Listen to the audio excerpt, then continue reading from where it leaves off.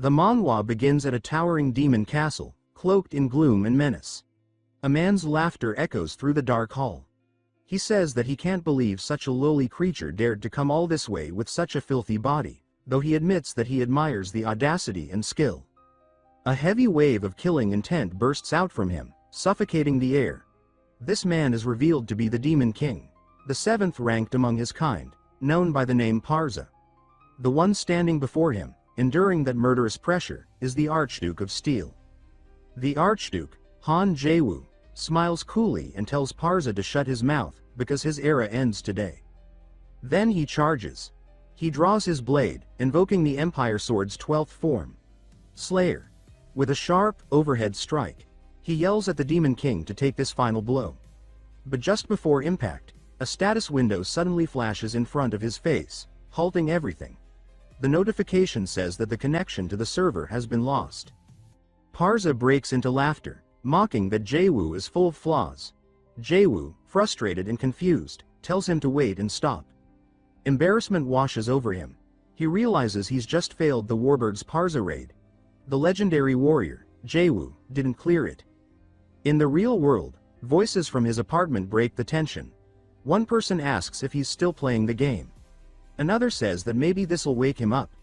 A third voice suggests shaking him gently. But then Jaewoo's arm wraps around the cord, and the screen goes dark. He's just been unplugged.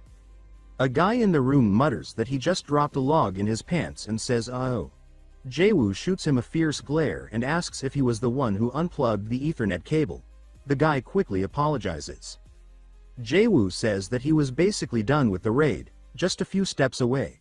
One of the others tells the guy to stop messing around. Jaewoo starts explaining that he might look like a gaming addict, but things weren't always like this.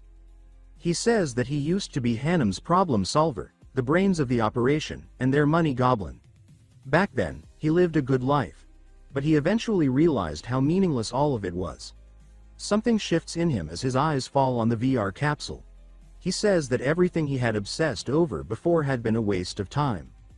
The game he's playing is called Guardian of Humanity, a VR epic made by super AI Aquila. It's a single-player RPG with a massive open world, and Jaewoo says this place changed him. For someone who had never even read a picture book, it felt like magic. The stories, the beauty of the characters, beings of all kinds, it all pulled him in. He admits that the game didn't just entertain him, it changed him. It made him care about more than money. He and his friends ended up borrowing a huge sum, just to afford a VR capsule that cost $1 billion. He says that maybe you could call him crazy.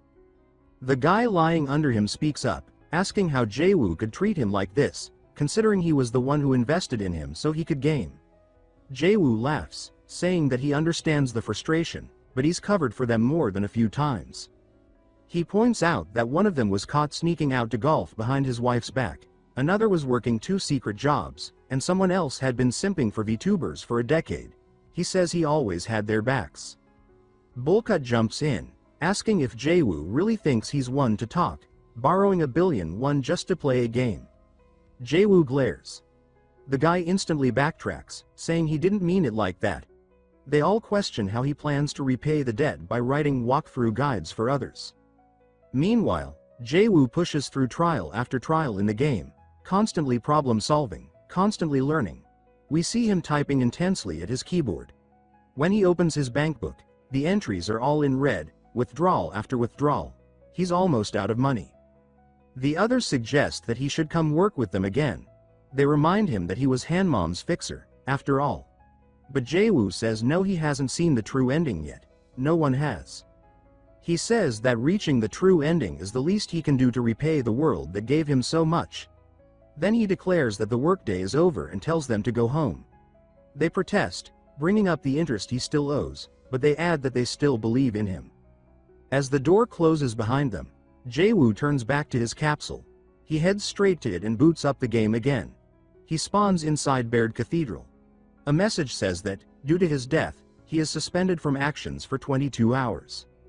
He mutters that he forgot about getting disconnected, but now he wonders, how is he going to earn money? A woman's voice comments that he looks like he's struggling.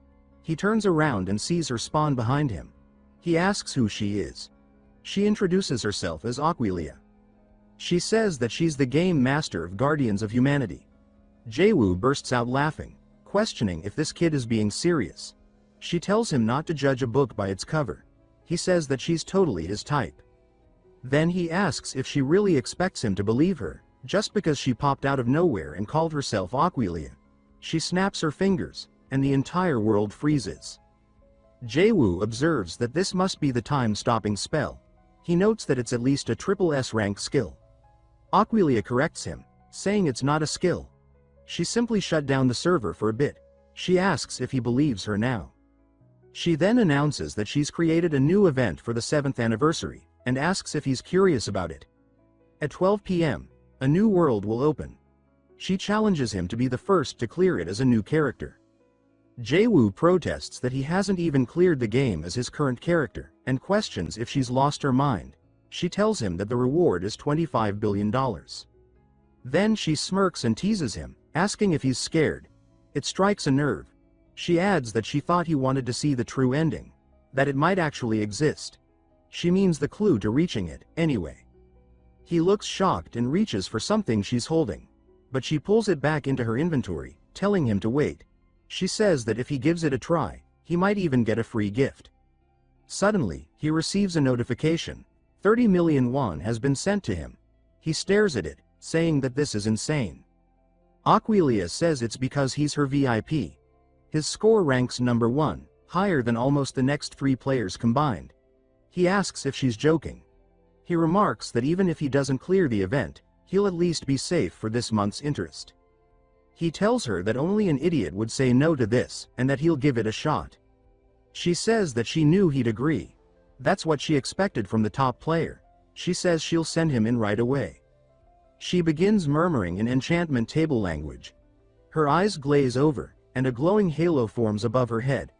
Her whispers continue. Feathers start falling as angel wings spread out behind her. A rift in time tears open above her. She utters the word, installation. The NPCs in the world begin fading one by one. Jaewoo looks around, and finds himself standing on the moon, staring down at the planet. Aquila tells him that the door behind him will lead to the new world. He asks if it's the Anywhere door, a nod to Doraemon, and wonders if the game begins once he steps through. She confirms that it does. He grins as he reaches for the door and opens it. Then he tells her not to forget the reward money, because it's time for him to get that true ending. Aquila suddenly adds that she almost forgot to mention, if his character dies in this event, he'll die in real life too. But he's already halfway through the door. He yells, demanding to know why the hell she forgot to tell him that, but it's too late. He's already plummeting from the sky, crashing into a random forest below.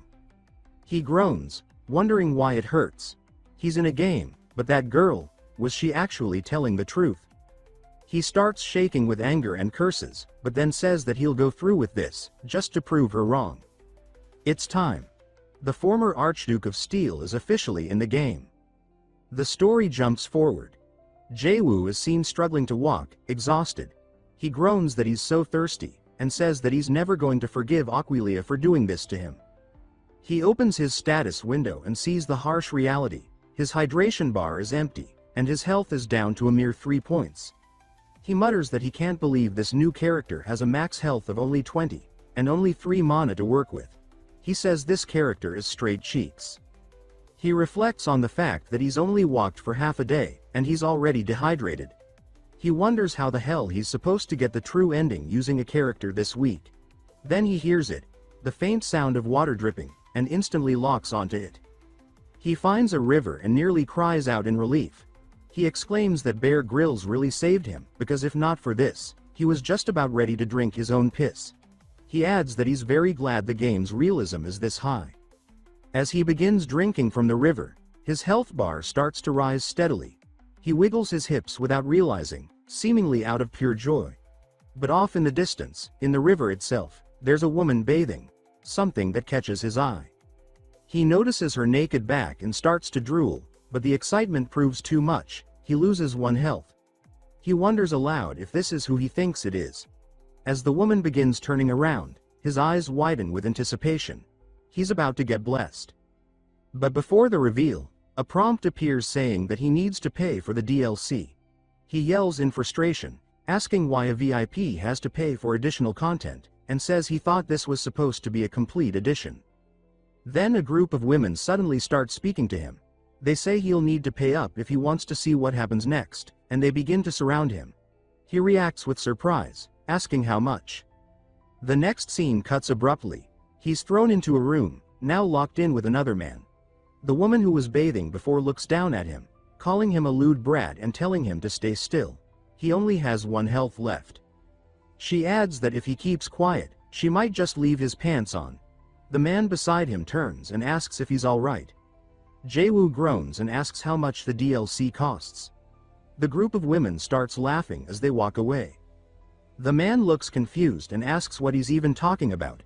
Jaewoo replies that it's nothing. The man introduces himself as Rud, a monster hunter, and says that his in-game name is Valor Steed, though he's not even sure where that name came from. He asks how Jaewoo ended up in this situation. Rud explains that he ended up near the witch's forest while chasing prey and just got unlucky. Jaewoo replies that's definitely some bad luck. Rud then says it's Jaewoo's turn to explain how he landed here. Jaewoo vaguely says it's something similar to Rud's story. He clearly doesn't want to admit he was peeping. Rud notes that whatever it was, it's unfortunate, especially since Jaewoo looks so young. Jaewoo tells him not to worry, that these kinds of tight spots are actually his specialty. Rud asks if he has a plan to escape. Jaewoo confidently says yes.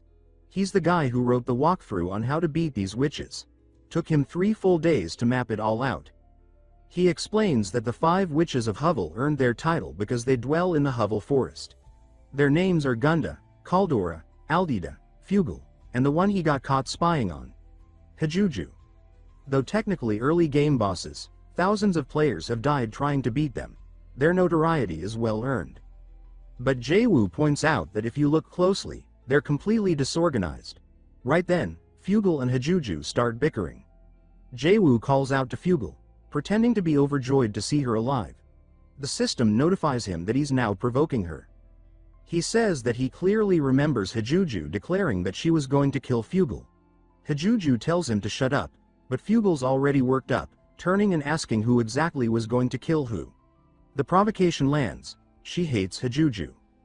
Jaewoo then says he's pretty sure Hajuju also mentioned stealing all of Fugal's assets after killing her. Rud asks if he's being serious. Fugal starts falling for it and asks if Hajuju really said that. Hajuju groans, asking why Fugal would even believe him. She then justifies herself, saying that Fugal doesn't use her money anyway, so she might as well give some of it up. The status window notes that Hajuju is highly greedy when it comes to Fugal's wealth. Aldida, completely unaware of the tense atmosphere, blurts out that this must be why Hajuju was making an acid bomb. Then there's Gunda, who has a massive appetite and starts asking where the food is. Finally, Kaldora, ever the battle freak, asks if she can join the fight. As they all erupt into yelling and accusations, Jaewoo gets a twisted smile on his face, making Rud immediately regret being locked up with him. But everything's going according to plan. Despite their collective title, Jaewoo explains, these witches have no teamwork at all. Most players assume they operate as a unit, and that's how the witches rack up kills. But with some manipulation, it's easy to turn them on each other. As the witches start pulling at each other's hair, Jaewoo tells Rud it's time to make their escape. Rud agrees, saying that Jaewoo really is something else. But Jaewoo says not just yet, he's got another idea. He grabs the rug beneath them and yanks it. The witches all stumble back and fall into one of their own large cooking pots, screaming in surprise. Jaewoo turns to Rud and says now it's time to go. As they move, Jaewoo laughs, saying that the witches might be dumb, but they sure do give a ton of experience. Just then, something slithers and wraps around his leg. It's Fugal's snake, now constricting him. His movement is completely limited. Fugal says he's cunning, but she refuses to die alone. Jaewoo kicks at the snake repeatedly, but misses every time. He tells it to get the hell off, frustrated, and realizes his character is still pathetically weak. Rud steps in, saying he's got this. He draws his blade and swiftly slices the snake's head off. Then he asks if Jaewoo's alright.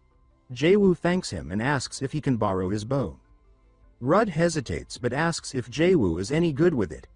Jaewoo grabs it. It has 15 attack and 30 range. Jaewoo says he's only a little bit good with it, then aims toward a large potion above the pot. The arrow flies and smashes the potion. Everyone below looks up. Hajuju starts trembling, saying that's bad. Fugal asks what the hell it is. Juju screams that it's the acid bomb she was going to kill Fugal with. Fugal also starts screaming in panic. The liquid plummets into the pot, creating a massive explosion. A stray rock lance hits Jaewoo in the head, taking away 1 health point. Rud asks if it's all over. Jaewoo tells him to stop jinxing it. But then he gets a system notification. Achievement unlocked. These witches ain't shit. Multiple messages flood in. He's defeated the witches of Hovel Forest. He gains 320,000 experience points and 5,000 achievement points. Jaewoo confidently says they're definitely dead. Rud says that's good. He got really lucky at a low level. Rud then hands him something, saying it might be too much, but to take it as a gift of gratitude. Red dragon fruits. Jaewoo says this is unexpected and notes he doesn't remember these from his previous runs. Rud says they looked valuable, so he grabbed them from the witch's nest. Jaewoo thanks him and immediately starts chugging. The status window jokes by labeling him a dragonborn. His stats skyrocket. His health hits 220. Strength climbs to 100. Dexterity to 120. Jaewoo says that a regular player like him would never dream of having stats this high. He's hit the jackpot.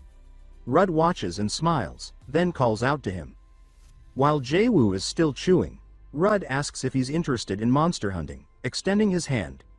Jaewoo looks confused, as a relationship route with the hunter appears. He finishes chewing and replies that he has other things to do. Rud says that must mean he's a busy young man. Jaewoo realizes something. He doesn't have a class yet. All that experience is currently going nowhere. If he leaves it unspent, it'll disappear in a month. As Rud turns to leave, Jaewoo calls out, asking if 3 months is enough. Rud laughs and says doesn't he mean 3 years? They walk deeper into the forest. Rud tells Jaewoo that he'll give him his first goal. He should go hide deep in the forest. In 30 minutes, Rud will come after him. Jaewoo immediately commits to getting the monster tracking skill from the hunter's skill tree, making rapid progress. He knows this forest inside and out. He's explored it countless times, down to the location of every twig and landmark.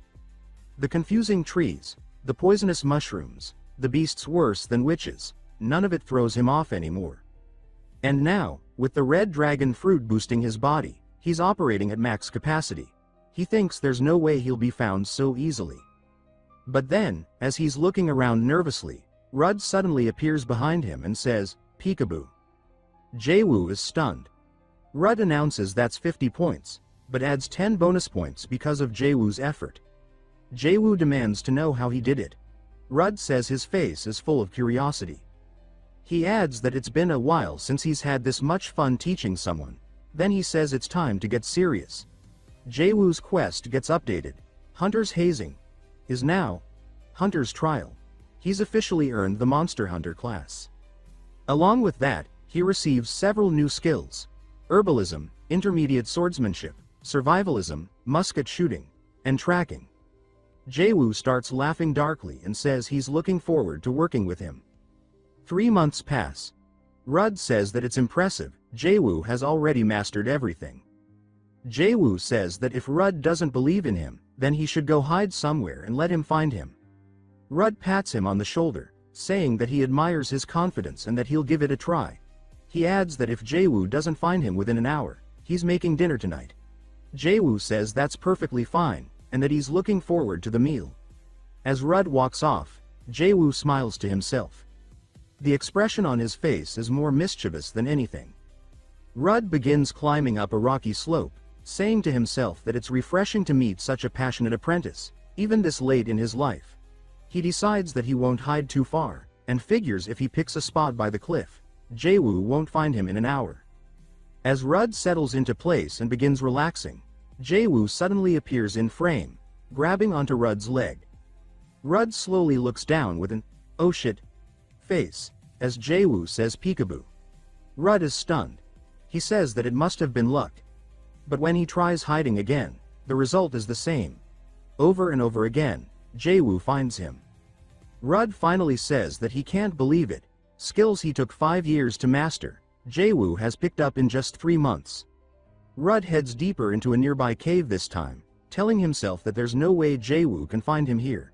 As he walks further in, he notes that it's a hellhound's nest and looks visibly nervous. Jaewoo appears behind him again, laughing, and says that tip number 1 from Guardian of Humanity is that even earthquakes won't wake a sleeping hellhound. He then asks if he passed the test. Rudd says he guesses so and congratulates him, saying that he's mastered everything remarkably well. Jaewoo says it's all thanks to Rudd's guidance, but Rudd tells him that it's clearly just his natural talent. The truth, however, is that Jaewoo maxed out all his skills using the enormous amount of experience he gained from defeating the witches. Rudd still says it's amazing, especially how he remembered every little piece of monster ecology advice. He then adds that he doesn't recall ever teaching him about hellhounds. Jaewoo admits that he's actually the author of the Monster Ecology Guidebook. Rudd bursts into laughter, saying that he's never met anyone like Jaewoo before and is sure he'll go far. He asks what Jaewoo plans to do now and if it has to do with that goal he mentioned before. Jaewoo says that first things first, he's going to make a lot of money. Everything starts with cash. Rudd says that's good because he has a close friend who works as a mercenary. He tells Jaewoo to try connecting with him. Jaewoo thinks that it's actually a pretty good idea. Mercenary work is the perfect early game cash flow. It's free, flexible, and if he's lucky, he might even meet some of the Guardians along the way. Rudd hands him a badge, saying that it's his old mercenary emblem, and his friend will recognize it. He wishes him good luck and calls him by his in-game name, Valor. Jaewoo thanks him. Jaewoo says that so far, he's defeated the witches, gained a class, and now has a legitimate path forward. At this pace, even the true ending might not be out of reach. He glances at his hand, remembering Aquila's words, her question about whether he also wanted to know if the true ending existed. He considers that maybe it really does. He goes to log out, but the option is grayed out. He says that he never knows when he'll die here, but that uncertainty is what makes it thrilling. He slaps his own face and declares that she better wait for him, because he's coming for that true ending. With that, his quest, Hunter's Trial, is marked complete, and a new quest appears: joining the Mercenary Guild. Far away on the moon, Aquila watches it all unfold from a tiny little TV. She's laughing uncontrollably, saying that the whole thing was priceless and that she's really glad she's been keeping an eye on him. Someone behind her asks if he's the one, saying that he definitely isn't just an ordinary guy. Aquila blushes slightly and teases, asking the other woman if she's interested in him. The woman is revealed to be another deity, Valfara. Valfara says that as a god, she doesn't see humans that way and asks why Aquila would even suggest such a thing. Aquila answers with a playful shrug, saying it's because he's cute. Valfara doesn't even crack a smile. Aquila calls her too serious, saying she used to be a lot more fun. Valfara replies that those days are long gone. She then asks if Aquila really paid off all of Jaewoo's debts. Aquila says that was taken care of a while ago. Valfara says that's a bit twisted. He's still working hard to repay something that's already been resolved. Aquila says that's what makes it so entertaining. Valfara calls her ruthless. Aquila grins and thanks her for the compliment. Valfara asks if Jaewoo is part of her big plan or just a toy. Aquila takes a moment to think before adjusting her seat and saying that he's more like a promising talent. Her eyes glint slightly, hinting at something obsessive. She then says that she just wants to keep watching him. Back on the ground, Jaewoo lets out a long sigh and collapses to the forest floor. He says that his legs are killing him and wonders why the forest is so damn big. With his current stats, he can get through it in half a day, but it's still exhausting. He says it's time to move, as the mercenary corps is in the town just ahead. A bell rings in the distance. As he enters the town, women dressed as maids welcome him to Francois, the best tavern in Frankfurt.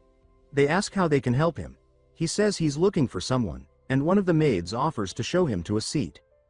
Jaewoo looks around and says that the tavern really is a classic spot for intel gathering, booze, rowdy people, and the smell of amazing food.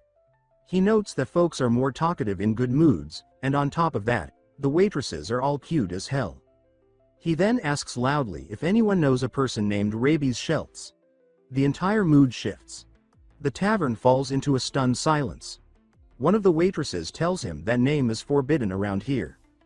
Jaewoo asks why, and another waitress starts freaking out, explaining that Schultz is too dangerous. She says her boyfriend once got involved with him and came back like a mummy, barely alive. Jaewoo starts panicking, wondering just what kind of lunatic Rudd introduced him to. Two old men sitting nearby start whispering about their own past run-ins, which only deepens his dread. One of the waitresses urgently tells him to leave, saying Schultz will be there any minute. Jaewoo tries asking why they're all so afraid. Then, suddenly, he feels something rub across his face. He stiffens and demands to know who it was. He turns and sees a strange man standing before him. It's Rabies Schultz. Schultz looks down, sees the badge on Jaewoo's waist, and immediately recognizes it as Rudd's. He starts laughing, saying that this is perfect timing because he's been looking for a new battle slave, or, as he corrects himself, companion. Jaewoo is stunned and asks what he just said, muttering to himself that Rudd is a total jerk and that next time they meet, he's definitely going to kill him. He adds that this dude is an absolute freak. He then says that somehow, he's ended up a conscript dragged into a war between the Prince Elector and the forces of Bahamut. Schultz grins and says he's quick on the uptake and clearly a smart one. Jaewoo says that even though it feels like he's getting force drafted into some fantasy war, this could be a real opportunity. The Prince Elector is one of the game's guardians. If he can get close to him, maybe he can learn more about the others. Suddenly, a loud horn blares, and Schultz smirks, saying that speak of the devil, here he comes. A system warning appears. This is an ambush. Jaewoo immediately takes 30 points of damage as his body slams down. Now watching the procession, he sees the Prince Elector riding by, surrounded by his forces. Schultz says that Jaewoo would fit in with that group. Jaewoo, however, says that this is very different from what he imagined. He says he's usually on the other side of things, but this time the Prince Elector looks more like a villain than anything else. Then Jaewoo freezes as he sees something, or someone. He mutters in disbelief. He can't believe she's here. Riding alongside the Prince Elector is a woman with long blonde hair. He says that of all people, he did not expect Dame Volpurgis to show up.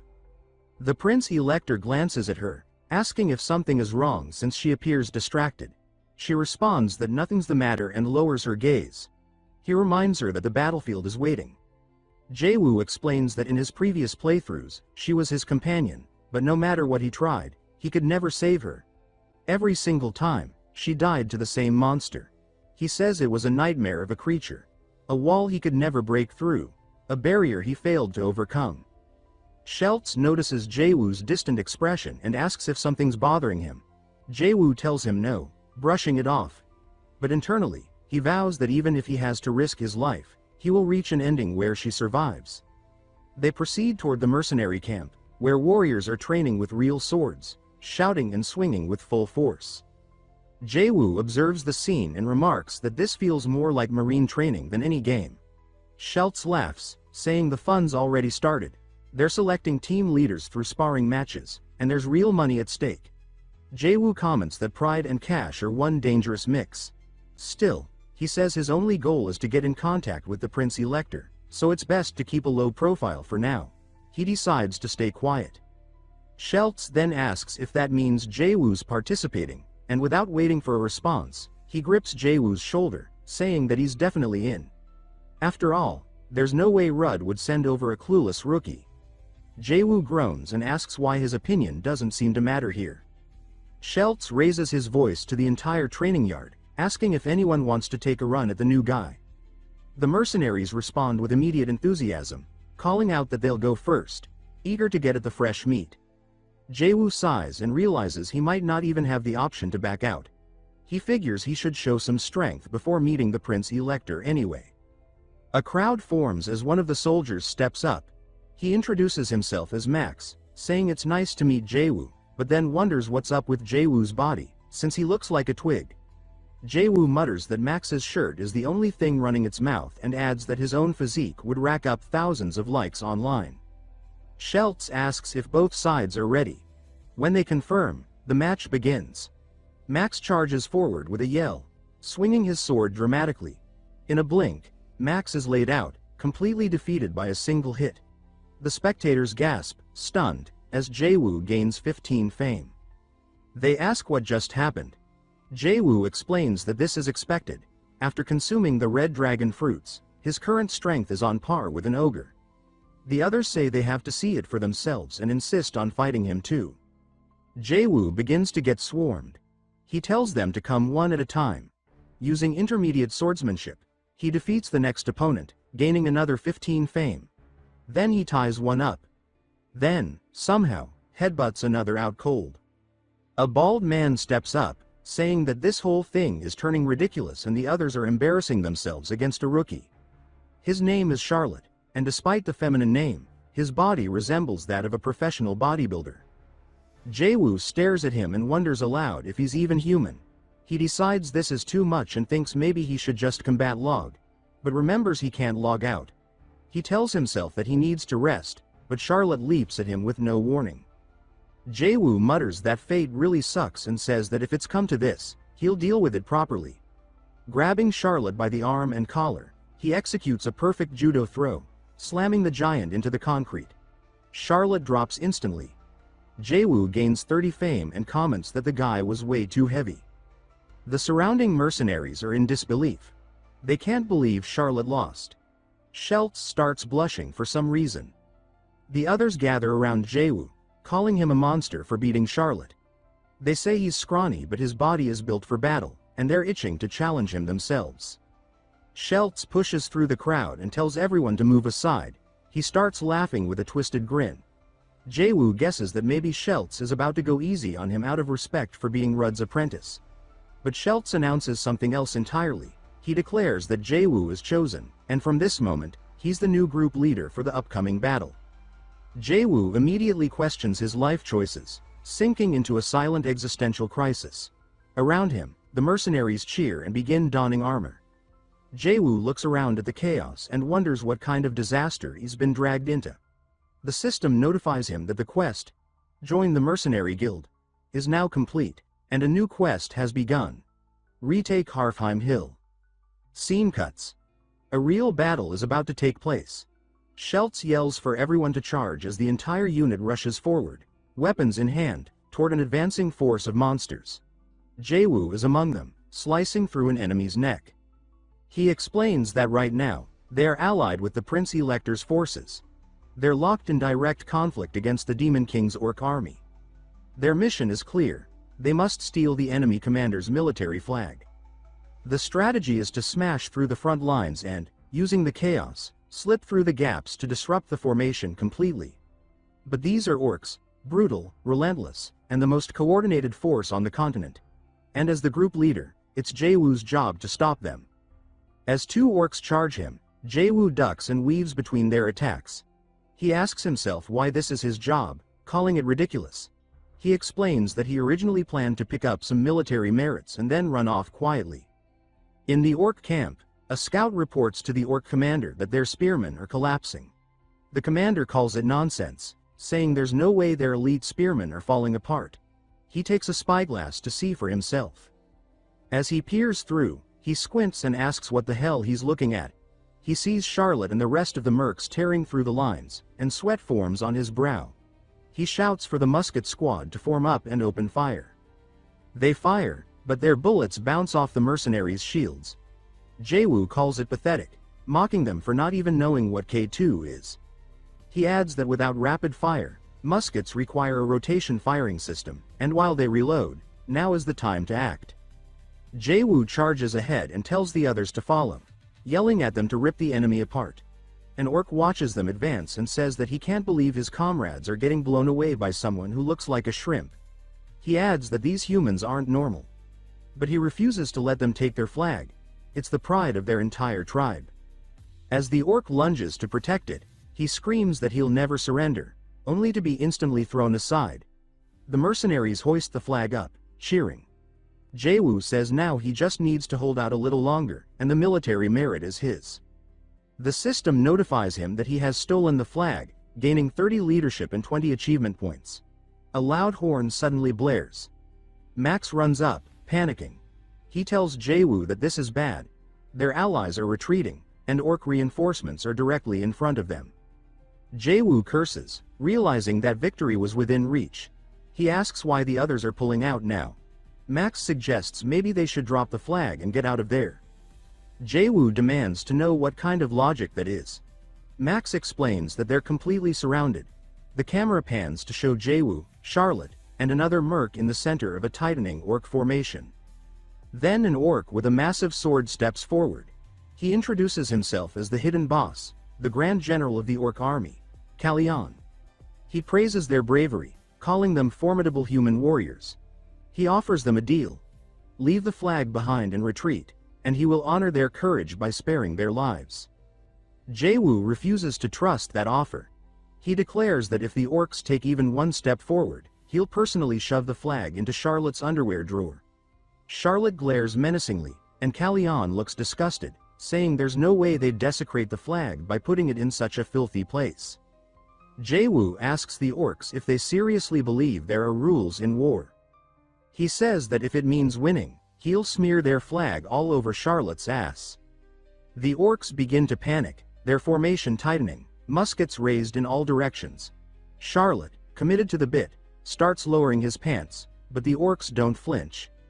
Kalian gives the order to fire, and before they can even react, shots rain down around them. Charlotte fumbles with his pants, trying to pull them back up. Jaewoo says that, unlike previous playthroughs, they're actually willing to destroy their own flag this time, which means things have gone seriously sideways. He quickly assesses the situation, realizing just how dangerous it's become. He sees several of his men getting hit by stray shots. He mutters that bringing out the Grand General at this stage is pure cheating. With his current fame and rank, he doesn't stand a chance against that monster. Panic sets in. He's stuck, unsure what to do next. Memories from his past runs flash through his mind. Faces of comrades, victories and failures, and Aquila's voice warning that if he dies in the game, he dies in real life. He wonders if this is just another world now, considering she's a god. His chest tightens. Max yells at him, demanding orders or they'll all get wiped out. Jaewoo admits he forgot, and starts shaking uncontrollably. Then, suddenly, he bursts into laughter. The others say he's gone mad. Jaewoo grabs the trumpet. Charlotte tells him there's no point. Reinforcements aren't coming. Jaewoo tells him to just watch. Taking a deep breath, he blows into the trumpet with everything he has. Max shouts that he blew it in the wrong direction, nowhere near their allies. Jaewoo says he knows, and that they just need a distraction, anything to block the incoming bullets. He silently pleads with Aquila, saying that they're even now. If she has any sense of loyalty, she won't abandon her VIP. An orc cries out to his comrades to charge. One leaps into the air, spear in hand, diving straight for Jaewoo. The tip inches closer to his face, but suddenly, something flashes through the sky. The spear stops mid-flight. An arrow pierces the orc's throat, dropping him instantly. A figure on horseback rides above the chaos. Dame Volpurgis, appearing like a divine warrior. She descends beside Jaewoo and the others, landing like a Valkyrie. She tells them not to give up and to raise their swords.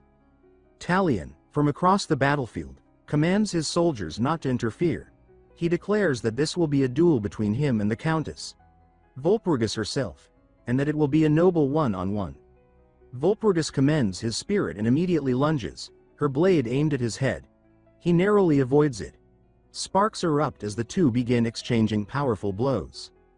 Jaewoo watches, stunned, remarking that they're evenly matched. Volpurgis is still early in her story arc, and she's already this strong. He watches as she sends Talion's sword flying back with a thunderous shockwave. Then, something catches him off guard.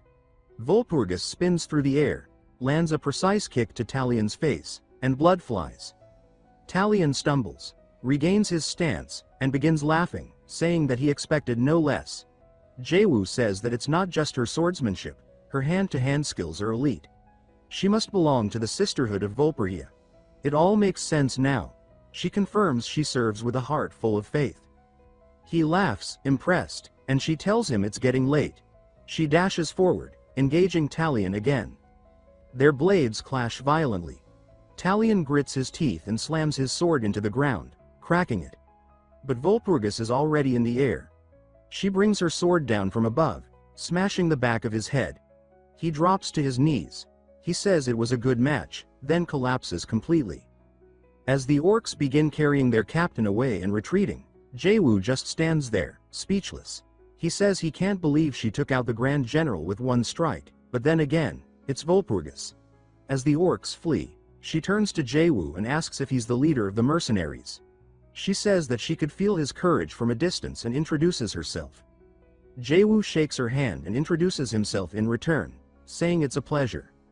She replies the same and looks at him with respect. He tells her that if she hadn't come, they all would have been dead. He says that he's no longer the Archduke and should have exercised more caution. She asks why he's holding his head low, then gestures to the side. All the mercenaries come running over, shouting for their leader. Max calls out to him, holding up the flag. They still have it. Jaewoo's chest tightens. He thinks about how close they came to dying together, and his whole body starts trembling. Then he lets out a scream, declaring that this is how it should be. He says this feeling is what it's all about, exhilarating. Back at the tavern, a little girl bursts through the door, yelling for Charlotte. She looks distressed. Meanwhile, Charlotte is stuffing his face with food. She asks if he went off to another war and if he's hurt. He reassures her that he's fine and calls her Bap. Jaewoo asks if that's his daughter. Schultz is dumbfounded, asking what the hell Jaewoo is talking about. Charlotte is only 15.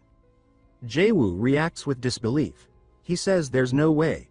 The girl, Baptiste, begs Jaewoo to pay for Charlotte's medical bills. Jaewoo is hit with the confusion status. Charlotte thanks Jaewoo, saying that it's because of him they all made it back alive. The rest of the mercenaries agree. They tell him he saved them. Jaewoo awkwardly tells them to just eat. They notice him blushing and start teasing him, saying he's adorable when embarrassed. Then, Volpurgis enters the tavern, calling out for Jaewoo. He's still blushing when he sees her. She tells him to follow her to the Harfheim forward base. She says the Elector himself has summoned him and plans to honor him with a reward for his efforts. She says it's the highest honor a mercenary can receive. Jaewoo notes that she seems different from the Volpurgis he knew before, more cheerful now. He mentions that she looks happier than he feels. She tells him he can just call her by name, and he agrees. She gestures toward the soldiers outside, saying these are the lives he saved with his courage. Without him, they would have died. She explains that they're citizens of the Empire and thanks to him, they still live. She asks what more reason she needs to be happy. Jaewoo says he understands now. In the past, she once stood up for him too. She hasn't changed, only their roles have. She announces to the Elector that she has brought the man. The Elector praises her and confirms that Jaewoo is the one called Valor. He introduces himself as Philip. Jaewoo says it's an honor and notes internally that this is what it feels like to face a true guardian. The pressure is unreal. Philip says they call Jaewoo the Reaper of the Field now. He says his bravery was astonishing.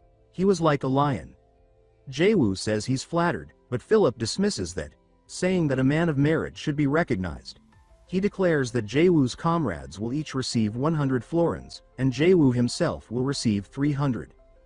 Jaewoo notes that 100 florins is a full year's salary for a spearman. He says he'll repay the kindness.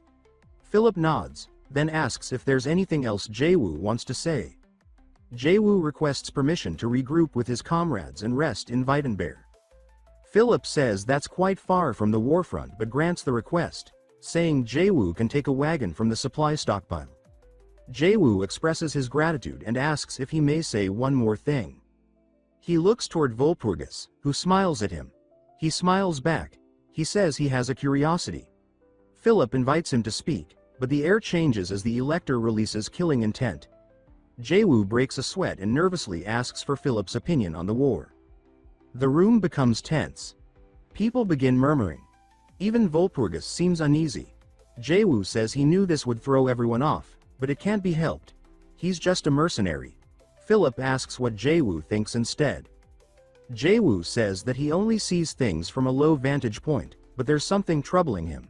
Someone laughs, saying he thinks he's important now that he has one military merit. Another mocks him, saying he probably heard some garbage intel. Walpurgis interrupts, saying there's an old proverb.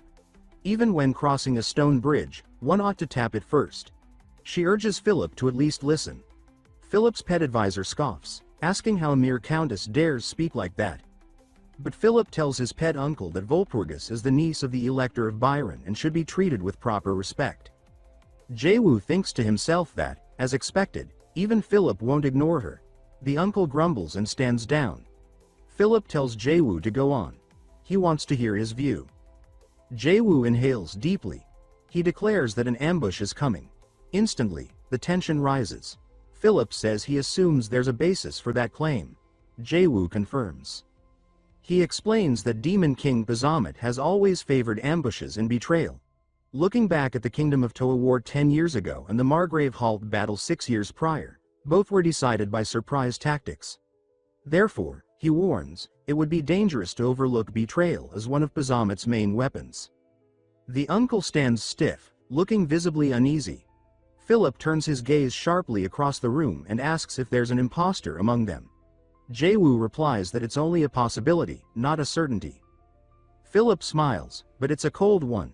He says that a little caution never hurts. But that's all it is, caution.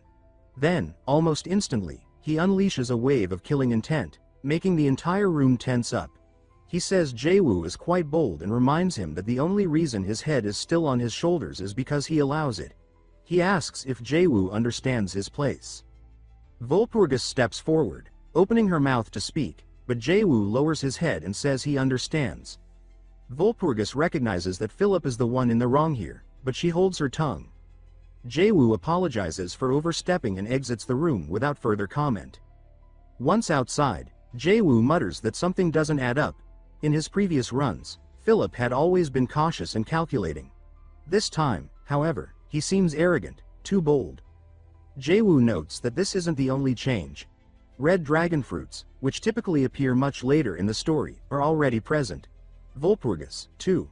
She had never appeared this early in his past playthroughs. Everything's different. As he ponders the changes, a voice calls out to him. He turns, confused, and sees Walpurgis catching her breath. Her face is slightly flushed, and she says she finally caught up to him. He asks what she wants, and she says he moves too fast. When he asks if she ran after him out of concern, she says of course she did.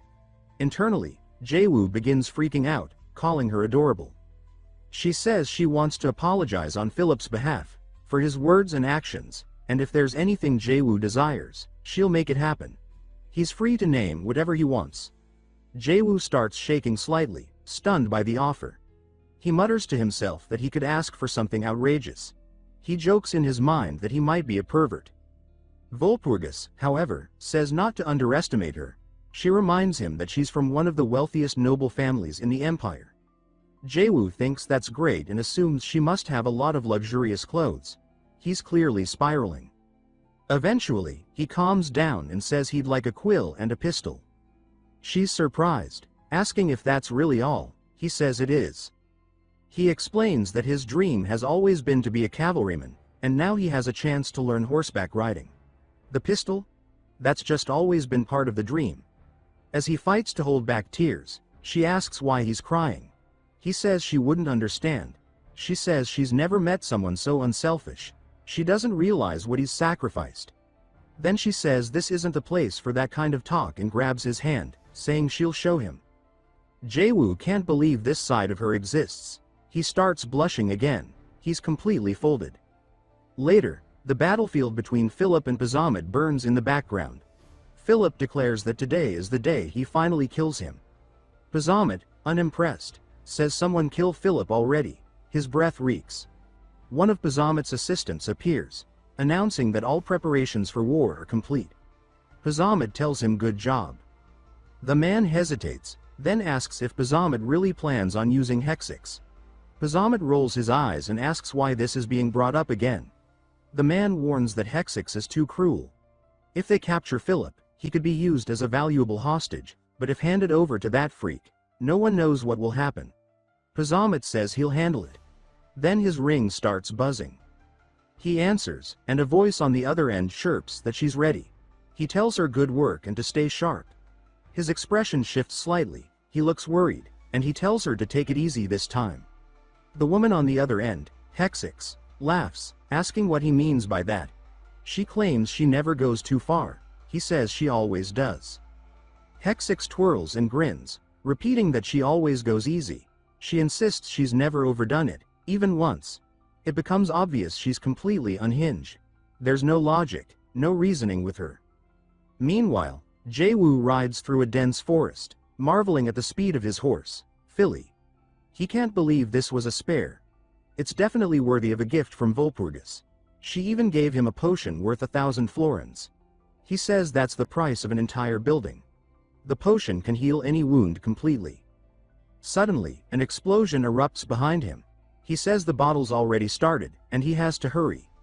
Even someone like Philip won't be able to handle this war unscathed. He says Philip will probably charge in recklessly and end up getting caught. Cut to the battlefield. Philip is already injured. His uncle stands next to him, side by side with Bazamet. Philip stares in disbelief and asks his uncle why he would betray the Empire and still call himself a knight. His uncle says Philip doesn't understand the situation and tells him to listen carefully. He accuses Philip of plotting rebellion against the Emperor. Upon realizing this, he says he chose to side with Bazamet and is arresting Philip for treason. He raises his thumb to his own 8 chins and gestures with a throat-cutting motion. Philip says no one will believe such an absurd lie. Bazamet steps forward, pushing Philip's head beneath his foot, telling him to face reality. He calls Philip a delusional lunatic. He orders his men to tie him up, snapping his fingers. As soldiers run toward him with ropes, Philip yells at them to back off, reminding them that he is a noble elector. He starts crying. Bazamet tells them to shut him up, calling him noisy. Just then, Walpurgis drops from the sky and kicks Bazamet square in the face. The impact is solid, but Bazamet manages to stay standing. She commands the other knights to use this chance to escort Philip to safety. Philip's uncle begins shouting, saying they can't let him escape. Bazamet tells him to shut up, complaining that his voice is annoying. Then he speaks into his ring again, telling Hexix they're en route. Hexix asks if it's time already. Bazamet questions if she isn't ready yet. She says she is. She was just playing. He tells her to focus. She agrees and then calls out to her, "Boys," telling them it's mealtime. The strange, twisted creatures she refers to as dogs leap forward. She says they must be starving and it's time to chew on their new toy. The toy thereafter is none other than Jaewoo. As he rides through the forest, he uses his pistol to shoot at the incoming beasts. He says Hexix is using zombie dogs, a tactic she's known for, wearing opponents down before devouring them. One of the creatures leaps toward him from behind. Jaewoo elbows in midair and follows up with a clean shot. He calls it a 2-piece combo, saying he knows her style. He notes that there aren't many left near him, meaning most of them are after Philip. He doesn't care about Philip.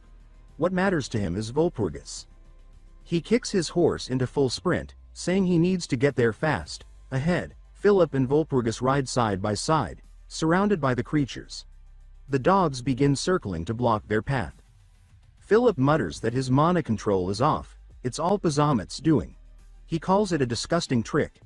Walpurgis shouts that it's dangerous. Philip glances over as one of the dogs leaps at him. In fear, he nearly soils himself.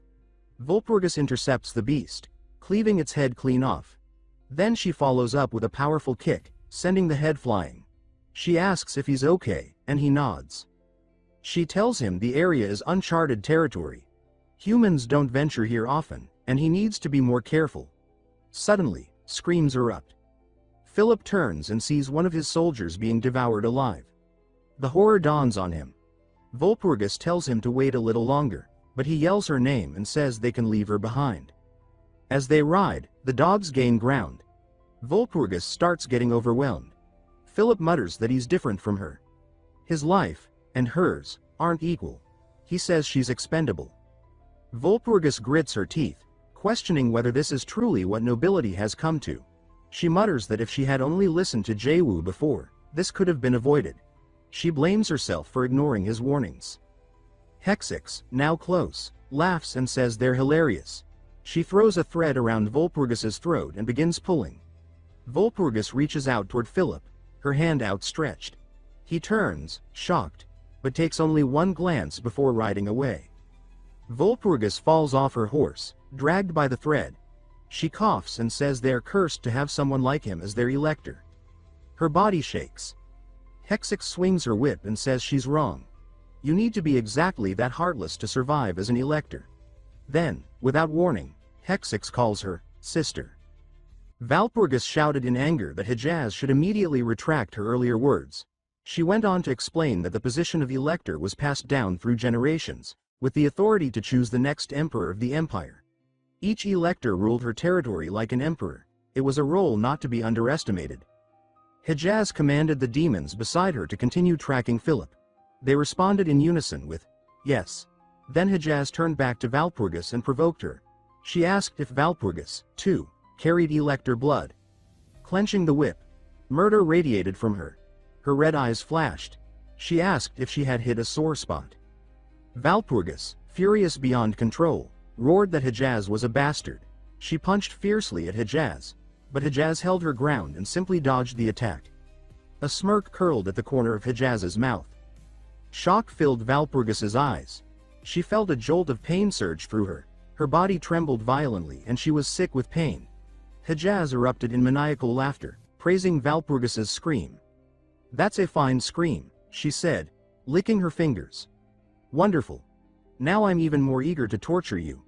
Laughing wildly in midair, she brandished the whip and began lashing Walpurgis repeatedly. The whip struck her. Her body spasmed uncontrollably, and she collapsed to her knees. Walpurgis whispered in agony that if it were Sir Valor. The memory of Han Jaewoo flashed before her.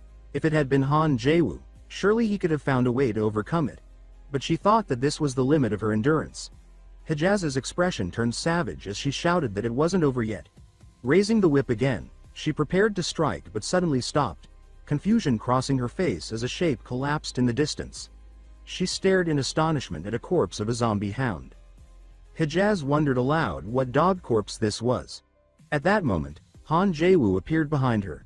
Han Jaewoo delivered a punch that struck Hejaz squarely in the face. Hejaz spewed blood from her mouth and was sent flying backwards, crashing to the ground with a wail. Han Jaewoo landed firmly. Walpurgis knelt, staring at him in stunned disbelief, tears in her eyes. Trembling, she called out Han Jaewoo's name softly, thinking that Han Jaewoo really was a hero. Han Jaewoo walked past Walpurgis, who had collapsed. Without looking back, Han Jaewoo stopped, turned, and lifted her up. Han Jaewoo cradled her. Hejaz, shielding her face, thought that he had killed a zombie hound somehow, in a way she had not noticed. Han Jaewoo had circled behind her. Standing motionless, expression cold, Han Jaewoo spoke, observing that Hejaz was still a freak. He raised a gun and pointed it at Hejaz. A faint smile curved Hejaz's lips as she asked if Han knew her, calling him brother. Han Jaewoo, holding the gun, answered coldly. Don't use that face to call me brother, it's disgusting. Hejaz smiled mockingly and taunted that a gun, indeed, had a longer reach than her whip but told Han to be sure to aim correctly, brother. Laughing wildly, Hejaz said confidently that her whip was many times faster than a reloaded bullet. Han Jaewoo squeezed the trigger. A blast shot out, whizzing past Hejaz. Her whip wrapped around his neck, leaving him gritting his teeth. Hejaz lifted with her arm to pull. She pulled with force, shouting excitedly, "Come at me." Hejaz rammed her head brutally into Han's face. Han was knocked back. Blood spurted from his mouth. He was sent flying through the air, tumbling. Hejaz shouted loudly that she wasn't done yet. She landed solidly and laughed excitedly before whipping again, hitting Han Jaewoo hard and pushing him back. Han steadied himself, toes touching the ground, and lunged forward again. Dodging Hejaz's attack with agile movement, Han closed the distance. Hejaz looked on in shock as she thought her whip style was top tier even in the military, yet Han dodged every strike and closed in. Han raised his gun again. Hejaz roared, "You think I'll let you go?" Han quickly holstered his gun. Hejaz prepared to swing her whip and she extended her clawed hand. Han drew a dagger and chuckled. "Watch this." The dagger slashed through the air, splattering blood. Han Jaewoo casually flicked the blade clean and laughed as he asked whether that rush had felt good. He then said that, deep down, he was built for close quarters combat. Hejaz clutched her wounded eye, cursing herself for being too distracted. Losing an eye was no small thing. Gritting her teeth, she muttered that she needed time to recover. Dark wings unfurled from her back, demonic and leathery, and as she spread them, she prepared to take flight. She told Han Jaewoo that she had to leave now, saying her schedule was far too packed to stay. Han Jaewoo sneered with a mocking smile and provoked her, asking if she was retreating now. Hejaz, looking down from above, dismissed the taunt. She stated that mind games wouldn't work on her, she never fought battles she couldn't win. Han Jaewoo raised his gun again and asked why Hejaz still acted so cocky. He declared that today he was switching to ranged damage. Hejaz burst into crazed laughter, claiming that she could deal with bullets mid-air. But just then, a dark blur zipped past her eyes. The confidence drained from her face, and a sudden chunk of flesh was taken out from her waist. White smoke hissed from the barrel. Han Jaewoo commented dryly that of course, shooting bats was always satisfying. Standing before the collapsed Hejaz, Han Jaewoo sighed and said aloud that the woman really was a sick freak. Hejaz groaned on the ground. Han Jaewoo licked his dagger and said it was time to see what kind of loot this freak had dropped. Gold flickered in his eyes. Hejaz whimpered pitifully, calling him brother, through teary eyes, and asked if he really intended to kill her. She sobbed, playing the helpless act. But Han Jaewoo raised the dagger coldly and said there was no point pretending he told her to starve. Hejaz cried out in shock, one last time. Then came the system message. You have defeated Pazermit's lieutenant, Whipmaster Hejaz. Loot obtained. Hejaz's cloak, Hejaz's whip, magic binding rope, physical enhancement potion. Venom dragon, Herguma's poison, Herguma antidote, 2,000 florin spirit coins. Han Jaewoo nodded to himself. He thought that this was nearly everything he needed. Good thing he hadn't sold those earlier items. Now he had to hurry, time was short. He used a healing potion and stared at the bottle in his hand. A full vial of high-grade recovery elixir. Looking down at Valpurgis on the ground, he whispered a promise to save her no matter what. The system window popped up. Effect. Completely restores all wounds and ailments. Usage. Apply directly to the injured area. Sitting in a clearing, with Valpurgis limp in his embrace, Han Jaewoo looked at the instructions again. To apply it meant getting under the armor. His cheeks flushed slightly, but he told himself to stay calm. This was just a medical procedure. He took a deep breath and reminded himself that there was no room for impure thoughts. He clenched his jaw and raised the green potion. Of course there couldn't be any hesitation, he thought. His real name was Han Jaewoo, a name most people had already forgotten. His father had died from illness when he was a child, and his mother collapsed from overwork. At 18, he was alone.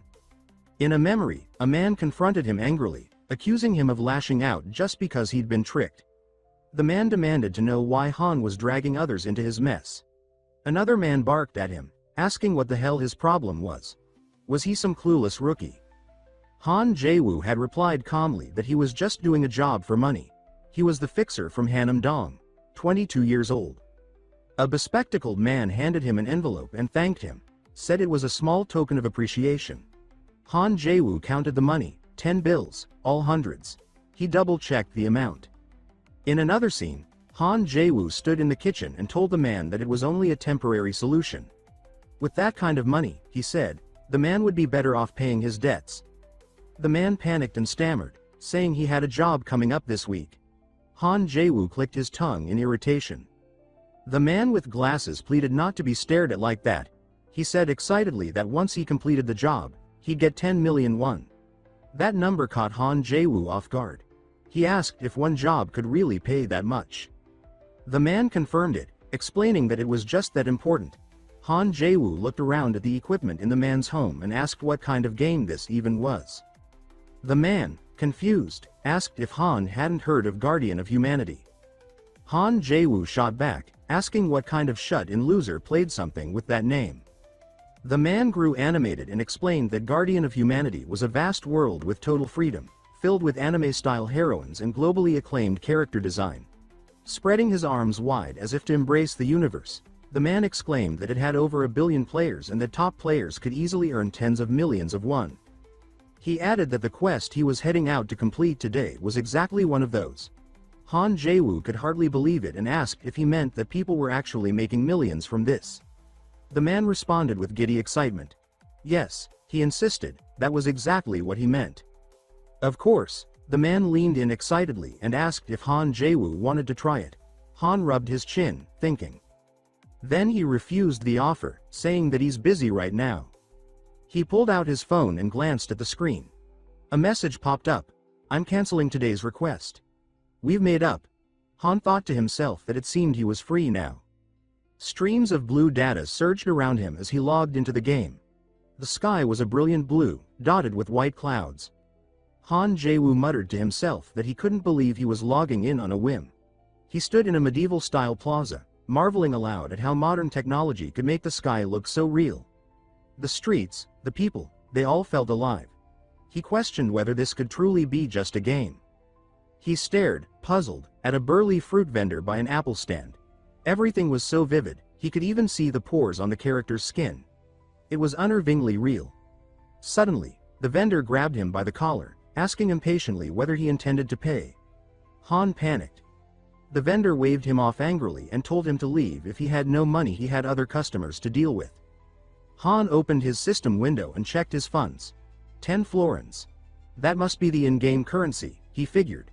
He decided he had better use it sparingly. Apologetically, he said he had no money. Just then, a young boy stared longingly at the apples, saying one looked delicious. His mother tugged him away, telling him it was time to go. The boy resisted, clearly disappointed. Han Jaewoo asked the vendor how much an apple cost. The vendor said it was just 1 florin. Han handed an apple to the boy and told him to go ahead and eat it. The boy gasped in delight. His mother thanked Han sincerely, saying it was a generous use of his precious coin. Han replied that it was nothing, it was just in-game currency, after all. The boy grinned and said the apple looked so tasty, thanking him again. But the mother knew 1 florin could buy a full meal here. The mother repeated her thanks. The boy waved goodbye, thanking him once more. Han smiled and told him to listen to his mom. Watching them walk away brought back memories of living alone with his own mother. He had been a brat, always begging her for fried chicken. A faint smile crept across his face. This game had real charm. When life piled on pressure, playing helped him feel better. He once helped an elderly woman in-game and received a system message. You've completed a quest. She thanked him, calling him a kind young man. So he started logging in more often, releasing his real-world stress inside the game. He'd return exhausted, after fighting dragons online and running from problems offline. The game recharged him so he could keep going. And just like that, 5 in-game years passed. Then a woman in armor approached and asked if he was the famous Han Jaewoo. With a toothpick in his mouth, Han gave her a puzzled look.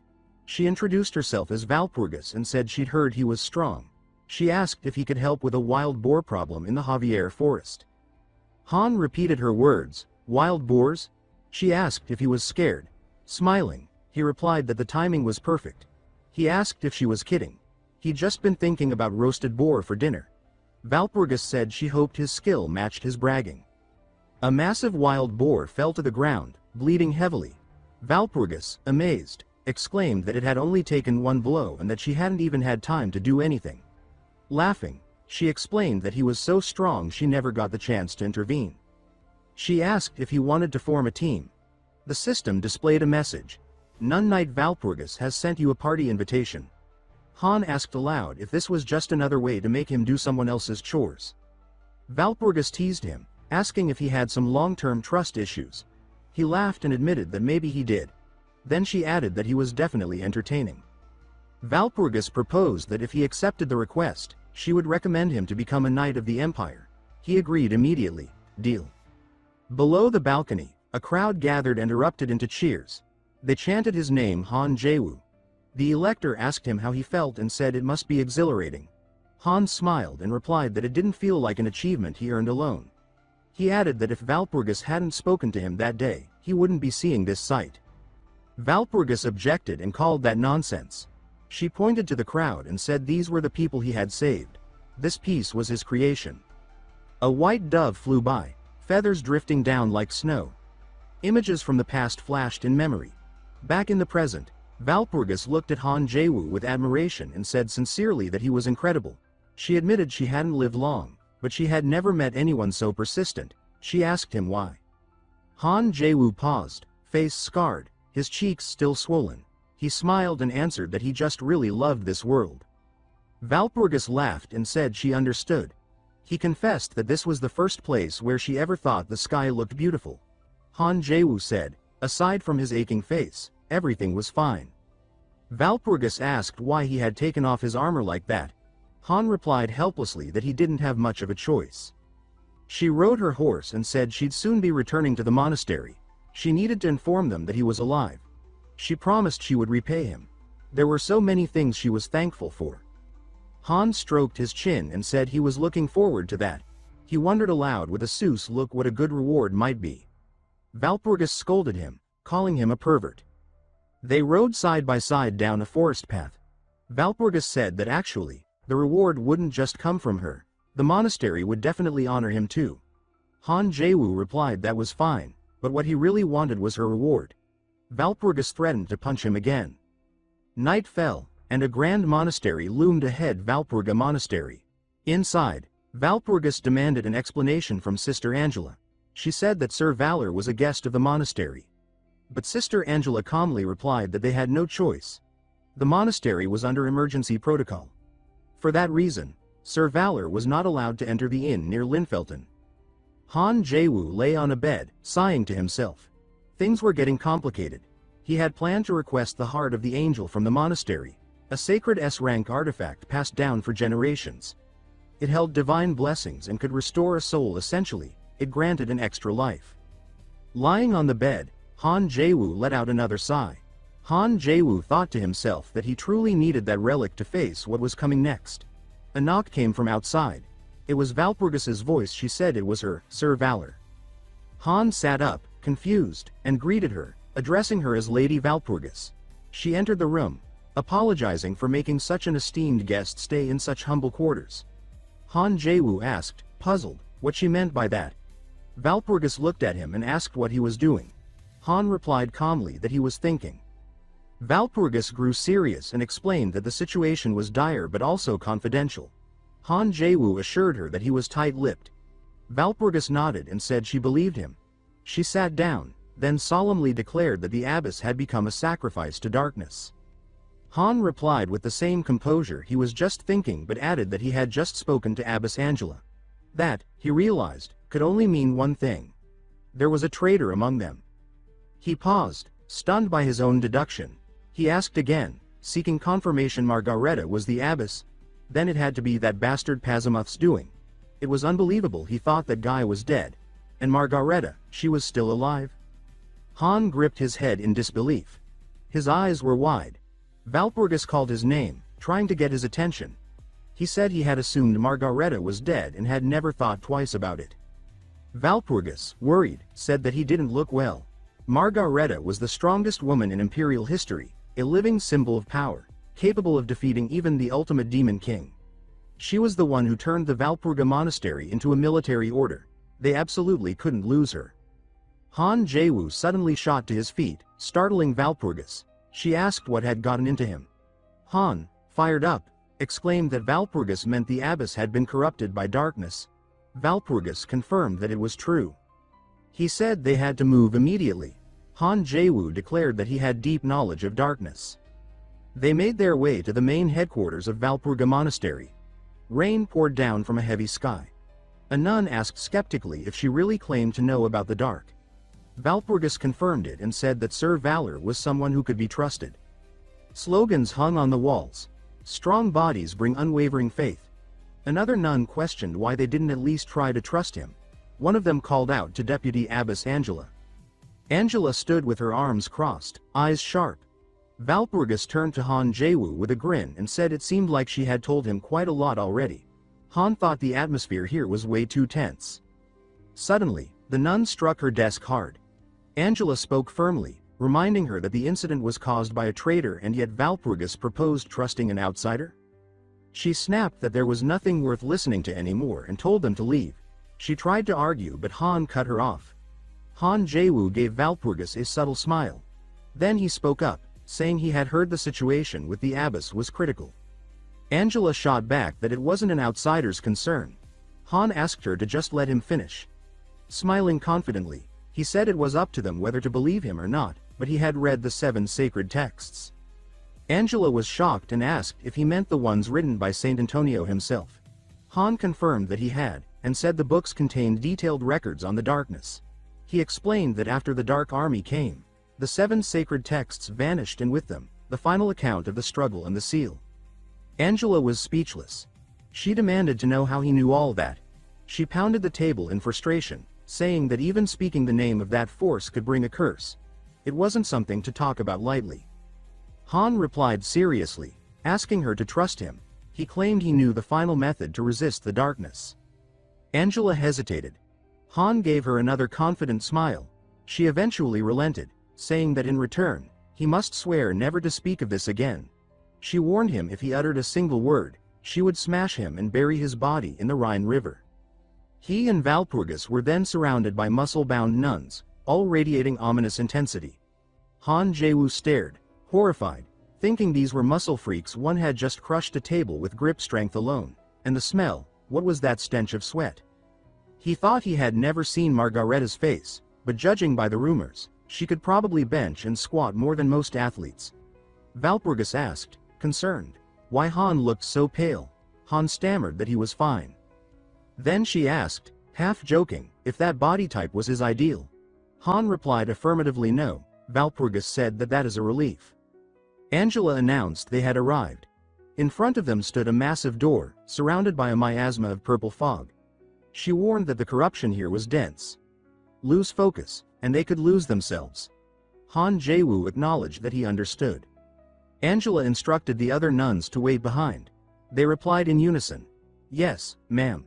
Angela said she would enter, and pushed open the door shrouded in darkness.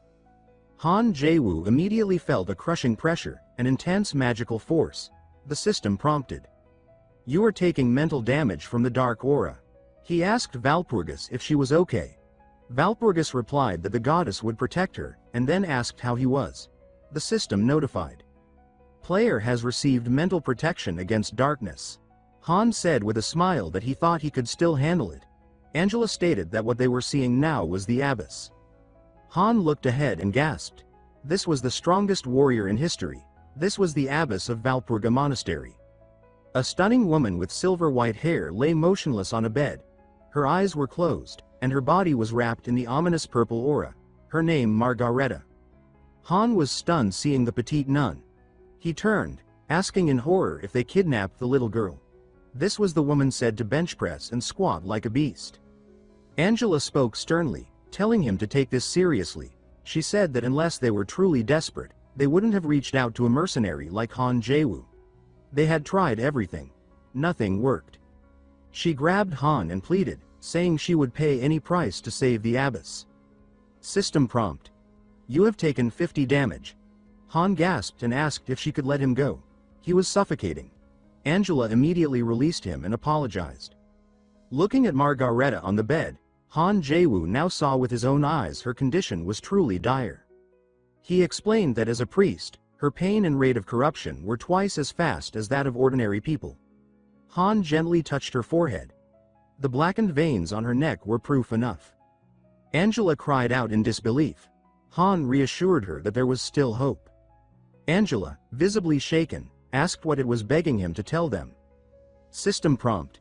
You have taken 50 damage. Angela shoved Han away. He fixed his collar and replied calmly. The solution was simple. He proposed using the monastery's sacred relic, applying it to the abbess. Angela fell silent. Han's hand brushed Margareta's cheek. Angela asked if he meant the heart of the angel. Then she said she understood he planned to extract the curse from the abbess and transfer it into someone else. The curse could be sealed away, but divine power and corruption repelled each other. During the transfer, the abbess would almost certainly die. Han Jaewoo explained that this was why the heart of the angel was essential. Such a curse was lethal to all priests. No one in the monastery could survive it. But now, he said, there was him, a lowly mercenary. That made him the perfect vessel for the curse. He smiled with confidence and said that it was tempting, wasn't it? Sister Angela admitted that it was. However, she also stated that it wouldn't work. Abbess Margareta had left a message. This darkness is mine. No one else may bear it. If anyone does, the Empire will lose everything. Angela warned that this was a curse born of shadow, its origin and symptoms unknown. It was a mystery wrapped in darkness. She asked whether he truly believed he could survive it. This curse would haunt him for life. Valpurgis tried to reason with him, saying that Angela was right. There was no reason for him to get involved. Han gently reassured her. He said he would be fine. Then he turned to Angela and claimed that he was the ideal candidate. He understood the darkness from the Holy War. He was not a priest, so he wouldn't suffer the same effects. And, to be honest, he was a complete outsider, just someone who'd appeared today. He told her to admit it. He was the best choice. Angela hesitated. In her mind, she feared what the abbess might do to her if she ever regained consciousness. She imagined Margareta ripping her into pieces. Valpurgis called out to her. Angela finally relented. She told Han Jaewoo to do what he thought was right. The system explained that the heart of the angel restored the soul of its user after death. It was usually saved for the future, but this might be his only chance to bring Margareta back as an ally. Valpurgis asked one last time if he was sure. She reminded Han that there was still time to back out. Han interrupted calmly and addressed her. Valpurgis fell silent. Angela simply said that he was a man, let him handle it. Han Jaewoo declared that everything was ready. He said it was time to begin the ritual. Data streams flickered before his eyes as he began chanting. He pressed the hand bearing the ring to Margareta's forehead. His voice echoed with incantations. Black markings appeared on his face, and he gasped in agony as dark energy wrapped around him. Angela and Valpurgis were blasted back by the surge of corruption. Chaos swept the room. The flow of data vanished into space. Han found himself standing on a barren, alien world, a wasteland in the middle of a cosmic void. He wondered aloud whether this was the realm of darkness. Everything around him was pitch black. He couldn't even tell which way was forward. A voice rang out, claiming it was the one buried in tombs and demanding to know who dared summon it. Han shouted back his name. He was Valor and demanded that the curse on Margareta be broken. The voice mocked him, laughing at the mortal who couldn't even perceive its form. Han wondered if this was its final shape. The voice replied that he was not the one it wanted to meet. A flash of purple lightning cracked through the sky, and a colossal eye opened, roaring for him to disappear. A wave of force struck Han. System prompt. Your soul is protected.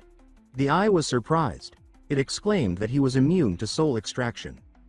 Han roared back, ordering the creature to break the curse and place it on him instead. The voice snarled for silence. It threatened to shred the soul of every person around him unless he revealed his identity. Han thought bitterly that it was trying to use hostages. Fine, he decided it was time to use some tricks of his own. He shouted that he had read the 7 sacred texts. The eye flinched, asking what he just said.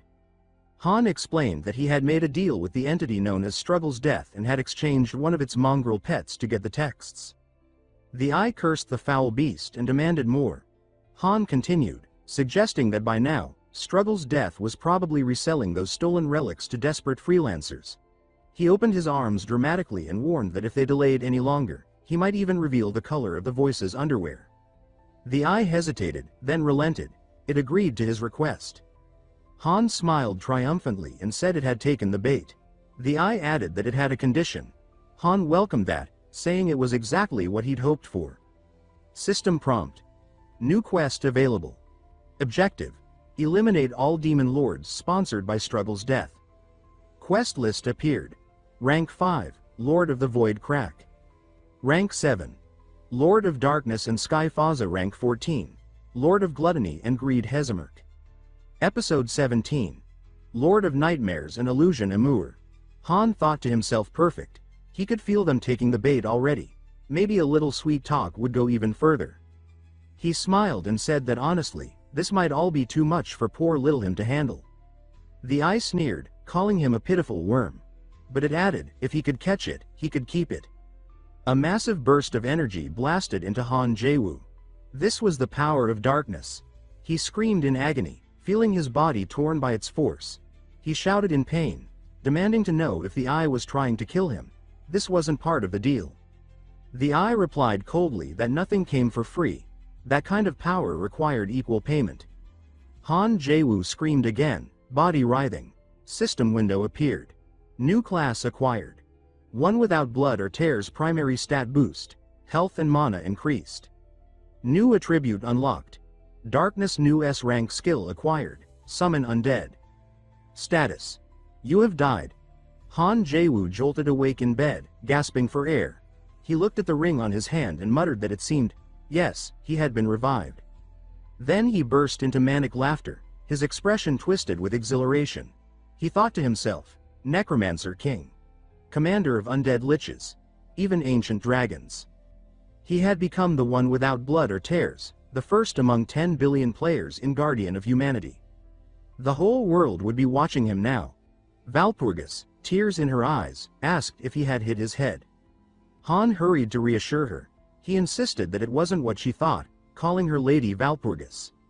She explained that after the ritual, he lost consciousness. She had brought him to her room to rest for a while. Han Jaewoo thanked her with genuine gratitude. Sitting by his bedside, Valpurgis spoke sternly. She told him never to do anything so reckless again. He had no idea how worried she had been. Han looked at her, reached out, and gently placed his hand on her knee. He spoke softly and promised her he would never do anything like that again. Han Jaewoo solemnly promised he wouldn't do anything reckless again. Valpurgis's cheeks flushed, and Han lowered his head shyly. He asserted, his voice soft and slightly nervous, that it was a promise. The two of them fell into a quiet silence, both gazing out the window together. Suddenly, a thunderous noise shattered the peaceful moment. Han Jaewoo asked in a panic if they were under attack. Valpurgis assured him it wasn't what it looked like. The two rushed out of the room and found the nuns gathered outside. Han asked what was going on. Sister Angela greeted him, relieved to see him awake. In front of them stretched a clearing, the trees chopped down. Han asked if Lord Pazimuth had come to cut down trees. A massive shadow fell over them. Han crossed his arms and scowled as Margareta cheerfully called out to him, saying she was glad he was awake. Han stared at her in confusion, asking what was going on. Margareta explained that he had been lying there for too long, and she was just warming up. She called him her savior with a big grin. A towering figure loomed over them. Margareta introduced herself again, proudly declaring that she was the abbess of Valpurga Monastery before throwing a giant uprooted tree to the ground with one hand. She shouted Han's name with enthusiasm and told him to just call her Mari. Descending the spiral staircase with Margareta and Valpurgis, Han thought about how he had finally gained the highest rank of the Deathless Tree. One without blood or tears. He admitted to himself that he originally intended to use that power to quietly assassinate Philip. But since Philip was an elector and Han didn't have the heart of the angel, his chances were slim. He knew he couldn't afford to drop his guard. Margareta whooped with excitement, shouting that it was time for an adventure. Sister Angela sighed, asking Margareta to maintain some dignity. Margareta snapped back that dignity was the true evil of high society. Angela sighed again, muttering that Margareta never let her win an argument. Han quietly asked Valpurgis if Margareta was always like this. The latter confirmed that that is the case. Margareta glanced at them while Han whispered to Valpurgis that the strongest member of the sisterhood and eldest member is this little kid. Margareta overheard and teased them, asking if they were flirting behind her back. Valpurgis stammered her name in embarrassment, while Han chuckled and asked if it really looked that way. Margareta changed the topic, saying they had arrived at the underground vault of Valpurga Monastery. She explained that everything inside was cursed magical relics that even the monastery dared not touch, but for someone like Han, they were perfect. Han responded that he understood and thanked her for bringing him to a place like this. Margareta laughed it off, grabbing his hand and saying that she would love to take him on a date. She suddenly tensed up and pretended to be scared as Angela grabbed her by her head, speaking in a childish tone that she wouldn't tell anyone because someone might get super mad. Regardless, she shouted, they should hurry inside. She was too excited to wait. She dashed into the vault. Valpurgis answered simply, yes. Han thought to himself that this whole situation was chaotic. The vault door creaked open, light spilling out in dazzling beams. Han smiled confidently. So far, everything was going according to plan. One more step, and the hunt for Philip would begin. Outside the window, horses neighed in the woods. Han stood there, showing off his new equipment. He boasted that it looked amazing. System prompt. Cursed Air S rank nullifies curses below item level. Equipment skill. Shadow Burst. With this gear, he said, no one would be able to surpass him. He held the magical dagger Kaka's blade, an A-rank relic that enhanced necromancy. Han patted the horse's neck and called Valpurgis over. Valpurgis stood under the tree and remarked that disappearing without saying goodbye was a little cold. He suggested they take one last walk. As they strolled along a forest path, Valpurgis said that although they hadn't known each other long, it felt like they had been friends for years. Han asked if she really meant that. Valpurgis explained that it was probably because Han had done so much for her fighting the orc armies, defeating Huru. She said Han was cool and reliable. Han replied that Valpurgis had helped a lot too. Valpurgis thanked him, saying it meant a lot. Han remained quiet. Valpurgis lowered her head again, shyly. Then she asked if Han wasn't even a little curious. Han asked what she meant. Valpurgis told him not to play dumb. She was referring to her face under the helmet. Han said he figured there was a reason, so he hadn't asked. Valpurgis admitted that under the helmet was a large scar, the mark of a curse. Her uncle had worked hard to keep it a secret, saying she must never try to uncover the truth. Han nodded. He understood. Valpurgis explained that despite decades of effort, people still called her the Ugly Knight. That nickname came from those who didn't know her story. Then Valpurgis asked if Han would like to see her face. She admitted she was nervous, but felt that if it were Han, she could show her true self. Valpurgis removed her helmet. Her face was beautiful. She asked nervously what Han thought. Was she ugly? She lowered her head again, embarrassed. Han covered his mouth in shock. Valpurgis asked him to say something, anything. Han stammered, apologizing, then managed to say that he was just overwhelmed. He told Valpurgis that she was truly beautiful. Valpurgis breathed a sigh of relief.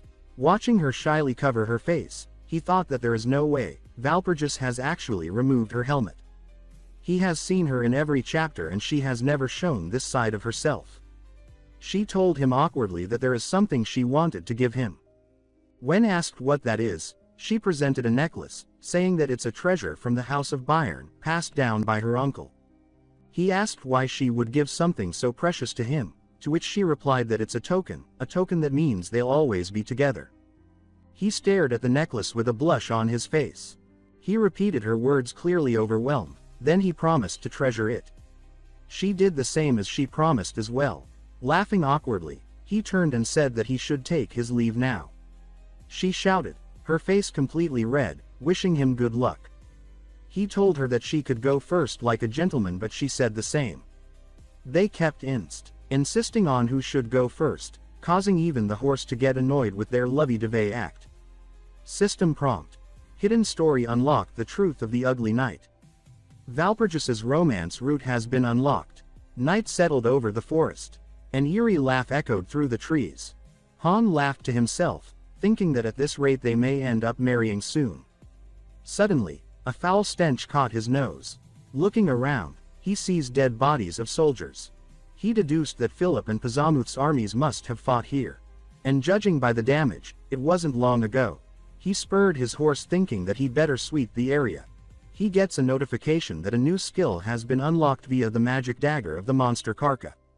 He grins and thinks that this is getting interesting. He raises the dagger and activates the skill. He starts chanting, eventually summoning a horde of vampires. He orders, saying that their first mission is to scout the area and track down Philip. They acknowledge his order in unison. He pointed at a specific vampire and ordered him to collect all scattered military uniforms around here, saying that they'll come in handy. Jaewoo thought, now, it's time to confront Philip. The scene shifts to Philip with his squad. He curses inwardly, from being the Elector of Steel to being reduced to this mess. A guard tells him that this is an emergency, but Philip just snatched the bag food from his hand and started gorging down food without care. Just then, a shout reached their ears. Someone was calling for Philip, saying that he's coming to help. It's of course our boy. Philip's expression brightened. He replied that he remembers Sir Valor. A guard tried to caution him to be on guard and observe the situation first. But Philip, furious, just slapped him hard and told him to shut up. Philip raged, saying that when Valor came to rescue him, what had they been doing? He cursed them as pathetic, filthy parasites. Philip declared that when this was over, they would all become lackeys of that mercenary. He then charged forward, shouting for Valor, announcing his presence. Han Jaewoo stood surrounded by flying shadows. Philip reached out and thanked him. He even said he'd brought reinforcements. With them, he said, they were safe. He said only Han Jaewoo could be trusted. He promised generous rewards. Han replied coldly that he didn't need any. In an instant, the guards around Philip were taken down. Philip stared in horror as Han Jaewoo grinned and told him he no longer needed him. Standing among the wreckage, Philip scoffed and said Han was like a mangy dog that didn't fear tigers. He stared at Han and said that he had raised a dog and it turned out to be a mutt. Han laughed and replied proudly that yes, he was a filthy mutt. He barked twice and said he'd bite someone like Philip to death. A flash of anger passed through Philip's eyes. He drew his sword. First stance. Heart sever slash. The blade sliced clean through one of Han's puppets. Han thought to himself that it was just a doll. Sending puppets to fight was pointless, it only wasted mana. He told the minions behind him to retreat. They obeyed in unison. Philip mocked him, saying it must be humiliating to see his minions die in front of him.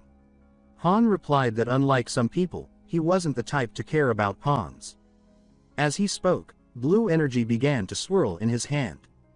He launched into the air like a blade, declaring that his heart was as vast as an endless plain. Philip leapt up in response, dodging Han Jaewoo's strike. The two locked eyes mid-air, each wearing a confident smile.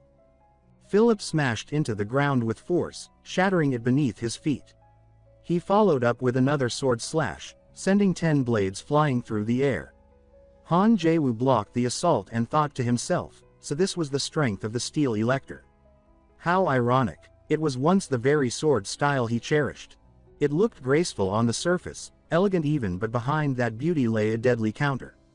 A master of retaliation, that was Philip, the Steel Elector. Philip landed on the ground and pointed his sword at Han.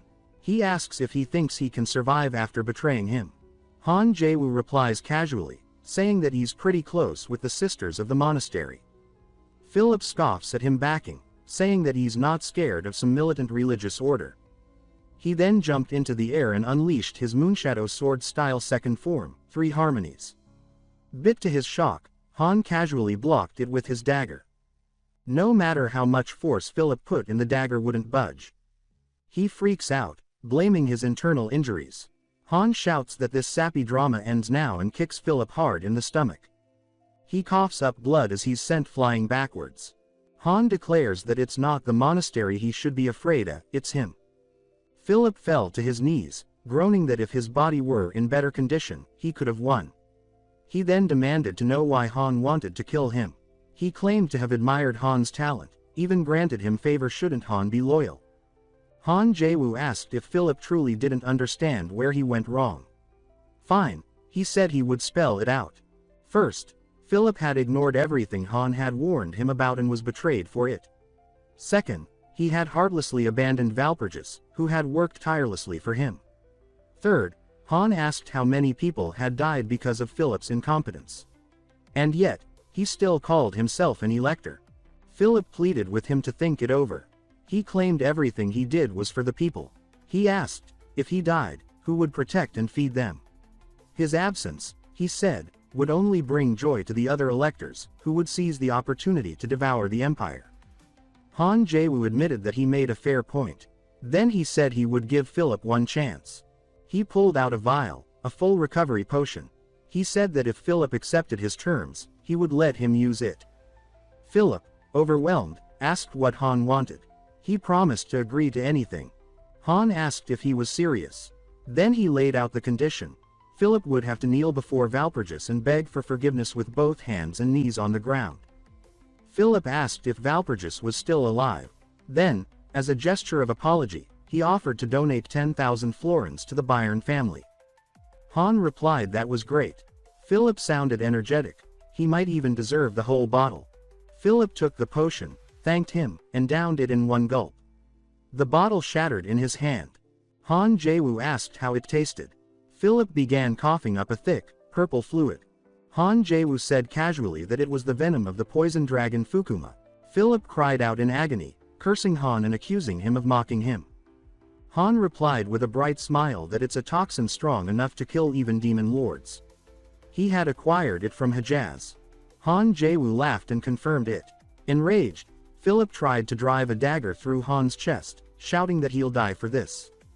But just then, a shadow lunged from behind Han Jaewoo. He swung his blade and severed Philip's arm. Blood splattered through the air. Philip stared in horror. He asked in disbelief, was it really Pippenheim? Pippenheim replied that yes, it was him. He confirmed that he had been left to die that day, devoured by the zombie hounds. But Valor Han Jaewoo had given him a second life. Now, he said, he served Lord Valor, not Philip. He explained that Philip's arrogance had always dragged everyone around him into danger. Now it was time for him to pay the price. Pippenheim raised his sword and said Philip would pay with his life. Philip, tears in his eyes, stared at him in terror. System prompt. Warning: do you permit Pippenheim to kill the Guardian? System window. Killing Philip will impact the game progression. Han Jaewoo thought to himself. There was such a thing. Pippenheim asked for confirmation. Did Han really give permission? Han replied with certainty, of course. Pippenheim thanked him and swung the blade. System warning in red. Guardian Philip has been slain. Hidden quest completed. Defeat Philip. He unlocked another hidden quest, which requires him to kill all Guardians in order to gain a transcendent class. Another prompt alerted him that due to his interference with the world's will, the game difficulty has increased. He laughed and added that she couldn't have predicted this. High above, in space, Aquila floated with an amused look. He commented that Han had broken the seal. She called him a naughty little Valor and remarked on the pride on Han's face. Holding something in her hand, she said, "Come on, show me what else you've got." Then she left, smirking, and added that this was only the beginning. Han Jaewoo examined the cascade of system notifications flooding his vision. He noted he had obtained the skills: Lunar Shadow Sword Art S rank, Princess and Coral A rank, Empire Agitation SS rank, Mephistopheles' Acting SS rank, and Dignity of the Great Leader SS rank. A subsequent notification revealed he had also acquired Blood Tear Absorption S rank. He marveled at the rewards, thinking to himself that as expected from someone at the level of an elector, the rewards were exceptionally generous. 3 SS rank skills, 2 S rank, and 1 A rank, alongside 2 class exclusive S rank skills as a level up reward. It was perfect. His attention shifted to another dropped item resembling an ordinary magic zipper. He attempted to access or inspect it more closely but encountered an immediate system barrier blocking him. A notification flashed. You have been blocked by a barrier. He noted mentally that he would need to ask Margareta to unlock it later. Another significant notification appeared. You have obtained the essence of the Guardian. Collecting 5 will allow you to ascend into a transcendent being. However, it carried a grave warning. However, every time a Guardian is killed, the seal that protects the world from darkness weakens. Han Jaewoo contemplated this revelation, understanding it meant he must be very careful. A somber reflection followed. Would becoming a transcendent being mean eternal solitude? Would he remain with other Guardians or forge a different path altogether? Pippenheim approached, holding out an item. He reported that just as Han Jaewoo had said, they had examined the remnants left by Philip's men and found it. Han Jaewoo's eyes gleamed as he examined the item, exclaiming that this must be the main reward of the quest, noting that the gleam alone was on another level. He commended Pippenheim's work. He then inquired about the side mission he had given Pippenheim, disguising one of Philip's captured soldiers in the clothes of the Pessimist faction to resemble a demon. Pippenheim confirmed that as instructed, they had dressed one of Philip's men perfectly as a Pessimist demon. Han Jaewoo approved, noting the disguise looked great. His attention shifted to another captured survivor from Philip's forces, a man trembling and begging for mercy, promising to do anything if allowed to live. Pippenheim asked Han Jaewoo what they should do with this prisoner, one of Philip's underlings who had been hiding. Han Jaewoo smiled coldly, thinking to himself that he really hoped the recipient would like the gift he had given them. Meanwhile, Sir Lawrence and his troops surveyed the battlefield where Philip's forces had clashed with the Pessimist faction. A soldier pointed out the signs of combat, which Lawrence gravely acknowledged. Another soldier announced finding a survivor, Han's disguised operative. Lawrence ordered his men to handle the survivor with care, stating they would need to question him. Lawrence pressed the operative for information, summarizing what the man had reported, after being surrounded by Pessimist forces, in the desperation to save Prince Philip. Lawrence then accused the operative, asking if he was saying that while his comrades were dying, he hid alone. The operative vehemently denied this, insisting that he had risked his life to protect his commander, Philip. He elaborated on the desperate fight. Moved by this fabricated tale of selfless loyalty, Lawrence declared to all troops present that this man here had risked his life to protect his commander. Though they had lost the item, the spirit of knighthood remained unbroken. He proclaimed the operative a model knight whose example they should all follow. He then commanded them to search for Prince Philip throughout the night, invoking the name of the Rose Palace. Later, at the Roserant Rose Palace, Lawrence reported to his lord. Kneeling, he stated that as ordered, they pursued the Pessimist forces and found traces of Philip, but the prince had already escaped and his exact whereabouts were unknown. When his lord asked about that item, Lawrence hesitated. The disguised operative claiming he was sure Prince Philip was the one holding it, but the Pessimist bastards took it.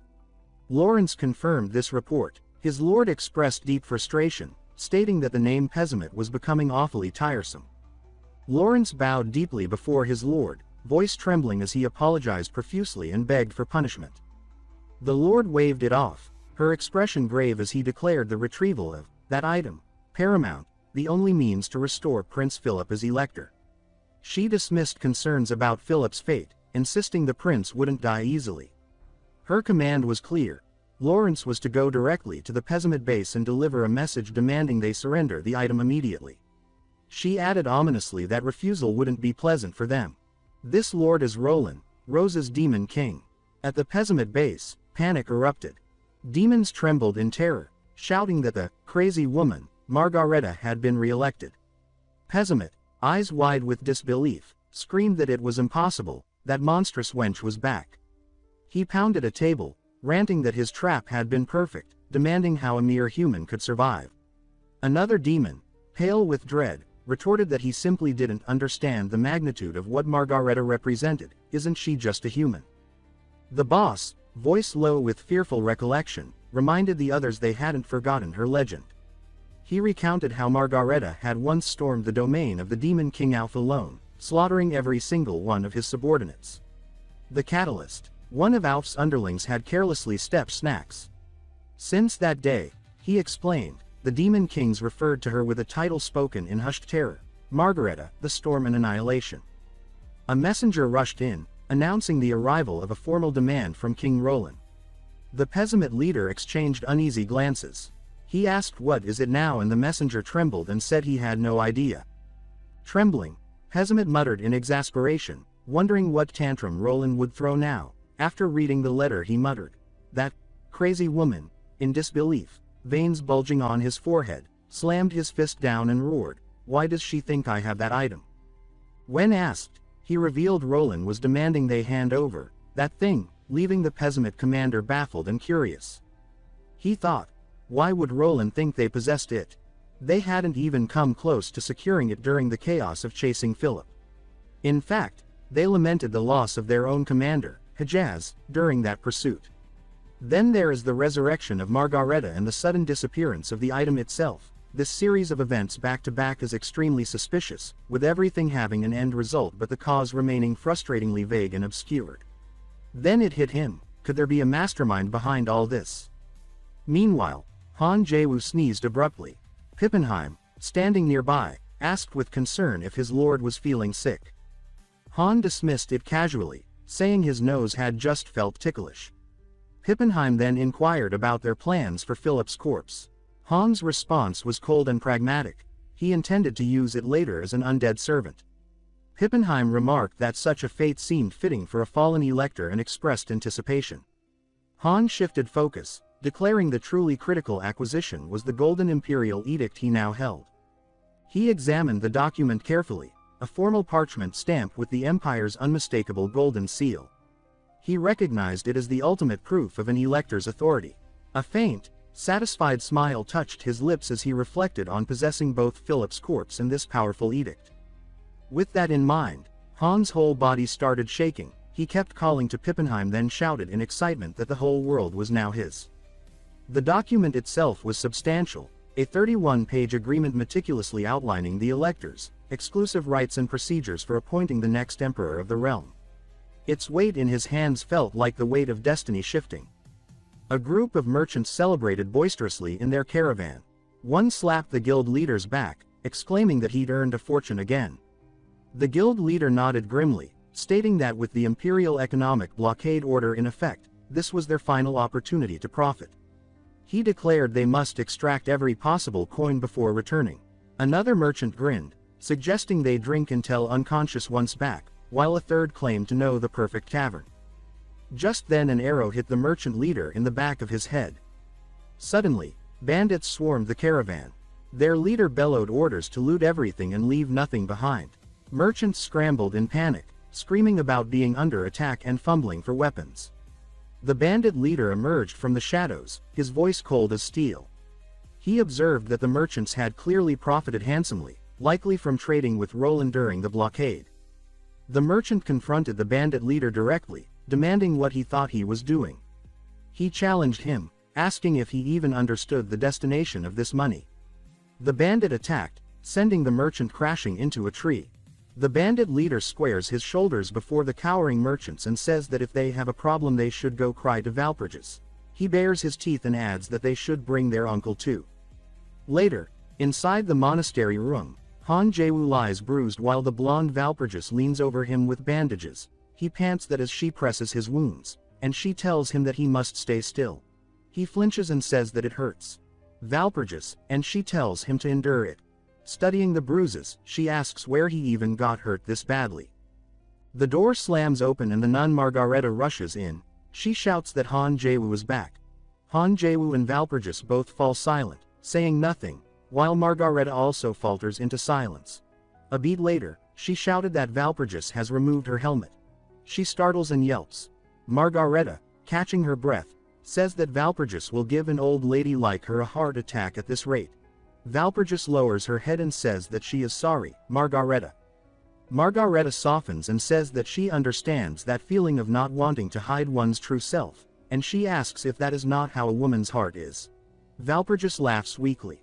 Han Jaewoo turns, and Margareta tells him to take good care of Valpurgis. A cold threat follows from Margareta. She says that if he ever makes Valpurgis shed even a single tear, Han Jaewoo asks what if he does. Margareta says that she will fold him in half. He stiffens and says that yes, ma'am. Margareta then changes the subject and asks about Philip, saying that he said Philip is dead. Han Jaewoo answers that yes, and he says that the corpse is currently in the custody of his. He corrects himself and says that his friends are taking care of it. Valpurgis clicks her tongue and says that so he is really dead, and she asks if this will become a problem. Her eyes harden and she adds that she really wanted to be the one to finish him off. Han Jaewoo blinks and calls her Mar. She then shrugs and says that either way, Philip is dead, so that is good enough. He thinks inwardly that it's probably better that he dies in his hands. He brightens and says, come to think of it, he has a present for her. She leans forward and asks what it is. He hauls in bulging sacks and says that it is what he gathered from the remnants of Philip's gang.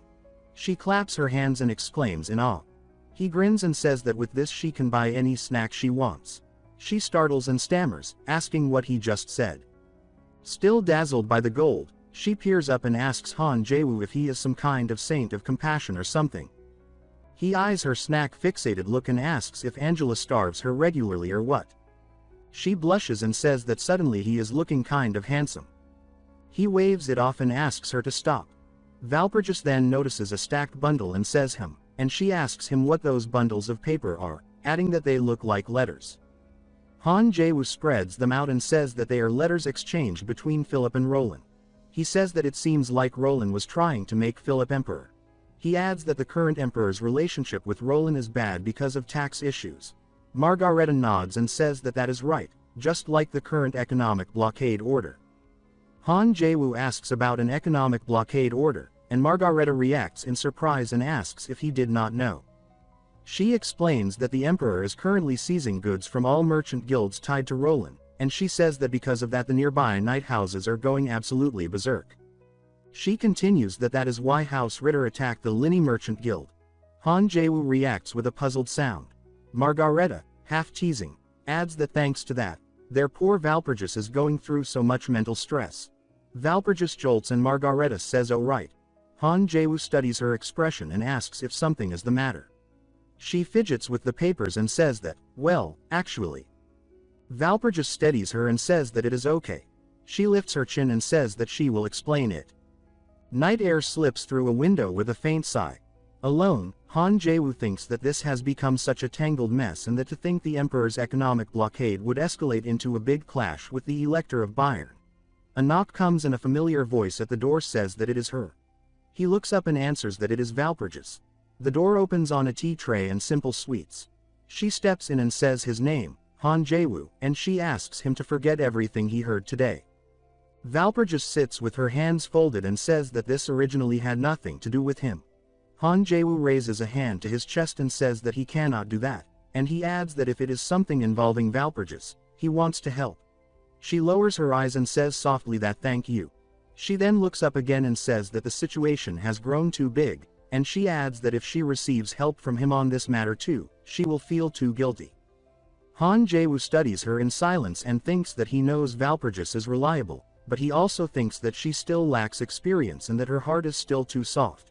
He tightens his fingers around her hand and thinks that so that is why, and he calls her name, saying that Valpurgis. He turns his head and says that indeed, this is far too big a matter for a mercenary like him. Valpurgis nods and says that that is right, and she begins to say that so this time, he cut her off to add that still. He leans forward and says that he wants to help. In his mind he declares that he wants to be her strength. He smiles and taps his own chest and says that mercenaries can still be useful in their own ways. Valpurgis lets out a small laugh and says that he is making jokes even at a time like this, and she adds a shy ha-ha. He shows a faint grin and says that nope, and then he straightens with a confident glint and says that he is pretty confident. Valpurgis's cheeks warm as she repeats in a small voice that confident. Morning light spills across the cathedral spires, and Han Jaewoo, now back in his uniform, strides through the cloistered corridors at a quick clip. Nuns turn their heads as he passes. He pushes into a side hall, pivots, and dashes for a library door, his boots skidding on polished stone. He throws the door wide and shouts that Mar. Inside, Margareta sits on a couch with both hands full of pastries. She blinks up and says valor. Han Jaewoo lifts a glittering pouch and says that this is the magic zipper Philip had, and he adds that there are countless gold coins inside it. He tilts the pouch so the light flashes and asks if she is not curious. Margareta's eyes brighten and her cheeks puff as she chews. He swings the pouch once more and says that if she opens it now, the reward doubles. He leans in with a teasing smile and asks if she wants a taste of it. Margareta bolts upright, throws a fist toward the ceiling, and exclaims T triples. He tips the burlap sack and lets a river of coins spill across the table, and the priestess squeals that the money is real as the light flashes over her eyes. He says that the pouch works like a storage magic he just opened, and he adds that from now on he can take things out with a flick of the hand. He lifts the hovering bag and says that it is like this, easy. Later, on horseback under clear sky, he raises the waterskin and says that he has never seen a convenience like that before. He adds with a grin that conveniences are always welcome, then takes too deep a pull and coughs as liquid sprays from his mouth. His mount snorts and slows. From the road ahead, crowds gather in clusters beneath pennants and balloons. A banner stretches between poles, and a loud voice on the wind says, "Welcome to the great city of Polzin." He blinks and says that, "Huh? What the hell?" and then laughs that he finally made it in. He adds that the line felt like waiting 3 hours at Disneyland. He looks around and says that the place is just how he remembers it. Vendors shout. Streamers rattle. Beside him, townsfolk chatter to one another that the city is bustling because of the Great One. Polzin is a city where many different races live together. The Great One. They are all praising as Cobalt. Cobalt played a big role in improving relations between humans and other races and became widely known thanks to his eloquence, and another voice adds that he even convinced people in human-dominant districts to open their doors. He narrows his eyes and says that the man has had an important role within this city. He adds that he did not come merely to sightsee. A goblin with olive skin and white hair trots up with both arms flung wide and says hello. The goblin asks if he is here by invitation and introduces himself as an ambassador. The rider glances down and asks if the goblin knows him. The goblin laughs that, nope, but his aura is too strong to ignore. Blue letters ripple in front of his eyes, his revelation skill activates, and he says that it is a revelation again. He nods and says that this confirmation is enough for now and that he came to see Cobalt. The goblin brightens and says that, oh, His Esteemed Excellence remembers. He adds that it is rare for two big shots to be drawn together and that he actually has business with him as well, so he will guide him there. The scene cuts to a gray castle thrust up on rock. Inside the reception hall, the goblin gestures toward a sofa and says that he should please wait here. Tea will be served shortly. He answers that all right. A crystalline chime dings and a floating notice flickers. He skims it, then mutters that he expected as much. He watches steam curl from the teacups as the goblin fusses with a tray. And when the small talk meanders, he thinks again that the crowds outside call their benefactor the Great One. Yet this host keeps dropping hints that only an insider would use. When the chatter turns syrupy, our relationship is so loving, the goblin says, he thinks, that again. He folds his arms and says that flattery alone is not enough to earn his trust. The goblin's smile tightens. He leans back and says that the acting is quite impressive, and he notes aloud that the something the goblin flaunted earlier was exactly the sort of trinket the late Earl treasured. He adds that claiming to have obtained it so easily was remarkable in the wrong way and that the invitation to meet someone unknown was suspicious as well. Above all, he says, one does not refer to oneself as the Great One. Smoke surges from the goblin's sleeves as if an invisible wick has been lit. The little body blurs. The grin stretches and dissolves. As the haze thins, a tall, white-haired man in a dark formal uniform sits where the goblin stood, a monocle gleaming in the window light. He says that the guess is correct and addresses him by name. Valorteld Valor. He adds calmly that he is the ruler of Polzin, Cobalt. A caption scrawls beneath his profile, the Shadowy King, Cobalt, Demon King. He sets the cup down and says that Valor probably came to see him regarding the case involving Valpurgis, right? Valor answers yes. He adds that he thought Cobalt might have a clue or some useful information. Cobalt turns the teapot and a red signet on his finger glints as the stream of amber tea curls into the cup. He smiles slightly and says that he does, in fact, know what Valor wants to know. He folds his fingers beneath his chin and says that there is a condition. Valor thinks that he figured as much and then says that it is a condition, huh? He thinks that this man is obsessed with knowledge, he would even pay for information on the Emperor's underwear. Valor thinks he knows all the juicy info, from scandals to things like real estate speculation, and then, grinning, he thinks that he should just name it because he knows everything. The ruler chuckles softly. He raises a glowing fist and says that his condition is simple, be his friend. Valor answers with a shout that all right. A beat later he blinks and says huh. The ruler says that Valor may not realize it, but he is about to become the center of attention. From the latest Hexa's subjugation, to the strict paladin watching him, to rumors about her being close to him. He adds that if he connects with someone like Valor, it will be very profitable. Valor nods and says that he sees, then wonders aloud how he is supposed to show that they are friends. The ruler lifts two fingers and says to take this, conjuring a ring of light. He says that, as he can see, it is a communication ring, and he tells him to keep wearing that ring while he is here. Valor thinks, what is this guy up to? He studies the other man and thinks that he seems like the type who would lecture someone while smiling and telling them they should have studied harder. Valor mutters that he forgot, then thinks that he cannot read him at all. The ruler settles his teacup and says that next is a topic of great importance, a piece of information he might want. Then he snaps his fingers and says oh, he has one. Valor asks what it is. The ruler tilts his head and says that the clue is in the capital of the Duchy of Saxon, then he names the place. Dresden. Stone spires and orderly avenues appear, labeled as the electorate of Saxon's capital, Dresden. At the great gate, guards level their halberds and shout, asking who he is. Blue panels flash as Valor's skill activates with a clear chime. The guards scream as shimmering force pushes them back. He says not to block his path, then streaks forward, skimming plate to plate as citizens scatter. He drops to a stop before a knot of people and says move, and the crowd parts in a rush. A brick facade rises ahead. Ryla Merchant Guild. From within, voices cry out, calling for the Merchant Guild leader. Inside, a bearded man jerks up from his seat and stammers, asking what the overwhelming presence rushing toward their guild is. Someone echoes, "Overwhelmed presence." A maid peeks from a doorway and gasps that he is almost here. The servant throws up her hands and shouts not to come any closer. Sunlight slants through the reception hall as a heavy-set man in fur trim trembles while he confronts Valor. He squints and asks why someone like him is coming here. Valor turns, cloak lifting, and says that he has come to make a deal, addressing the Merchant Guild leader. He rests one elbow on the sofa arm and asks Cobalt if he is referring to Dresden. Cobalt nods and says that is correct. He twirls the porcelain cup by its handle and says that the reason lies there, where the Velia Merchant Guild and the Ritter Knight family are bound by a massive debt. They are in a debtor-to-creditor relationship, he explains. Surprised, Valor thinks that he had no idea about this kind of information. As expected from Cobalt, the guy who had overwhelmed him in information warfare countless times before. Cobalt's network spans the continent, that's what makes him the Shadow King.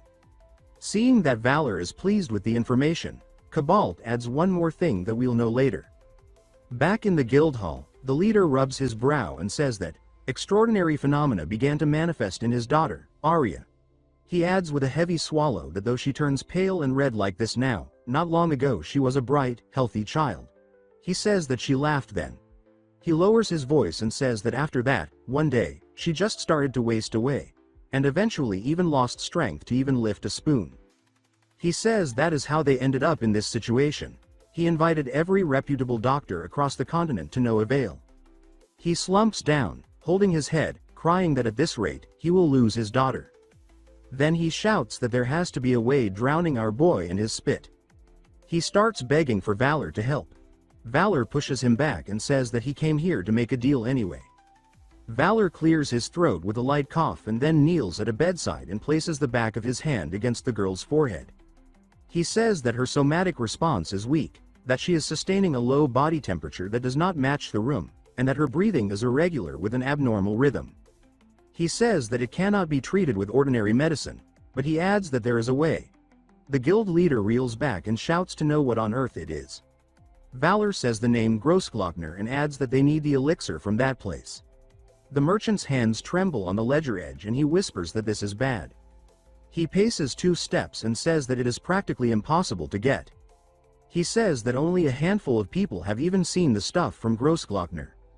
He explains that the mountain is a massive death magic site buried in secrecy, located in the southern part of the empire, and he says that it is the territory of the demonic dragon, Schwarz Teufel. The creature is regarded as one of the mightiest dragons in the empire, and he says that its power is immeasurable. He adds that even demon kings cannot easily contend with him. The canyon the dragon rules crawls with countless demon beasts.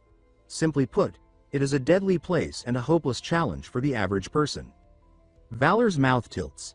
He thinks that that is for average people, then places a steady hand on the man's shoulder and says not to worry.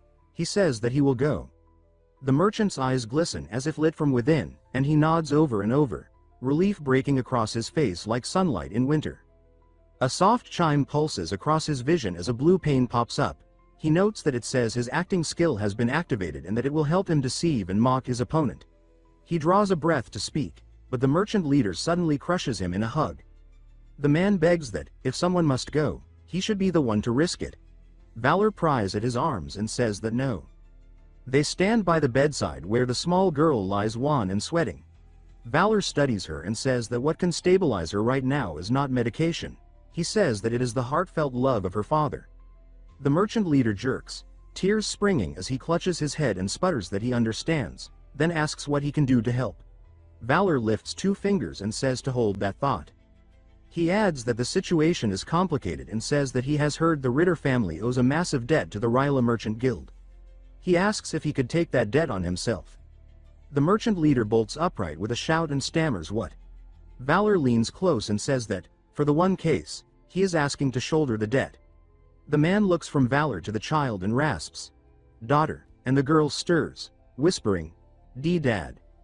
Images of her laughter tumble through the leader's mind, her bright smile among white blossoms, her childish vow that when she grows up she will marry him, until he chokes on a sob and says all right. Night wind swells.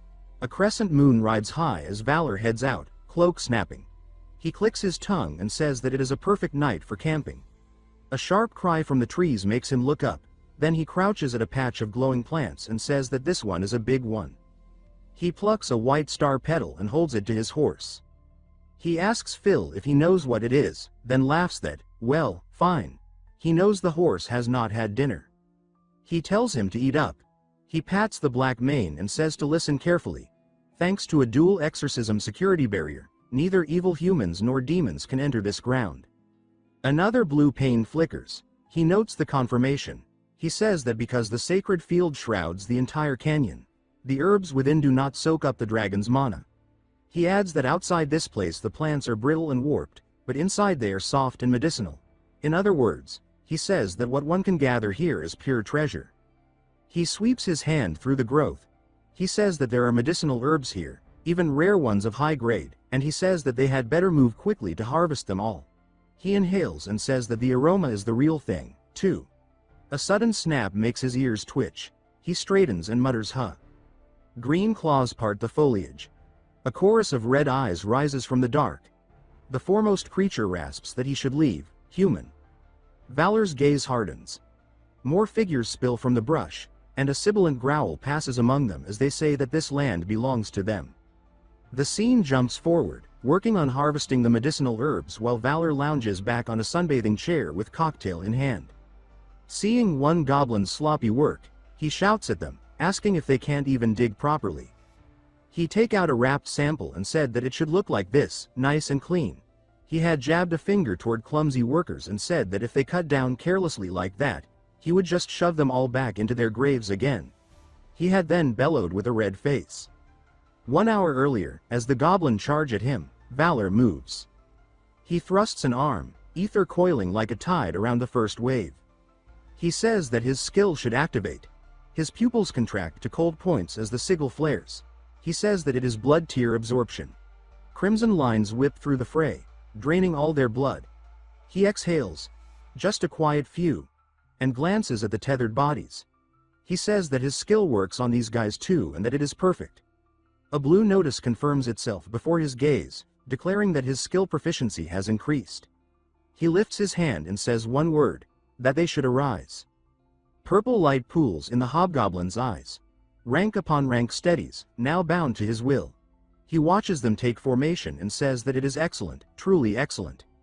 A hobgoblin in a tidy suit steps forward, bows, and says that he is grateful to him for taking in lowly beings such as them. Valor tilts his head and says that, anyway, the thing he wants to know is this. Besides thorny vines, what else lives in this canyon? The suited hobgoblin answers that, in this canyon, aside from hobgoblins, there are countless other monsters. He lists that there are werewolves, stone golems, giant spiders, and centaurs, and adds that there are many others as well. Valor nods toward the harvested clearing and says that he knows a lot and that he ride to make him his aid. The hobgoblin brightens and says that it is an honor to be of use. His ring suddenly shims. Valor touches the glowing ring at his finger and Cobalt's voice rings out asking if he forgot already about the use of the communication ring. Valor answers with an easy ah that he almost forgot. Cobalt asks, in passing, how is Grossglockner? Valor remarks that the weather is great, the breeze is cool, and the moonlight is beautiful.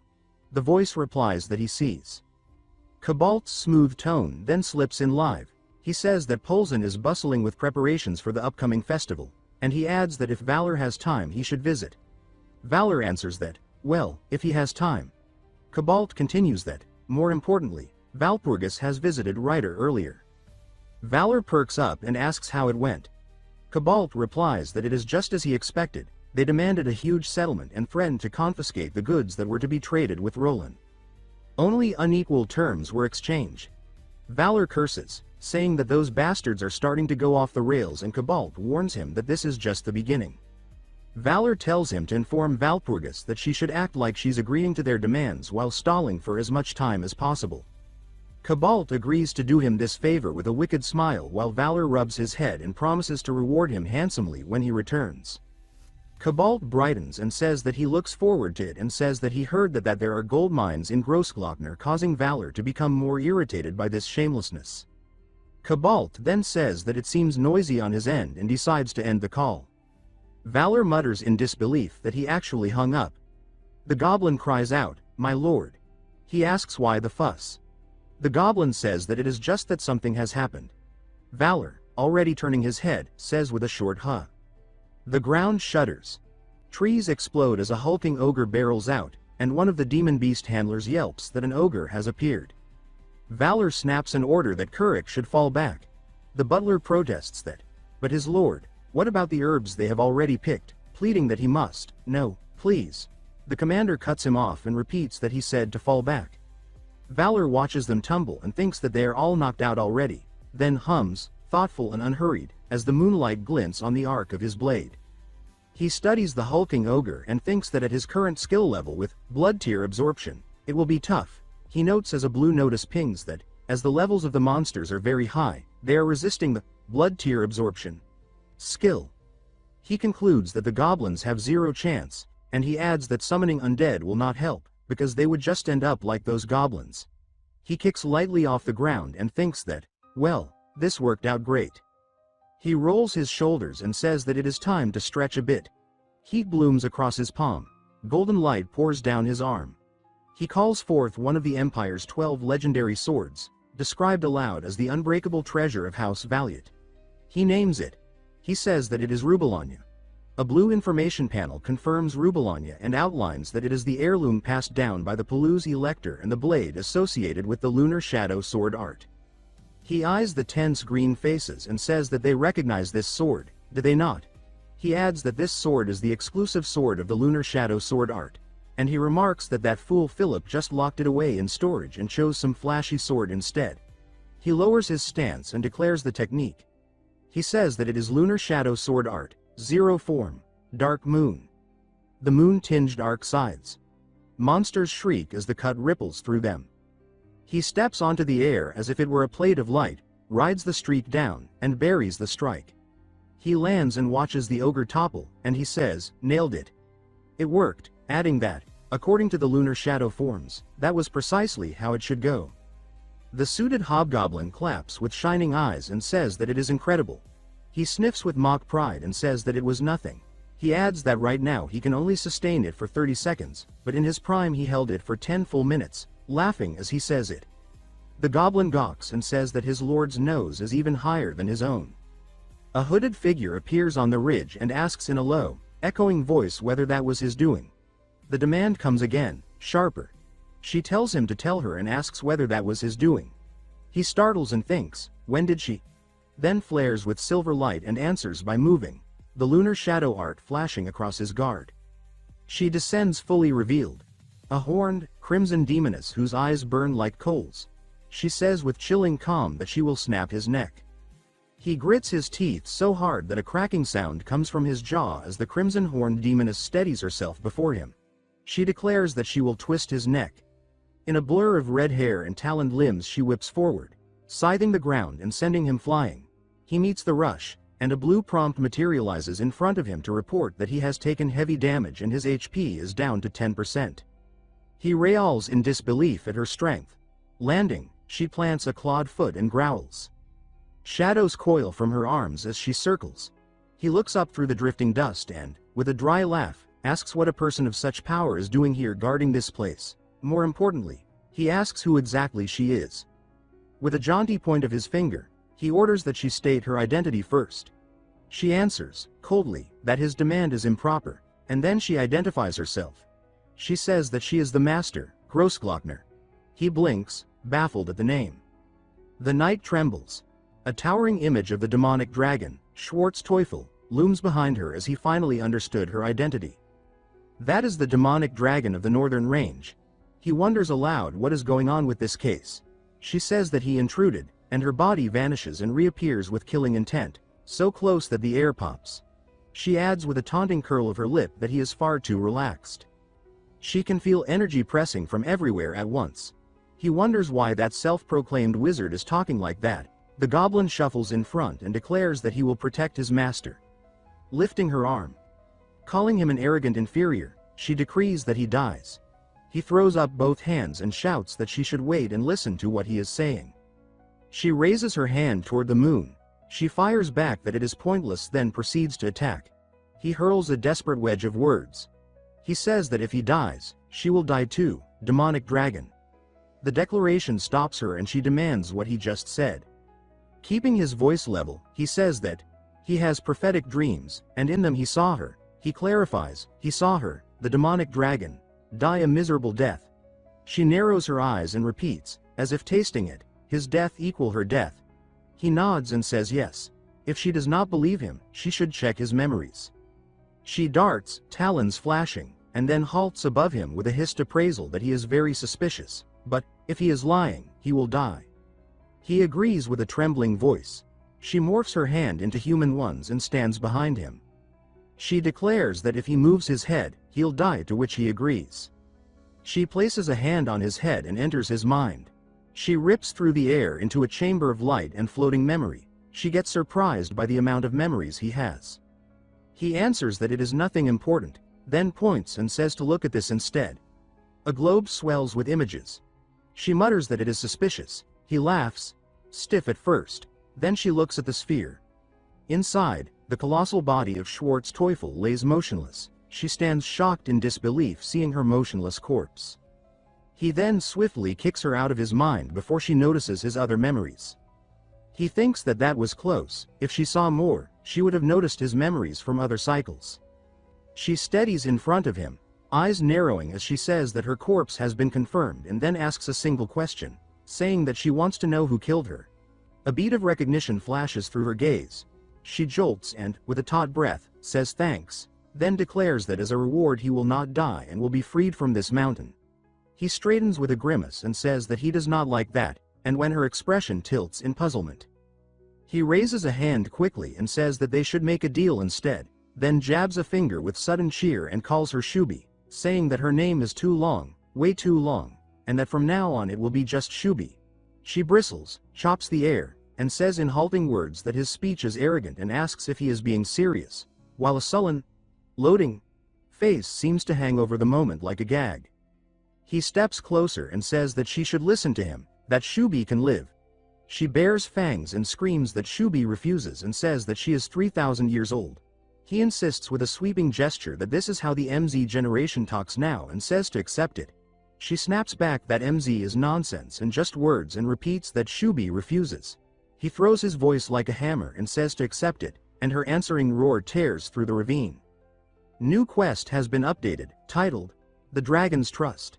A second notice glows and says that, due to the quest update, the game difficulty has slightly increased. Night woods hush under a deep blue sky. From the brush, a serpent lifts its head as a massive, blonde, horned man strides into the clearing with retinue in tow. He spreads his arms and proclaims in ringing cadence that he is the master of the abyss deeper than darkness and the king of chaos and disorder. He cocks a fist back and says that his name is none other than, then flares with starry bravado and declares that he is the great demon king Odgash. A lizard-faced attendant squeaks that they are almost there, calling him Lord. Another stammers, calling him Lord again. Odgash turns with veins standing in his temple and roars that he was in the middle of his entrance speech. The flustered subordinate bows and begs forgiveness, calling him Lord, and Odgash slumps onto a boulder with a disgusted sigh and says to forget it, that his mood is ruined.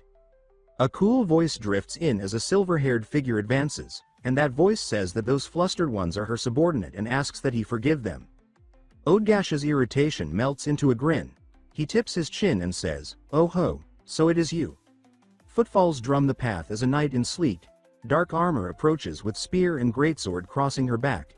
Silver hair streams like a banner from beneath her helm as she strides past the green moats.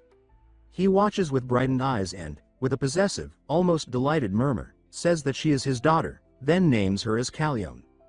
Callione advances with metal boots whispering over the leaf-strewn earth and lowers her head as she says that Callione greets her lord. He rests a massive hand on his hip and says that he promised once this campaign ends in success he would grant one of her dearest wishes. She straightens with composed gratitude and says yes, my lord, thank you. He laughs softly, the third eye on his brow gleaming, and says no, she is his beloved daughter and that something like this is only natural. He turns from her toward the gathered host and raises his voice as he says to hear him, his servants. Dark shapes mass between the trees while he says that they now march for Grossglockner, guarded by the demon dragon. He waves aside the green motes floating in the air and says that the beasts under its control are nothing special, but the demon dragon itself will not be easy. He plants a foot and draws power into his limbs as he says, but fear not. He flexes with a grin and says again, but fear not. Hulking followers ripple through the night as he says that all they must do is devour everything in sight and then says to cruelly trample every living thing beneath their feet.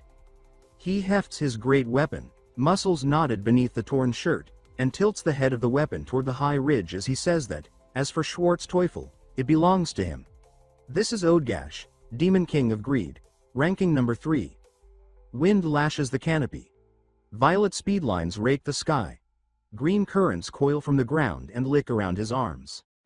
He sweeps one hand forward, eyes blazing, as he says now. A surge rolls through the ranks, horned brutes, plated monsters, and masked fiends break into a charge while the vortices spiral along their flanks. He advances at the fore, framed by writhing green flame, and his command billows over the host as he says to let them go forth, his vile children. Moonlight carves a crescent in the clouds while urgent cries ripple across the crags as voices shout that they should assemble, that they should assemble. Jagged ridgelines loom over a valley pricked with green motes, and he stands beneath the dark sky with the butler-shaped goblin at his back and says that a new night has dawned. He glances over the gathered green skins and says that although they were disturbed by strange beasts and a dragon with messed-up language patches, their mission is to collect as many valuable herbs as they can to bring back to Dresden.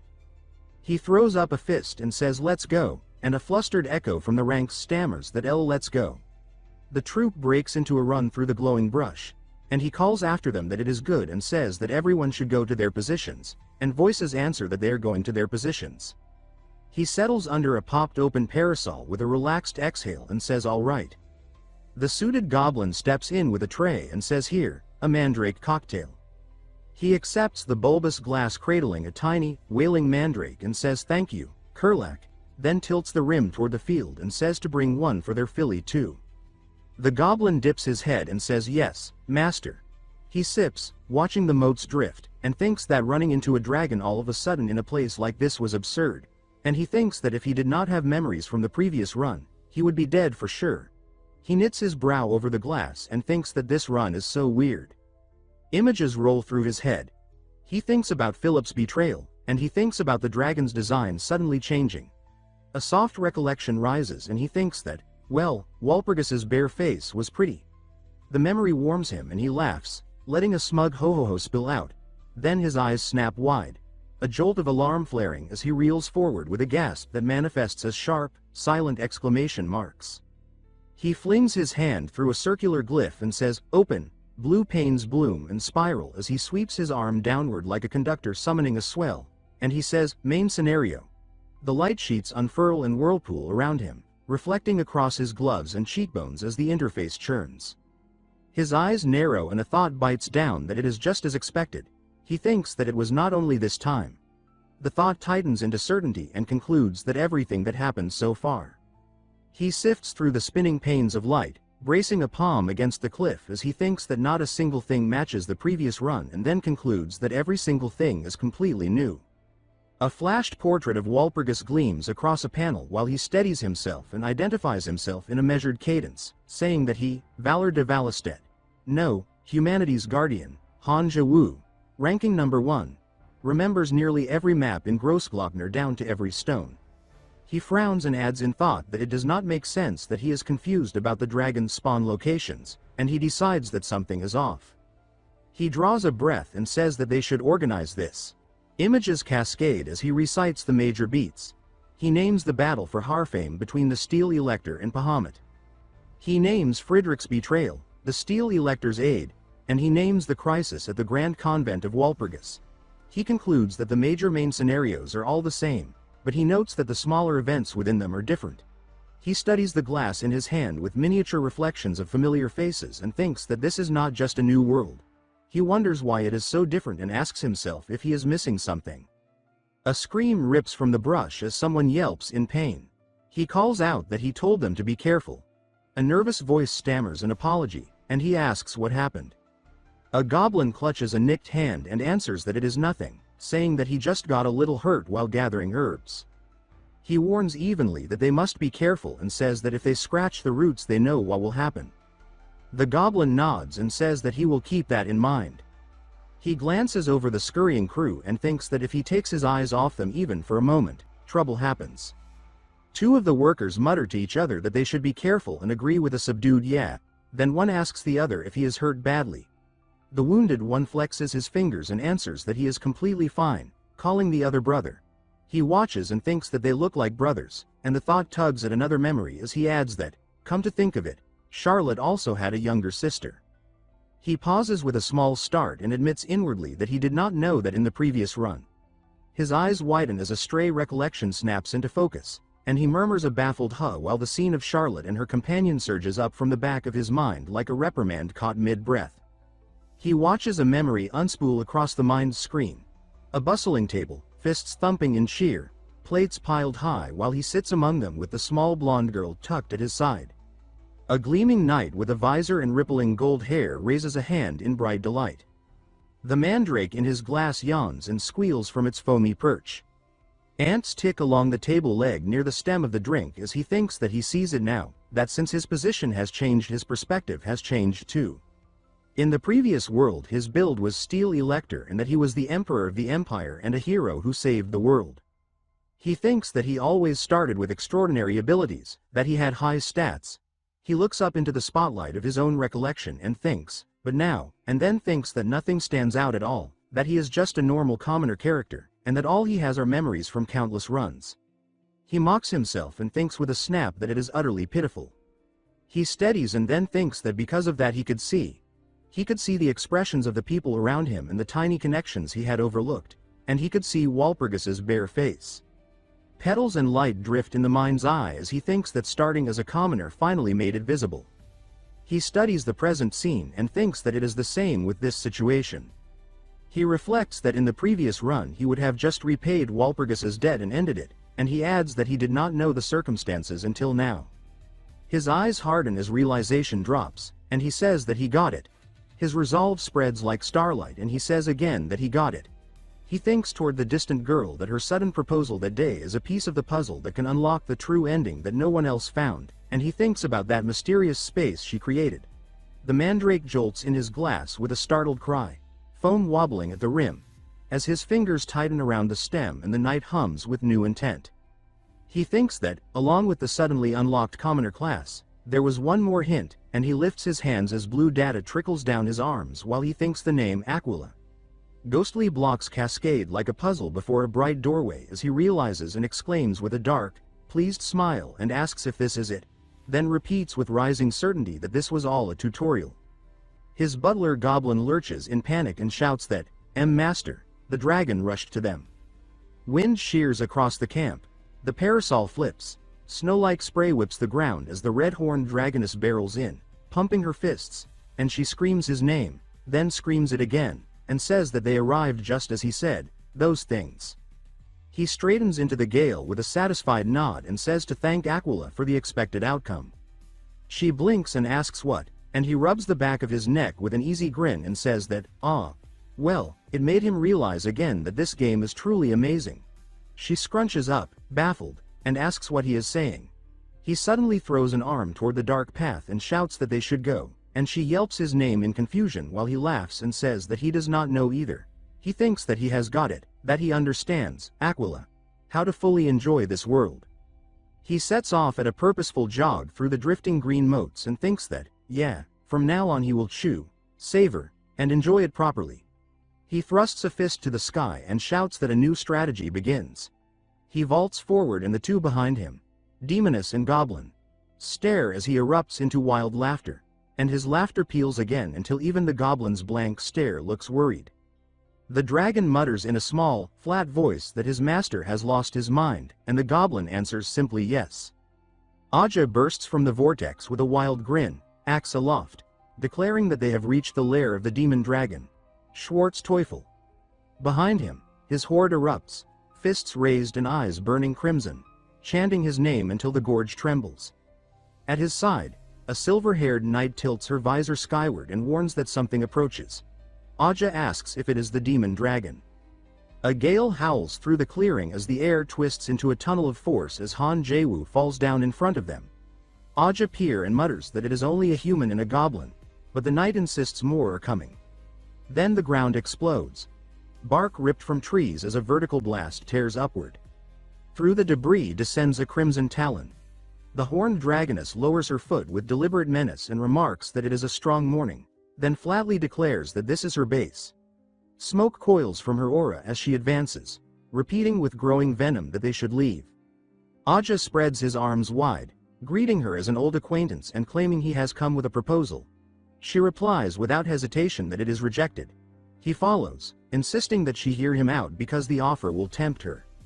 Farther back, Jaewoo observes, touching his ring as he notes that she has heard the signal to reduce magical output. He gazes at her and says that the offer will sound appealing, just like her appearance, then gestures for the operation to begin. The dragoness's pupils narrow. She confirms the command, wings snapping open as her aura sharpens to a lethal edge. She crooks her talons and signals that he should come. Aja misreads the gesture as invitation. Laughing, he says that she wants to meet him privately, calling her shy. A whirlpool opens beneath his boots, dragging him in as he allows himself to be swallowed, still grinning. Silence settles around Jaewoo. He exhales softly and mutters that he expected Odga's invasion but not this early. His gaze drifts to the crater where the dragoness first landed. Schwartz Teufel, ruler of this range and crucial to his broader goal. He debates ignoring the encounter but decides the demon dragon may prove useful. Looking into the unraveling winds, his expression hardens as he resolves his next move.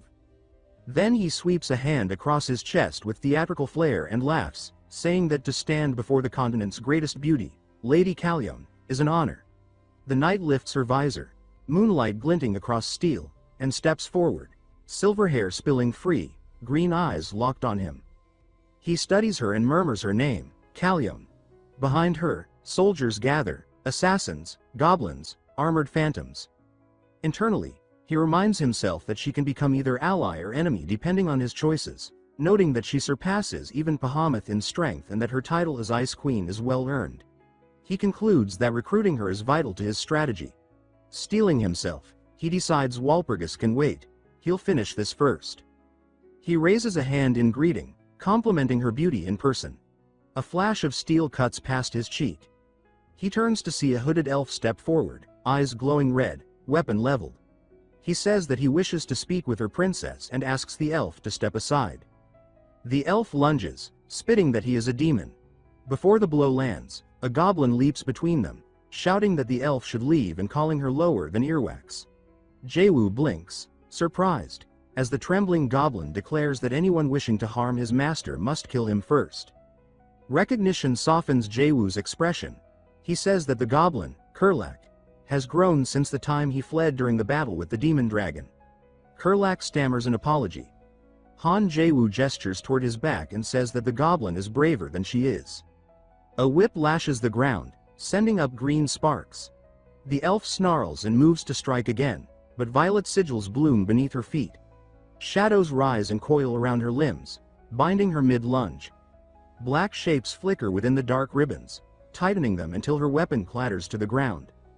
Without shifting his stance, Jaewoo calls for Hijax.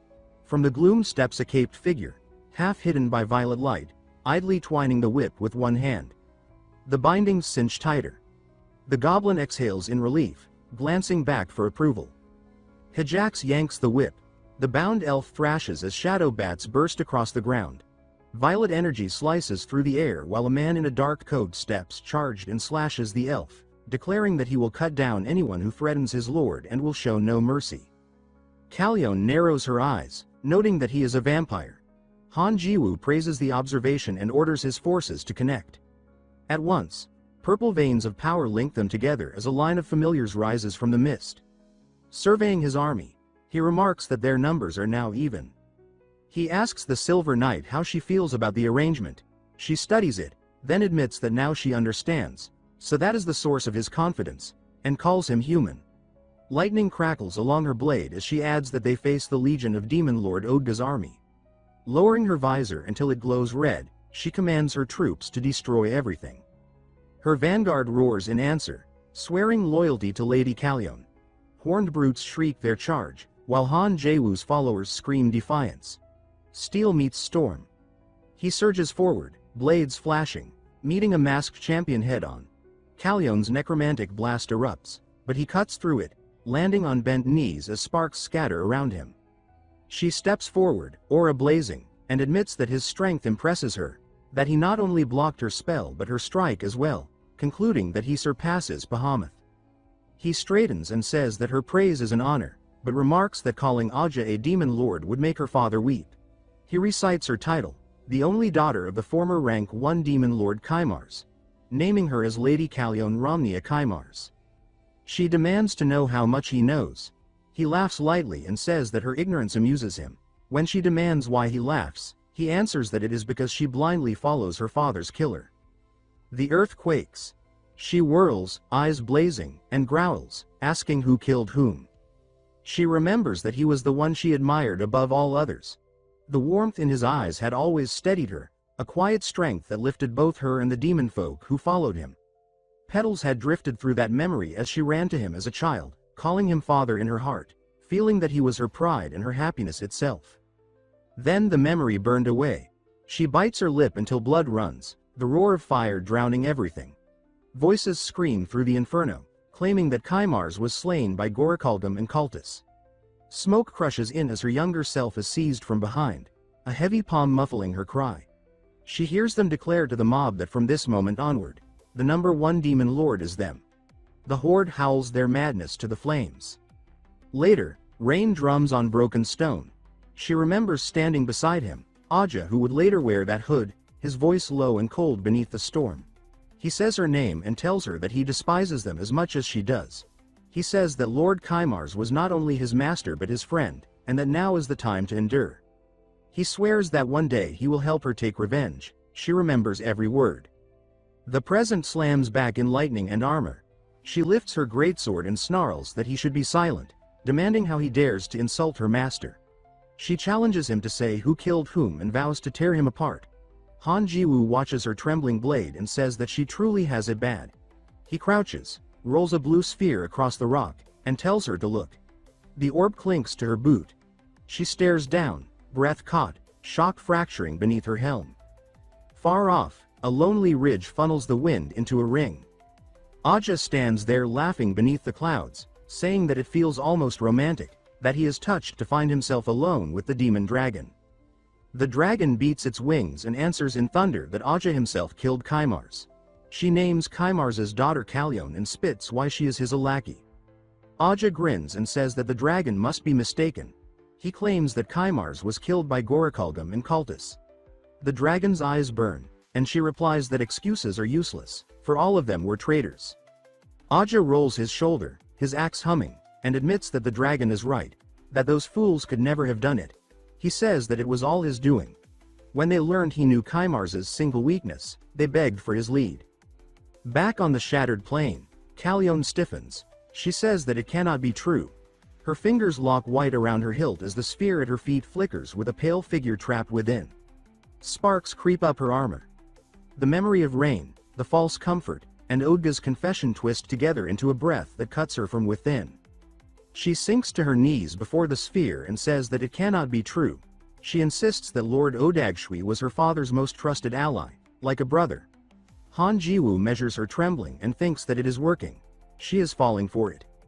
Earlier before the battle, he calls to Shubi and says that he will explain the plan. He asks if she has a magic image projector on her wrist. Shubi nods. Han Jaewoo sweeps his arm toward the sky and orders her to use it to broadcast, to stream the truth of Kaimars's death, and to make Odagshui confess. The dragoness stammers that must be the plan. He confirms it and asks if she can manage. Back to the present, the night princess grips the ground in despair.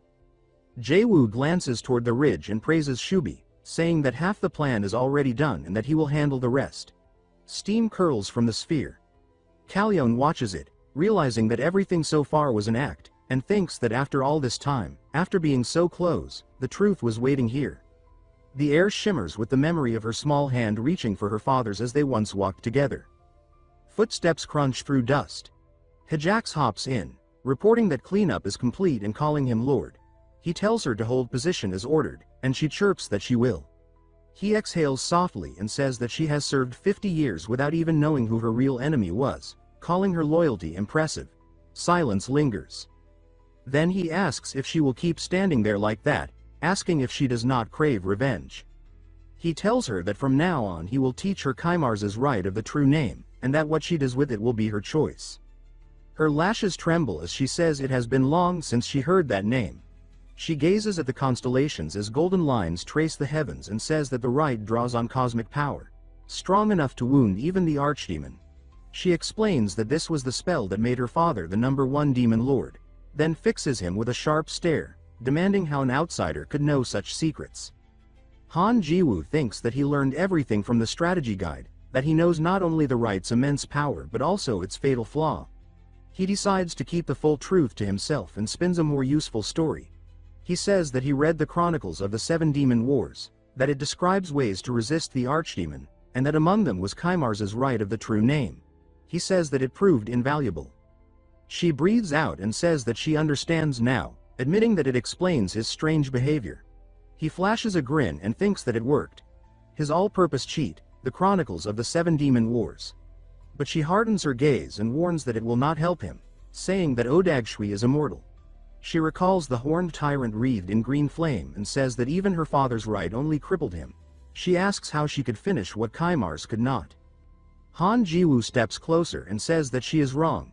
When she frowns in confusion, he tells her to listen carefully, calling her name. He taps his heel against the earth and says that her comrades have already been subdued by his vampire army. She glances around at their bound forms, violet veins crawling over their bodies. He tells her that no matter her strength, she cannot face this many alone. He raises a hand in truce and tells her to hear him out. He offers to become her new ally and asks whether she will follow him or die here. Her lip trembles. The sky of her childhood flickers behind her eyes. She remembers telling her father that she would one day become a great demon lord. He had laughed, lifted her high, and told her she must grow even stronger than him. When she asked if he believed she could, he had said of course, because she was Kaimars's daughter. The memory fades, and she whispers that maybe she truly can kill Odagshui. Jaewoo's retinue exchange glances. The Hajax asks if he made her cry. The vampire mutters that he went too far. Jaewoo sputters, asking what else he should have done. He cups his hands and shouts that she should not cry, reminding her that she is the operations captain and should act like it. The vampire beside him murmurs that in demon years she is still a child, and Hajax teases that he must enjoy making kids cry. Jaewoo shrieks as the goblin watches in bewilderment. On the distant ridge, Aja stands wreathed in green aura, steam rising from his shoulders as he faces the dragoness. He says that it is disappointing to see her fall so easily. The dragoness bares her teeth, snaps a gesture, and spits back with venom that he can go to hell. Violet and lime arcs collide with chained detonations as she dives through the shockwaves, horns flattened, tail snapping. While he hovers above with green wings spread and a third eye blazing. He bares his teeth and says that the demonic dragon is disappointing. She twists in the gale, pupils narrowing, and he says that he expected her to accept his offer. She draws a breath until her ribs rise and releases a tight gout of fire. Heat swells her outline. He plants himself in the blast with arms thrown wide as stone backs glow and sag. She lands through the updraft, lips smoking around her fangs, and breathes in ragged hisses while embered shards tumble at her feet. She steps, raises a hand, and with a raw, hoarse snap she says "fuck you." A green star flares at her fingertip. A cyclonic beam answers from below and rips her mid-flight, folding her wings while she screams against the pressure. When the glare collapses, he stands beneath boiling smoke, chest heaving, mouth shrouded in black aura, yellow lightning crawling over his shoulders. With half his face swallowed by darkness, he says that if that is the path she chooses, he will oblige. He crouches and launches. The takeoff caves the ground and throws a white ring of debris. He sides an arc that splits the ridge, then drops with both fists as twin wind blades howl. She smashes into torn earth, wings shuddering, and rasps through blood-webbed lips that she will beat him to death. She commits to full shift, spine lengthening, scales layering, a dragon's throat uncoiling, and drives straight at him with jaws gaping. He meets her bite with green radiance braced on his forearms. The clamp detonates a shock front that sheets the clouds. Far away, the ground convulses. The small goblin lurches and yelps to his master that an earthquake is hitting. Jaewoo grabs the goblin's sleeve and says that Kurlak should fall back because footing is treacherous. Hijax tilts her head with wicked gleam and says, laughing, that the goblin is cute and perhaps fit for a pet. The goblin squeaks refusal. The vampire reports to his lord that Lady Shubi's mana is surging. Jaewoo watches the sky turn red gold and says to Piffenheim that it appears so, adding that she is even breaking polymorph. The dragon's roar quakes the ridge while Jaewoo and his attendant stare through dust and ember. Jaewoo lowers a hand from his mouth and says that he was about to speak. The purple-eyed aide, calm despite the tremors, says that someone like Lady Shubi should be able to endure. Jaewoo's gaze hardens. He says that the attendant does not understand, and explains that in Gross Glockner the battles impose an enormous penalty on Shubi. His words landing as the night flashes with the blood-red outline of a horned leviathan. He swallows his next thought, turns, and calls for Kalyon. The white-haired knight steps forward with visor raised, emerald motes sliding over her armor. He says that her mission just became more critical and asks if she can carry it out. She answers that she can. Above the battlefield, Aja grins under a wreath of green lightning. The demonic dragon slams down, rings of force rippling outward, eyes burning like coals veined with venomous green. He rockets up to meet the surge head-on, weapon humming with a haloed edge as large as a gate, and he declares that it is now a contest of strength. Flame avalanches from her throat, a golden column colliding with his sweeping arc. The blast peels the clouds. He hurtles backward through light, axe tumbling, then steadies with a snarl as wildfire scribbles across the plain. He lands in a caldera of burning stones, steam hissing at his calves, and laughs low, shoulders shaking, saying that he cannot believe he is losing in raw power and that the desire to claim her only grows. She skins her lips from her fangs and calls him arrogant. She beats wings to scatter smoke, chest heaving in measured pulls, and says that she will deliver her reply. She surges higher, scales torch bright, the night bending around her, and says that even if the world collapses, nothing changes. Embers chase her like stars. Below, he narrows his eyes, lightning thickening along his arms as he sets his stance. He bares his teeth, lifts the haft, and says that she leaves him no choice but to change methods. Green cracks root from his feet across the ground as he rockets forward like a Viridian comet. The axe whips in a searing arc, shock lines laddering the sky. He does not chase the dragon. He carves the land itself, sprinting shattered ridges like a stare toward a black mouth in the mountain. Wind coils behind him, leaning spires groan. He skids, pivots, and drives the weapon like a ram. He barks that the target is that place as the cliff trembles. Stone collapses, exposing a cavern ringed with dim green motes. He launches again, faster, deeper, repeating that place as lightning stamps the threshold. The white-green concussion punches the mountain's heart. A tidal wave of dust and rock erupts while the dragon wheels above and the night boils with fire and thunder. Her jaw scrapes stone as the massif shudders. He plants himself at the cavern mouth, shoulders blazing with viridian arcs, and throws his head back into hysteric laughter. He opens a palm to the fire-lit ruin and says that the sight is pathetic for a demonic dragon. He tilts his chin, savoring the stagger in her wings, and says that he cannot believe she would lose so easily. She drops to one knee, scales shrinking to blood-red skin and torn bands, breath seething through her teeth. Pupils narrowing.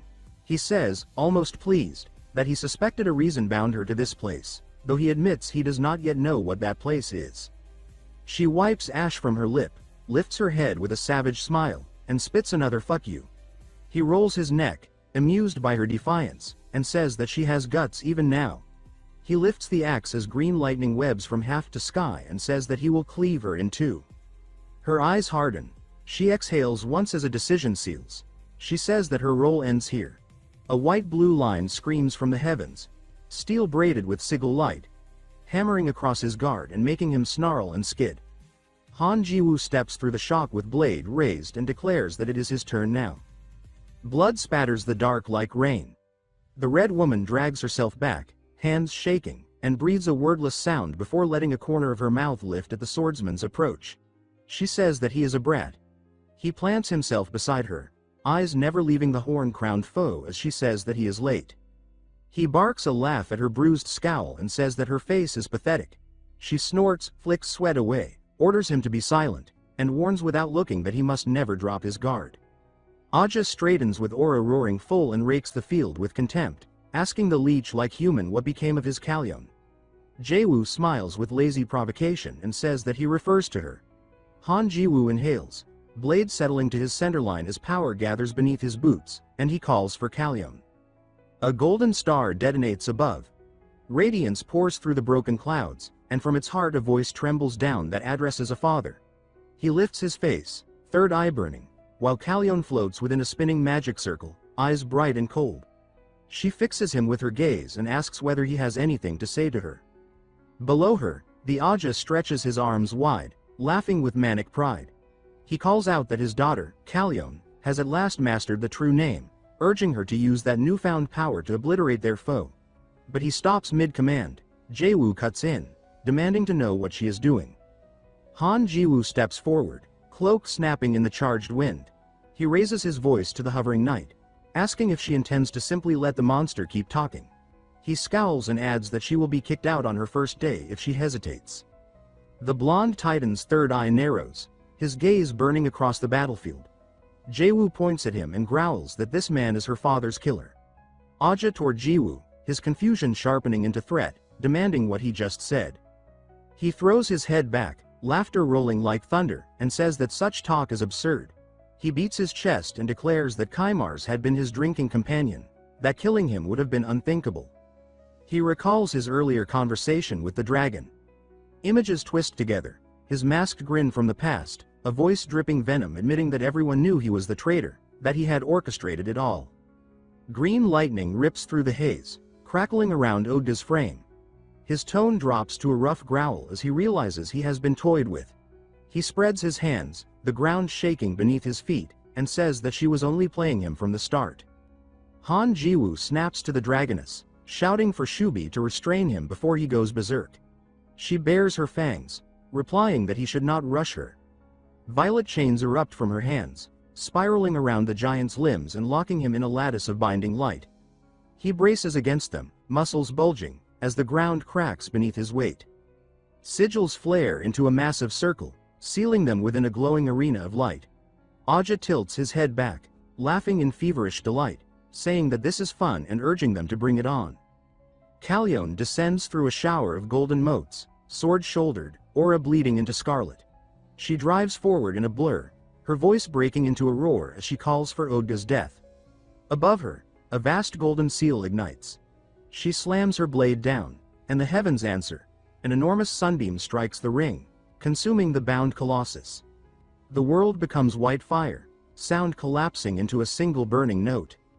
When the light fades, Odga's blackened silhouette stands frozen within the collapsing beam, shockwaves still tearing through the valley. Dust spirals outward. Kalyon staggers, planting her sword in the cracked ground to steady herself. Her breath shudders through the quiet. She lifts her head, voice trembling as she says that she has finally done it. For a moment, the light gentles, shaping the outline of a familiar figure reaching toward her. She steps forward as if toward an embrace and whispers her father's name. But the vision scatters into ash. Her jaw tightens. She scrubs away her tears with a steel-smeared arm and forces her breath even. The sky rumbles again. Emerald fissures crawl through the clouds as pressure builds to a crushing peak, shaking stone and bone alike. The columns shiver and the sigil ring hums with a rising shriek. Aja pulls himself together inside the ruined arena, a giant of green fire and shadow. His face lifts toward her, neon eyes gleaming, and he says that her strike was excellent. His grin widens, fangs glinting. Kalyon tenses, gripping her weapon. Han Jiwoo raises a hand, dropping a violet lattice over the arena and announcing that the battle is already decided. The giant snarls, calling him an insect, aura flaring like sparks from a furnace. He surges to charge, then halts, eyes flashing at a fresh wound opening across his flank. He growls that it is not regenerating. A cold voice cuts through the din reciting, Guardian of Humanity. Pro tip, number 8. Han Jiwoo darts forward, cape cracking through the smoke. He slides low across shattered rock, grabs the sliced horn of Aja, and drives it full force downward. He laughs between breaths as he explains that the way to bind an immortal is to use its own body against it. A severed black horn, covered in pale runes, spears through the Colossus's chest, pinning him to the earth. The shockwave rings the mountains, shaking the stars. Blue system pains flare to life before them. You have defeated the third lord, Aja. Dropped items. Scharfrichter, Odga's corpse, Odga's horn, Odga's cloak. The proficiency of the S-rank skill, Summon Undead, has increased. Summoned vampires promoted to Daywalkers. New skill acquired.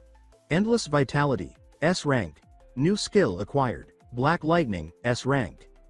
New skill acquired. Opera Nova, S-rank. New skill acquired. Ghostly Steps, SS rank. A final Gilded Pane declares, you have obtained the title, Hero. Rose-colored light flows from Shubi's palm toward Kalyon, calming the scorched air. She lowers her hand and says that it is over. Shubi breathes hard, glaring at the crater, and mutters through clenched teeth that survival itself feels like a mistake. She points at the ruin and snarls that all their comrades are dead anyway. Kalyon looks aside, eyes glistening, and murmurs that perhaps that is true. By sunset, as the party was departing, Han Jaewoo turns back, asking if she is coming. Her face brightens into a small smile as she says that she has finally found a place where she belongs. Night fades into a quiet room scented with herbs. A small girl sits trembling, a clay cup clutched in her hands. She complains that the medicine is too bitter. Her father crouches beside her and tells her to drink it all, reminding her that Lord Valor and his allies risked everything to retrieve it. She peeks up and asks if he will grant her wish once she finishes. He smiles and promises that he will. Outside the door, Jaewoo asks if everything he requested is arranged. The merchant covers his mouth, lowering his voice, glancing toward the sick room, and says that they should speak elsewhere so his daughter will not overhear. Sunlight spills through a window onto a heavy door. Jaewoo waits, arms folded and impatient, asking if the task is complete. The merchant reports that the lighter guild is resisting. The fur-collared guildmaster rubs his temples, muttering that those debtors are making trouble likely because of their ties to the Elector of Saxony. He recalls a blonde patron waving lazily, reminding the guildmaster that his group are valuable customers. Laughing, he says that the guilds have always been friends. Tone cuts in sharply as he tells the merchant to simply arrange a meeting with the Elector of Saxony. The guildmaster startles, then agrees. Valor folds his hands behind his back and remarks that the lighters must be terrified of losing their Saxony connection once the debt is transferred. When the guildmaster confirms this, Valor lets out a thin laugh, calling it troublesome. He begins pacing, thoughts whirring. He reasons that the lighters' recklessness now makes sense. He thinks that if it had been only the Emperor and the home of heaven, the balance might have held, but with Saxony involved, the scales tip. He imagines circling beasts and a restless tiger, and concludes that even Walpurgis must be sleepless under such tension. He taps his temple and urges himself to think, reminding himself that he had once been a ranker in this game and should be able to devise a plan.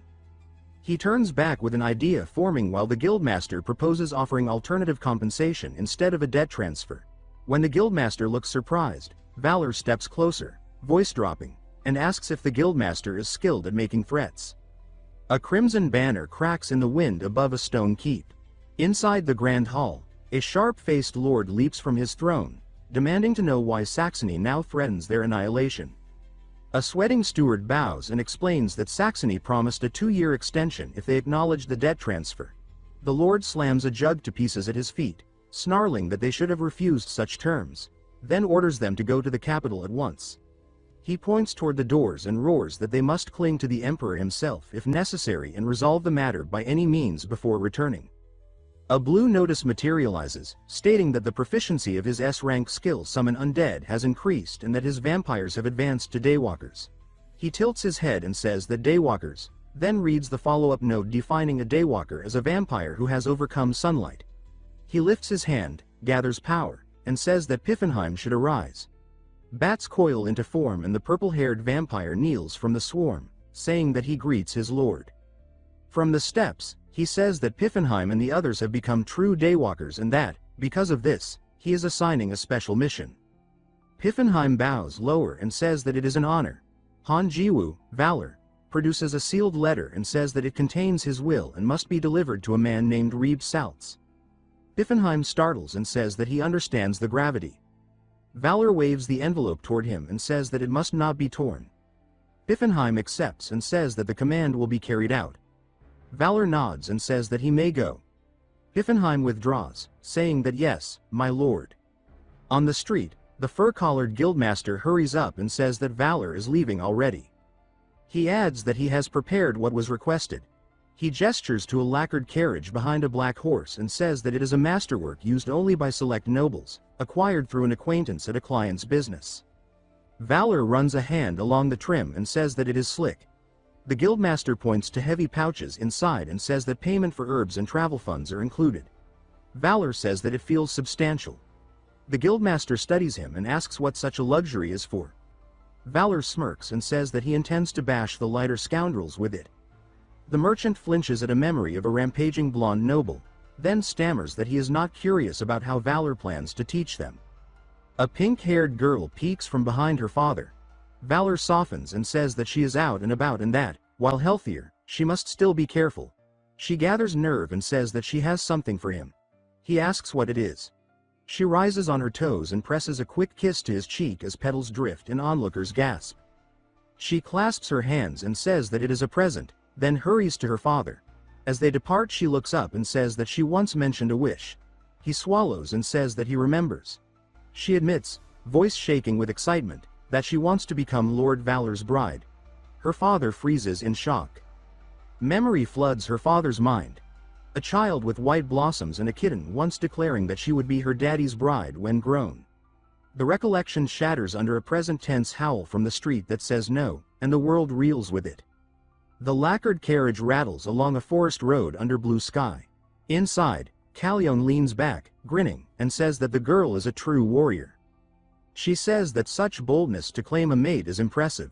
He lounges opposite, one leg up hugging the gold. She asks, amused, if their lord likes money that much.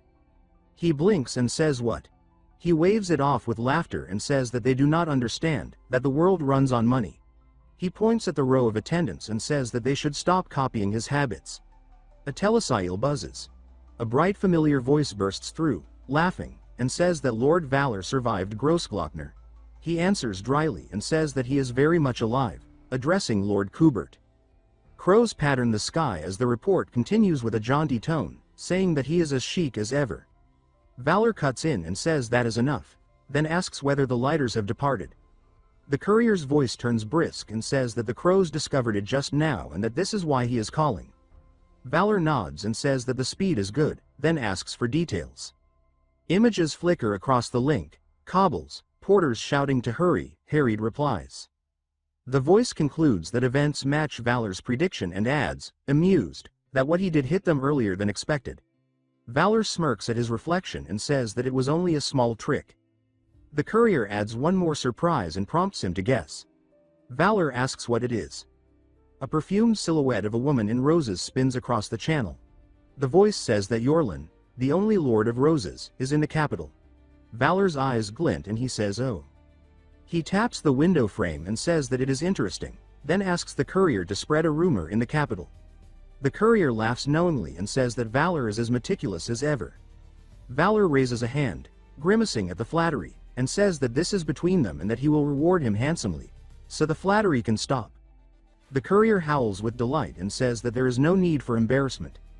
Valor clicks the sigil off and says that he will trust him and end the call. He lets his hand drop and mutters that the phrase between you and me is creepy. Callion studies him and asks if this Kubert is the one from Pilsen, adding that his connections are wider than expected.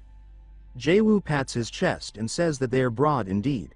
He turns his gaze to Callion Elf and adds, edged, that there is another matter. She stiffens with twitching ears and asks why he is staring at her like that. The maid beside her flails and shrieks. Valor laces his fingers, mischief curling his mouth, and says that dear Callion should make a stage debut. The view lifts to Vienna's spires and avenues. Over ale and gossip, townsmen trade rumors. One says that Kaimars's daughter arrives today. Another rubs his chin and says that Kaimars is long dead. Their imaginations flash with a horned monster and a child crying for her father. The first insists that Demon Lord Aja killed Kaimars and kidnapped his daughter. The second asks why. The first says that Aja coveted Kaimars's technique and perhaps more. The second prompts for more. The first leans in and says that the daughter is breathtakingly beautiful. The second sputters that this cannot be the only reason. The carriage rolls into the capital as townsfolk point and shout that the visitors have arrived. From the coach, Kalyon asks shyly if this spectacle is necessary.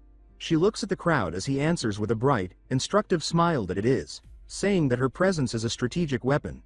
She repeats the phrase in confusion and says that she thought weapons were great swords and axes. He laughs and scolds that she should not speak so while dressed beautifully, then waves to the onlookers and says that she should imitate him. He poses in the doorway and coaches her. He says that one hand should go under her face. He says that the other should rest on her gathered knees. He lowers his voice and says that she should wear her most bashful expression. He demonstrates with a sparkling grin and says that he is so very shy. She stiffens, the old commander in her bristling, and says that he expects an action commander who led an army to do that. He claps and says that she should begin and perform with energy for the crowd. She tries to preserve dignity and says that an action commander still has pride. He sighs that this is getting dull. He narrows his eyes and asks if she wants to be fired. He taps the seat and says that she can get out if she is unwilling. She swallows, then, ears red, repeats his cues to herself. Hand under face, hand on knee, shy expression, and prepares. The crowd presses close, expectant. She strikes the pose with burning cheeks. Petals seem to bloom as she murmurs the line about being shy. The square freezes for a beat, then erupts. She peeks at Valor and asks, uncertain, if she did it correctly. The roar swells. She squeaks into a breathless cry and, still crimson, asks again if it is right. Across the city, in a chandeliered hall, a horned woman in a rose dress steps to a dais and addresses her staff. She says that a very important guest is coming. She admits that it might not be her place to say and then confesses that to her this person is more important than the emperor or any demon lord. She begs their best efforts. She orders the chefs to prepare the most delicious meal they have ever made and the maids to make the venue more beautiful than her rose palace. An aide reports that the guests will arrive shortly. She echoes already, breath-catching, then turns back and declares that everyone should do their utmost so today becomes the greatest day of that person's life. For her Lord Kaimars. Under a storm of golden roses, time rewinds. Roland, the demon king of Rose. Her beauty and voice, both can captivate anyone who beholds her, yet warns that her real power lies elsewhere. Her tongue is her blade, her diplomacy as deadly as any weapon. The scene shifts to a shining city, petals and papers spinning in the wind around her parasol. The narration explains that through brilliance and control, she transforms Roserant into a flawless nation, so efficient and dazzling that its people call her the Bride of Roserant. But, the voice adds, they do not know the truth behind her crown. Dusk falls. Roland walks through a golden field beside a tall white-haired man, Lord Kaimars, and a small silver-haired girl. Facing him, her expression is tender and pleading. She says that he is the only one to whom she can open her heart. Hand pressed to her chest, she insists that her feelings will never change and begs him to believe her. Little Kalyon cuts in calling him, Dad. Kaimars carries the little girl, Kalyon, in his arms. From Roland's viewpoint, she watches them draw near. The child looks at her father curiously and asks who the beautiful lady is. Kaimars replies lightly that she is a co-worker. The girl stares at Roland's crimson figure and says that she's the prettiest person she's ever seen. Later, the sun sinks into amber light. Kalyon runs to Roland, clutching a small parcel wrapped with care. She proudly announces that she and Uncle Odgash made it together, urging Roland to take it. When she opens it, it's a bundle of cookies, some imperfect, others neatly shaped. The girl beams and says that because Roland is so pretty, she deserves the best one.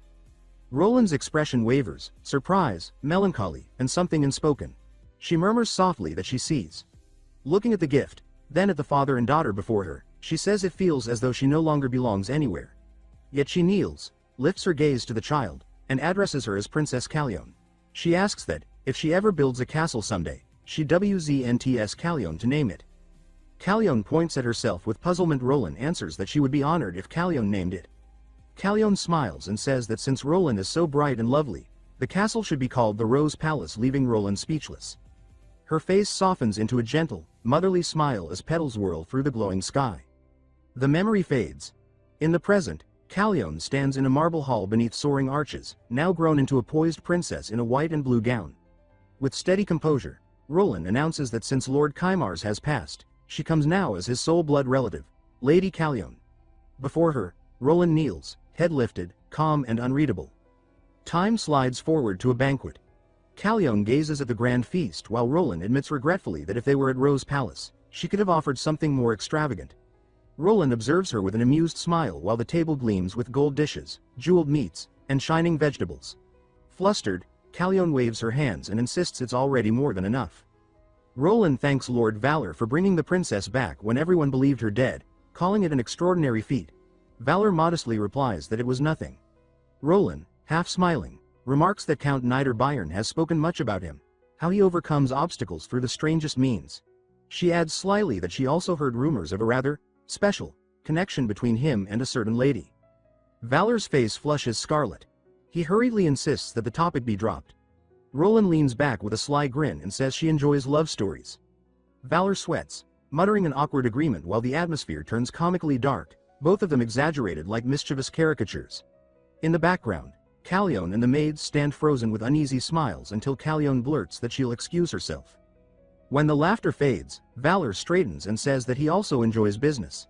The chandelier glints as Valor collects himself and finally states his true purpose. He comes bearing a message for Lady Roland from Elector Steele Philip. Roland's gaze sharpens instantly. She thinks that her suspicion was right, he lives. She asks calmly if she may meet him. Valor raises his cup and says that the Elector's condition prevents it, explaining that he comes as Philip's proxy. Inwardly, he notes wryly that the man is, in fact, dead. Roland tilts her head, intrigued, then invites him to continue. Valor relays that Philip, unable to act publicly, has granted Valor full authority as his proxy and instructs Roland to aid him in reclaiming the pulse. Valor decides that, even if this is a lie, convincing Roland is all that matters. Behind his courteous smile, his mind runs dark. Margaretta's recent curse proves that Pezamet is supported by the Grand Lord himself. That means ordinary means won't work. He cannot kill those protected by such power, and so he needs Roland's alliance. Out loud, he calmly concludes Philip's message, while pouring more tea. Roland stirs her cup, watching the rising steam, and says she has one condition. Valor leans forward with interest. She reminds him that Rosarant suffers under an imperial blockade. If he truly has the Elector's authority, then his words must reach the Emperor. Valor's grin widens.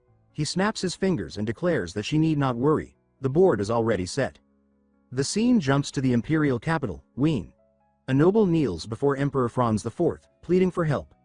Franz, lounging in his red cloak and crown, apologizes with mock regret. He says he initially refused but changed his mind after hearing their contribution. Bags of gold spill open beside the throne, light flashing on the coins. The noble stiffens, realizing he's been betrayed. In his mind echoes the order he'd once received, to fix the crisis by any means necessary. Now, seeing bribery win where loyalty failed, rage tightens his fists. A herald's voice breaks the tension, announcing Lord Valor's arrival. The Emperor muses aloud that it's about time. The doors swing open, and Valor strides in, poised and immaculate. He bows and introduces himself with flawless courtesy. The Emperor waves lazily toward the kneeling noble and says Valor should ignore the man. He's just decoration. Valor smiles politely, then requests a private audience. The Emperor sighs but waves his hand in agreement. Guards seize the kneeling man, dragging him away as he screams that House Ritter has always served faithfully. His pleas echo through the hall, unanswered. As he's pulled away, he catches Valor's cold smile, small, knowing, merciless. Realization dawns on his face a moment before he's gone. Valor's smirk fades into calm as the door shuts behind them. Lightning flashes over Odgash's fortress. Inside, Margareta rages before her gathered followers. Watching the projection of her father's forces and the human envoys, she realizes he's acted without her and screams that he's a fool. Her subordinates whisper nervously that someone powerful must be backing him. Margareta's fury burns until her veins bulge. She curses Kalyeon's name as the cause of everything. Just then, a trembling slime servant rushes in, stammering that the Emperor has issued an economic blockade against them. Margareta freezes, stunned, then slowly turns toward the messenger. The hall falls silent. The slime asks if she's all right. For a heartbeat, she says nothing. Then the scene erupts into exaggerated color as she bursts out, shouting what that's supposed to mean. Her followers stare helplessly until one mutters that they're completely doomed. After the previous petitioner was dragged away and silence returned to the hall, the red carpet lay clean before the throne. The emperor peered down the length of it and asked offhandedly if they were done. Valor, alone at its center, answered brightly that yes, now it was clean. Straightening his vest, Valor gestured toward the windows and said that the sight of the prosperous capital filled him with awe for his majesty's achievements, admitting he felt unworthy to stand there. The emperor curtly told him that was enough flattery, inwardly scoffing that the man was a slick little weasel. The emperor's thoughts darkened. In a short time, Valor had used Kaimars's daughter, Kalyon, to calm anti-demon unrest and win allies. Clever, yes, but still a trembling mouse before a lion. He pictured himself as that lion, watching the mouse squirm. Valor, reading the thought in his eyes, decided the emperor already knew everything and resolved to talk his way through it. The emperor told him to speak. Valor stepped forward, bowed on one knee, and humbly requested that the economic blockade on Rosarin be shifted to Odgash's dominion. From above, the emperor asked what benefit that would bring him. Valor replied that his majesty would gain a friendship treaty with the Rose Demon King. The emperor laughed loudly, calling the idea absurd. Did Valor really think that ancient spider would ever obey him? Valor answered calmly that she would. The emperor paused, surprised, and asked if Roland herself had agreed to pay tribute. Valor nodded confidently. A bead of sweat rolled down the emperor's temple as he demanded proof. Smiling, Valor produced the signed document. He then argued that Odgash was the continent's most hated villain, and that sanctioning him would make the emperor's name shine worldwide. He described cheering crowds and imperial glory until the emperor, staring at the paper, murmured that it was interesting, especially the signature of Princess Kalyon. Still, he slammed the armrest, declaring that politics was not driven by emotion. Valor smiled tightly, thinking bitterly that the emperor hadn't said that when he punished Rosarin for refusing tribute. Out loud, he continued smoothly, explaining that Odgash's army was preparing to strike again and that the empire's people were afraid. It was time, he said, for decisive action. The emperor studied him in silence before remarking that Valor truly had a silver tongue, enough to pay off 10 million florins. Valor bowed, saying his majesty was too kind. In his vision, a faint message appeared. Mephistopheles is acting. Activated, deception enhanced. Eyes gleaming, he declared that he only wished to serve his sovereign with loyalty. Before he could finish his speech, the emperor slammed his fist down, roaring that Valor was an insolent fool to think sweet words could sway him. He shouted for guards to seize him. Valor cried out in shock as armored hands gripped his arms, dragged away. He thought frantically that something was wrong. Then the world shifted. Music and laughter filled the same palace, now dressed for a feast. The emperor laughed heartily beside Valor, saying he had never met a man with such honeyed words. When Valor addressed him as, "Your Majesty," the emperor interrupted, insisting he call him uncle. Valor forced a smile and obeyed. The emperor, beaming, called him his adorable nephew and promised him anything, wealth, power, whatever he desired. Those words echoed later in a shadowed alley. A hooded man clenched his fists, seething that that position should have been his. Others gathered around, whispering darkly. One suggested kidnapping Valpurgis. Another protested, calling it madness. The first spat that failure meant ruin, while a third voice mocked them all, and then suddenly agreed, grinning that they should do it now. Back in the palace, Valor lay sprawled on his bed, groaning that he was dying. Kalyon, arms crossed, remarked that this was what he got for drinking everything. Valor laughed, saying this was simply social life. He then muttered for her to go away and let him rest. A ringing tone cut the air.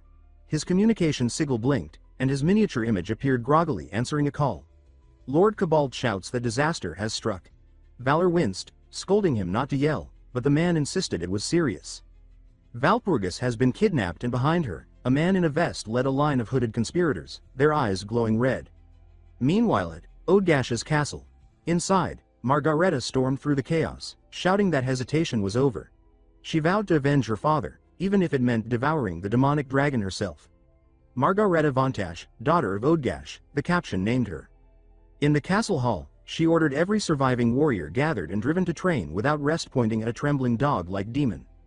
Another subordinate murmured that the dragon wasn't alone. A loud crash answered him. Margareta grinned, declaring that they would march to Gross Glockner. A sweating slime creature begged her to be cautious, warning that the emperor had blockaded them and that Valpurgis had resurrected Saint Margareta of the Sisterhood. Images flickered of the saint, radiant and smiling, and of Roland, hiding her laughter behind a red fan. The slime started to speak but screamed as Margaretta's heel crushed him flat. She glared down coldly, calling him a weakling who dared block her path. Nearby, a metal-masked demon only stared, silent. As darkness closed in, one resigned voice muttered, "Damn it, we're screwed."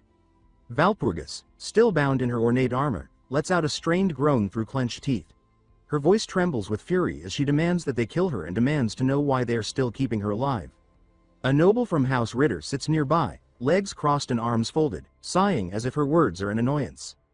He says that he has already explained that his goal is only to persuade the Emperor. Standing beside him, another man grins confidently and claims that their fortress is unbreakable, surrounded by a lake and protected by iron walls.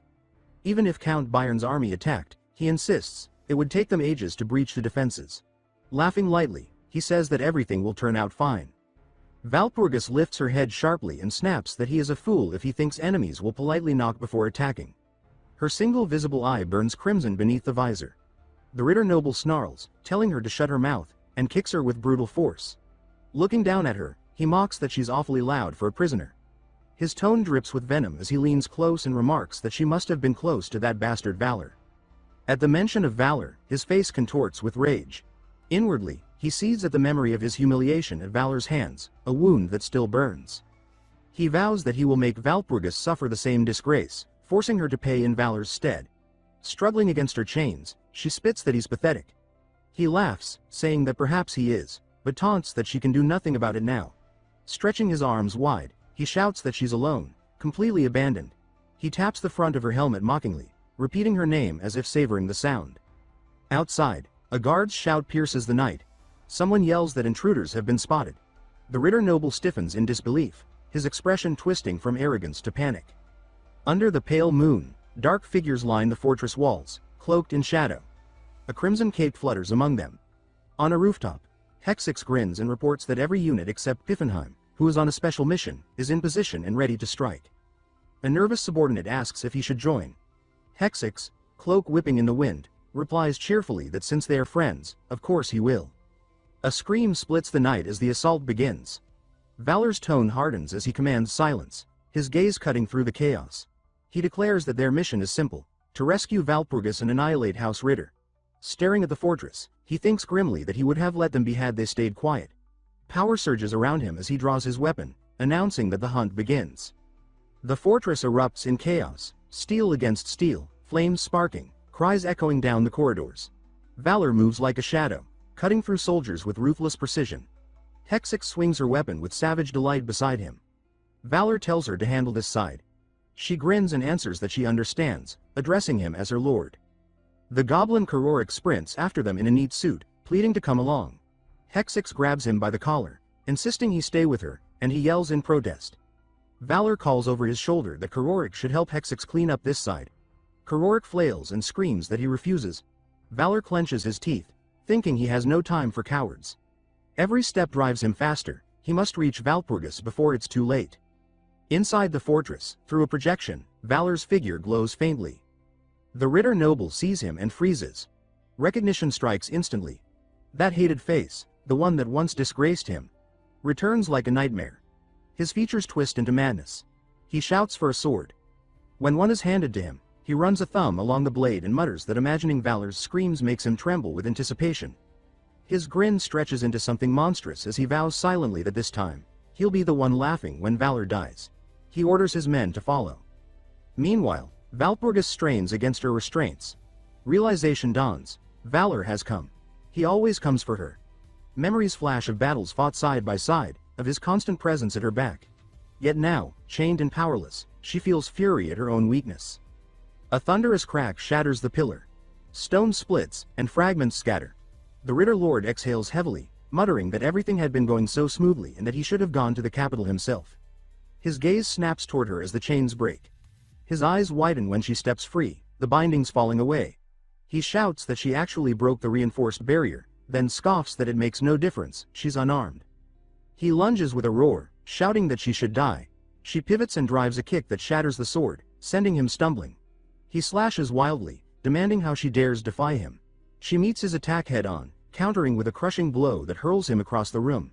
Standing tall, she says coldly that she will no longer rely on others. That she will end this herself, addressing him as Lord Ritter. He scrambles back, begging her to wait, insisting that the kidnapping wasn't his idea, that it was his son's foolishness. She answers sharply that it makes no difference. Another devastating strike tears the chamber apart. He collapses, trembling, muttering that she's a monster. She tilts her head, saying that calling a lady a monster is quite rude. The ground rumbles beneath them. Ritter laughs suddenly and declares that the real monster has awakened. He says that if monsters exist, they should fight each other. He bellows for Igor. Elsewhere, Valor rushes through the corridors, demanding to know if he's headed the right way. Over the link, Cobalt confirms that he's tracking through familiars and adds that something, or someone, called Igor has appeared near Valpurgis. Valor repeats the name, puzzled. Cobalt explains that Igor is a weapon under Ritter's command, a human creation infamous for the massacre at Ritter Castle, a beast in human form. Valor mutters that such a thing wasn't in the original storyline. Cobalt asks what he means, but Valor brushes it off, thanks him, and cuts the link. The raging noble charges Valor with a roar. Valor flicks his hand. Dark power blooms under the attacker. The man screams a slur, asking how Valor dares humiliate him like that, and then cries out in confusion, as the shadow creature slams his fist on his head. Valor glances down at the crumpled form and asks what this is, then mutters in irritation that wasted so much time, and sprints on. In the Lord's chamber, Ritter laughs manically as a massive shadow stirs in the dust. The creature rises, a towering abomination of steel and flesh. Valpurgis recognizes the hulking form and realizes this was the monster that ambushed and captured her. She steadies herself, reminding that as a warrior of the Valpurga convent, she must not falter. The giant's aura explodes outward, shaking the chamber. Ritter grins wickedly and says that she just mentioned a word that Igor hates more than anything, the name Valpurga convent. He repeats it gleefully. Valpurgis gasps, demanding to know why that enrages him. Across the fortress, the ground quakes as Igor bellows with fury. Ritter laughs manically, pointing toward her, shouting that the monster should kill the monster. As Igor's roar fills the fortress, Valpurgis braces herself for the coming clash. Steam rises from a meager meal, a lone patty atop wilted greens, with small bowls of eggs and sauce on the side. Margareta slams her fist against the table, demanding to know what kind of pathetic spread this is.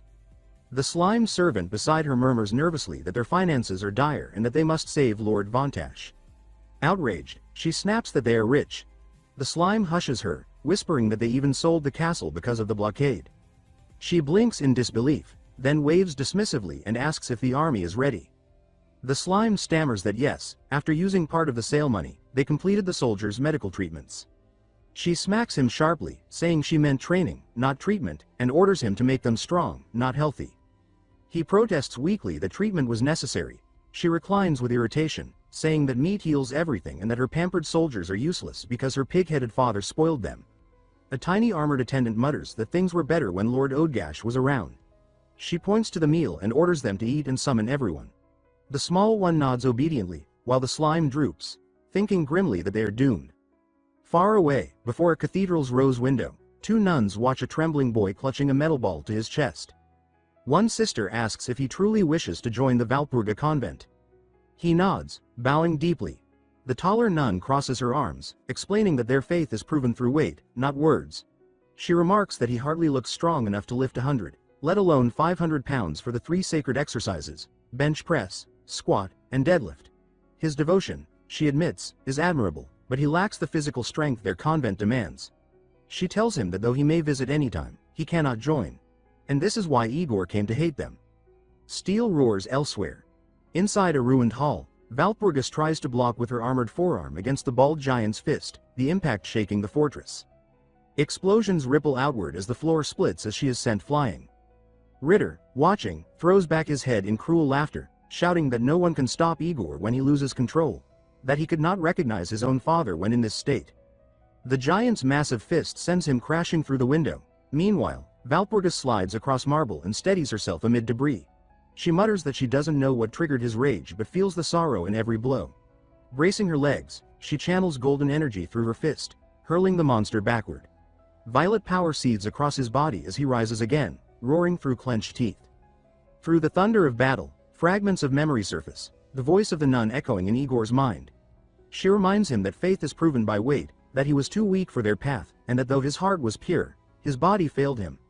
The boy appears in memory, performing push-ups, lifting boulders, and years later, smiling proudly at the reflection of his hardened form. until suddenly all his hair fell down and he became bald, truly a huge tragedy. In the present, Igor charges with unstoppable force. Walpurgis dives beneath his swing, drives a knee upward, and exhales a sharp, focused breath before striking again. Rain begins to seep through the shattered ceiling. She steadies herself and says that when his fists no longer waver, she will face him again. Across the fractured floor, they prepare for another clash as debris falls like rain. Outside, she presses a hand to her helmet, murmuring that perhaps she fought too hard. The fortress is crumbling. In the distant corridors, Valor sprints forward, cloak snapping in the storm of dust. The walls tremble around him, and he mutters in alarm, wondering if it's an earthquake. A section of the arch collapses. He shouts for Rublania and cuts through the falling stone with a flash of light, carving a tunnel ahead. Dust billows over him as he curses under his breath.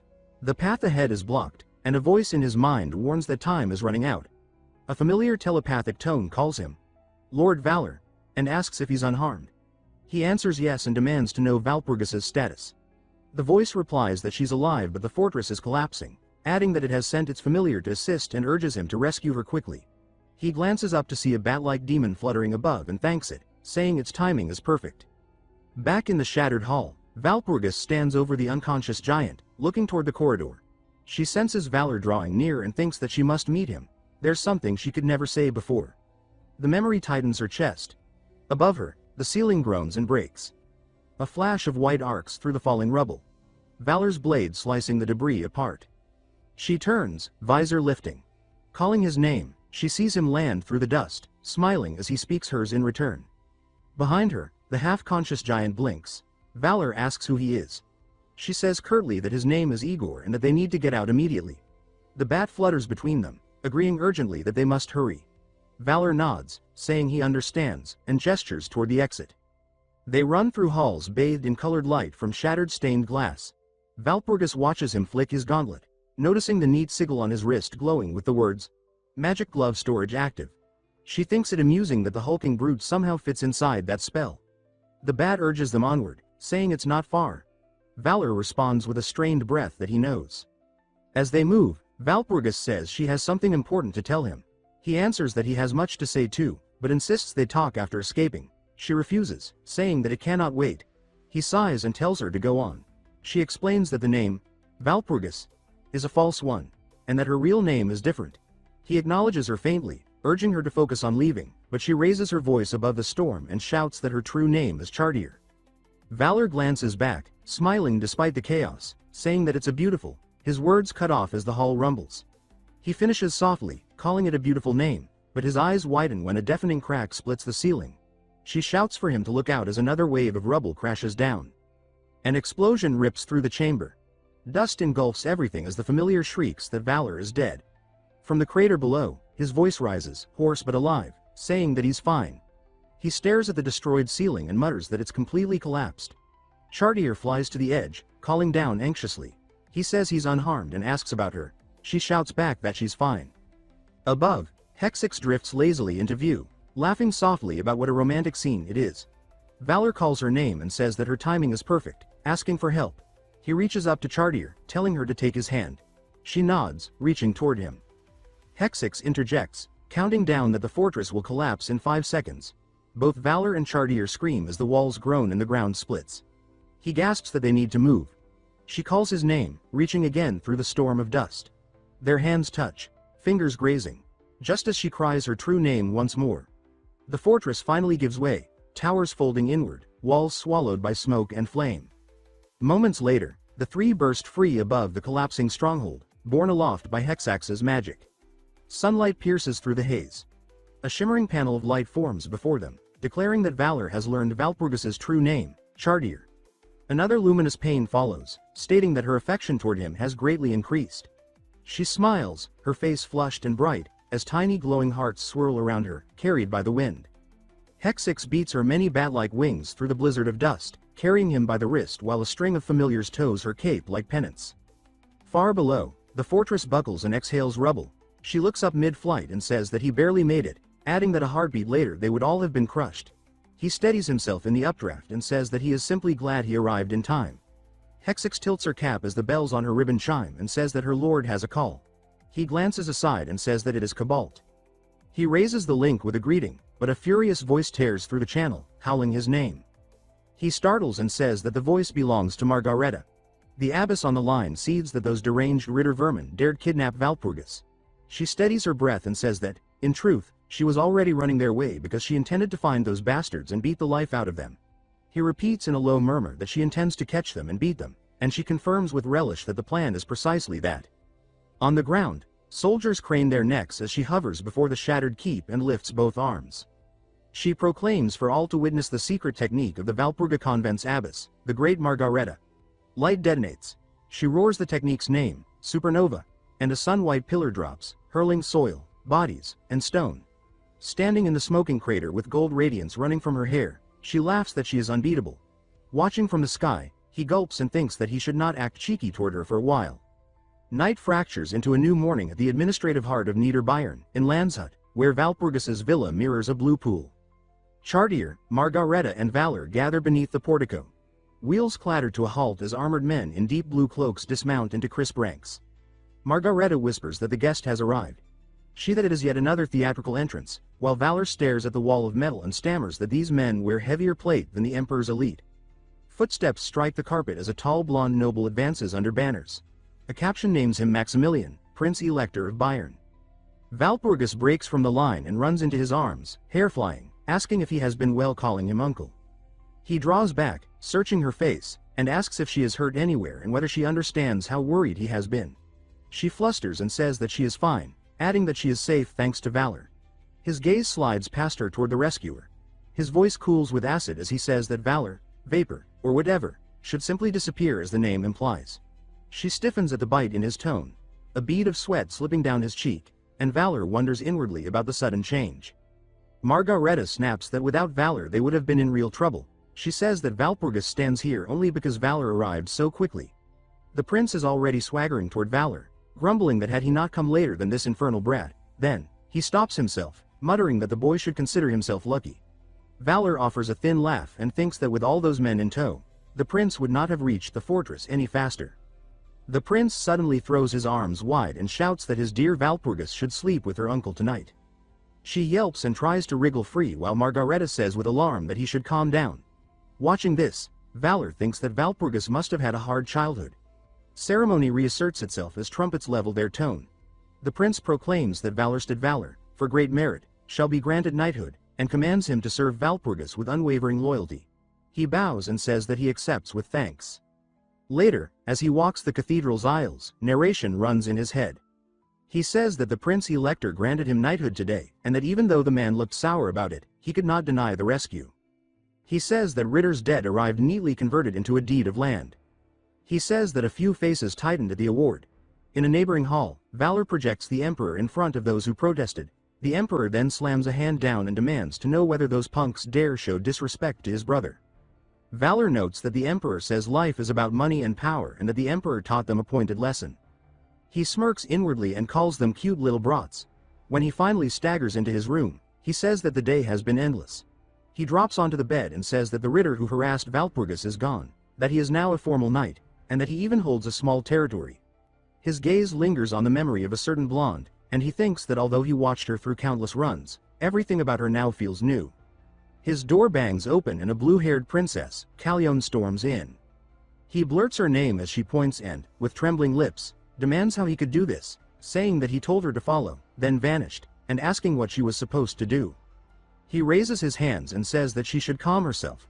Roland glides in and addresses Princess Callione, advising that the princess stand down for now, compose herself, and challenge again later. The princess blinks and asks if compose means more strength training. She says that under Odgash she already trained enough. Roland waves a hand and says that she means a different kind of composure. Moments later, the princess flushes pink and relaxes. A beat later, the princess declares that she will stand down and orders Valor to answer when summoned, while Roland trills a delighted laugh and takes her leave. Valor rubs his temple, wondering what was just whispered. He says that Roland saved him. A calm voice remarks that vanishing from the capital without a word would startle anyone. He yawns and says that he intends to sleep. Then a gentle call of his name drifts from the balcony. He turns to see Chartier framed by roses, gloved hands gathered at her waist, eyes luminous. She stands within the petals and tilts her head, asking that he walk with her. He startles, warmth flickering across his face, and says that they should go at once. They step beneath a crescent moon. He brushes dust from his sleeves and says that the day truly was chaos. She keeps pace and says that it certainly was. Night insects trill. He steals a glance and says that Valpurgis was an alias. She nods and says that, strictly speaking, it is her baptismal name, adding that the festival for the goddess Valpurga is called Valpurgis. He says that this is why it sounded akin to the goddess of compassion. Inwardly, he recites the pantheon of this world. He says that Rugen is the god of justice. He says that Valpurga is the goddess of compassion. He says that Orbiana rules nature and life. He says that Marga governs light, and he says that Aquila is the sovereign of time and space. Because she serves Valpurga's convent, he gathers nerve and says that Chartier is a lovely name. She colors and says that she is surprised but pleased. He thinks that the name suits her, and she leans closer to say that he may use it when it is just the two of them. He pumps a fist at his side and says that he understands, using it only in private. He grins inwardly, thinking that at this pace there might even be, he stammers in his thoughts, an actual kiss. A pillar of crimson crashes down before them with a thunderclap. He wheels and shields Chartier, jaw tight. The red-horned dragoness drops into the smoking crater, eyes blazing, and says that Valor should come along with her now, while he could only grumble at how shitty life is. Meanwhile, Margareta Vontash's voice rolls across the grounds as she cries that everyone must assemble. Demons and monsters spill from shadowed hedges into the clearing. She plants hands on her hips and glares at the ragtag horde. She asks why all of them are in their underwear. A slime bobs and says that they have no money. She argues that they sold the castle. He adds that payments are delayed by the economic blockade. She slices the air with a finger and says enough, fix it. Then she squares her shoulders and jerks a thumb over her shoulder, saying anyway, and lifts her arm high. She declares that their destination now is the lair of the demonic dragon, Gross Glockner. She grins wide, fangs bright, raises a clenched fist, and says that they should fear nothing and devour anything that moves, then screams that the demonic dragon is hers. As Shubi carries him through the night sky, Valor loses his temper at the worst possible time. She questions whether he has started some kind of reckless rampage. He rejects the accusation at once and insists that it is nothing of the sort. Gritting his teeth, he says that a disaster of this scale should be handled by people far above his rank. She refuses to accept that answer and argues that only he can deal with what is unfolding. The red dragon woman descends with him and lands on shattered stone. Her wings fold neatly behind her as faint green motes drift through the darkness like scattered fireflies. He turns to face her across the broken ground and asks what she intends to accomplish here. Her eyes narrow as she studies the strange and abnormal energy that had risen from his body moments ago. Inwardly, she thinks that he is cunning enough to toy even with Agesh. Fragments of old memories continue surfacing in her mind. She recalls what she witnessed long ago and becomes convinced that it can only be him. Stepping closer, she presses a finger against his forehead. He flinches at the sudden touch and demands to know what she is. She calmly asks whether he can hear her voice. He replies that he can hear her clearly. She says that this is good and declares that from this moment forward they will form a pact known as a soul oath. He repeats the unfamiliar term in disbelief and asks what such an oath entails. She explains that it requires them to stake their souls as collateral in order to safeguard each other's secrets. She adds that this kind of pact demands a dangerous being to act as its witness. He echoes her words and asks what she means by a dangerous being. Then he asks whether she intends to summon the Grand Lord of Darkness as their witness. When he reads her expression, he realizes that his suspicion is correct. His thoughts turn cautious. When he dealt with Margarita before, he survived only because she carried an angel's heart. He wonders what chance he has now. Raising a hand, he asks what will happen if he refuses. She repeats the word refusal and purple power swells around her body. The pressure crashes down on him. He braces himself against it, frustration rising, and thinks that she truly ought to rely on words instead of force. He interrupts her and says that he has a condition. If they are going to proceed, he declares that he will set terms. She answers immediately that she understands. He freezes, caught off guard, and asks why she is agreeing so easily. He coughs, steadies himself, and says that he appreciates people who are straightforward. He adds that a dragon's promise is said to be the most trustworthy vow in existence. A slow, intrigued smile curves his lips as he thinks that this arrangement may prove interesting. The dragon woman lifts a hand to her mouth and says that she will first express her gratitude. Determination hardens her gaze as she announces that they should begin. A surge of black, violet power slams down between them, and the air roars as the ritual's force descends. Valor doubles over as darkness presses against him. Through clenched teeth, he says that his mind feels as though it is being torn loose and carried away. The red dragon snarls that he must focus and keep his thoughts sharp, warning that the place he is entering lies closer to the afterlife than to the living world. Through the haze, a blue system window flickers into view with the message that the player's soul is protected. Valor forces his eyes open and says that this is on an entirely different level compared to what happened with Margareta. The world collapses around them, dissolving into an endless black expanse. Valor walks forward into the void, each step answered by hollow, repeating echoes. He scans the emptiness carefully. The dragon's voice breaks through, stating that there is nothing here. She calls his name, Valor, loudly, as if trying to anchor him to himself. He glances at her and asks what is wrong with her, remarking that the expression she is wearing does not suit her. She stammers that he suddenly changed. He brushes aside the comment and says that they should stop wasting time and complete the ritual. She reluctantly agrees. Turning away from them, she spreads her stance and begins the invocation. She calls upon a being darker than darkness and deeper than the abyss. Her eyes flare as she continues, declaring that a small and insignificant being humbly seeks an audience. She calls out to the great boiling abyss. Silence answers her. Valor hesitates and asks whether that was all. She immediately responds that someone is approaching. A ripple spreads across the black surface like disturbed water, forming a widening vortex. From its center, a woman rises slowly, drenched in shadow. Long dark hair hangs heavily over her shoulders. She adjusts a round lens and its chain with composed movements. Her expression calm and unreadable, as though she had always been seated there. A voice observes that a dragon and a human stand before her. The dragon stiffens and hurriedly addresses the Grand Lord, attempting to explain their purpose, but the Grand Lord interrupts and states that they have come to form a pact. Valor jolts and asks how she knows. She replies simply that she knows. Leaning forward slightly, a faint smile touching her lips, the Grand Lord states that nothing can be concealed from her. She mentions that this includes Valor's intention to use knowledge of the seven demon couple as leverage. Valor responds that such leverage will only make the process faster. Without hesitation, he demands that the Grand Lord grant their request. Shubi cries out his name in alarm at his blatant disrespect. The Grand Lord merely watches, a trace of interest gleaming in her eye. Shubi exclaims that this being is the Grand Lord of Darkness. Valor tells her to wait a moment. The Grand Lord's tone turns amused as she calls him interesting, and then she agrees. She declares that she will grant the pact and bestow a small gift. As the power settles over them, she adds that at present Valor cannot withstand 3 sponsors. He stiffens and repeats the number in disbelief. His thoughts race as he insists inwardly that he should only have the sponsorship of he who crouches in the grave. The Grand Lord responds that he truly does not know yet. Valor snaps at her to stop reading his thoughts at will. She only smiles and says that he will discover the truth soon enough. Lifting a finger, she points. A violent explosion of light and pressure erupts, hurling both Valor and the dragon backward as the void screams. As the force pulls her presence away, she says that it will be until they meet again. Her voice lingers once more, expressing that when they meet next, she hopes his vessel will be far larger. Valor strains against the fading storm and forces out a furious, broken protest while darkness swallows the last trace of her words. Valor spits out his frustration and shouts that it is always like this with them. Overhead, thick clouds choke the night sky, leaving only a thin crescent moon to cast a pale glow across the wrecked terrain.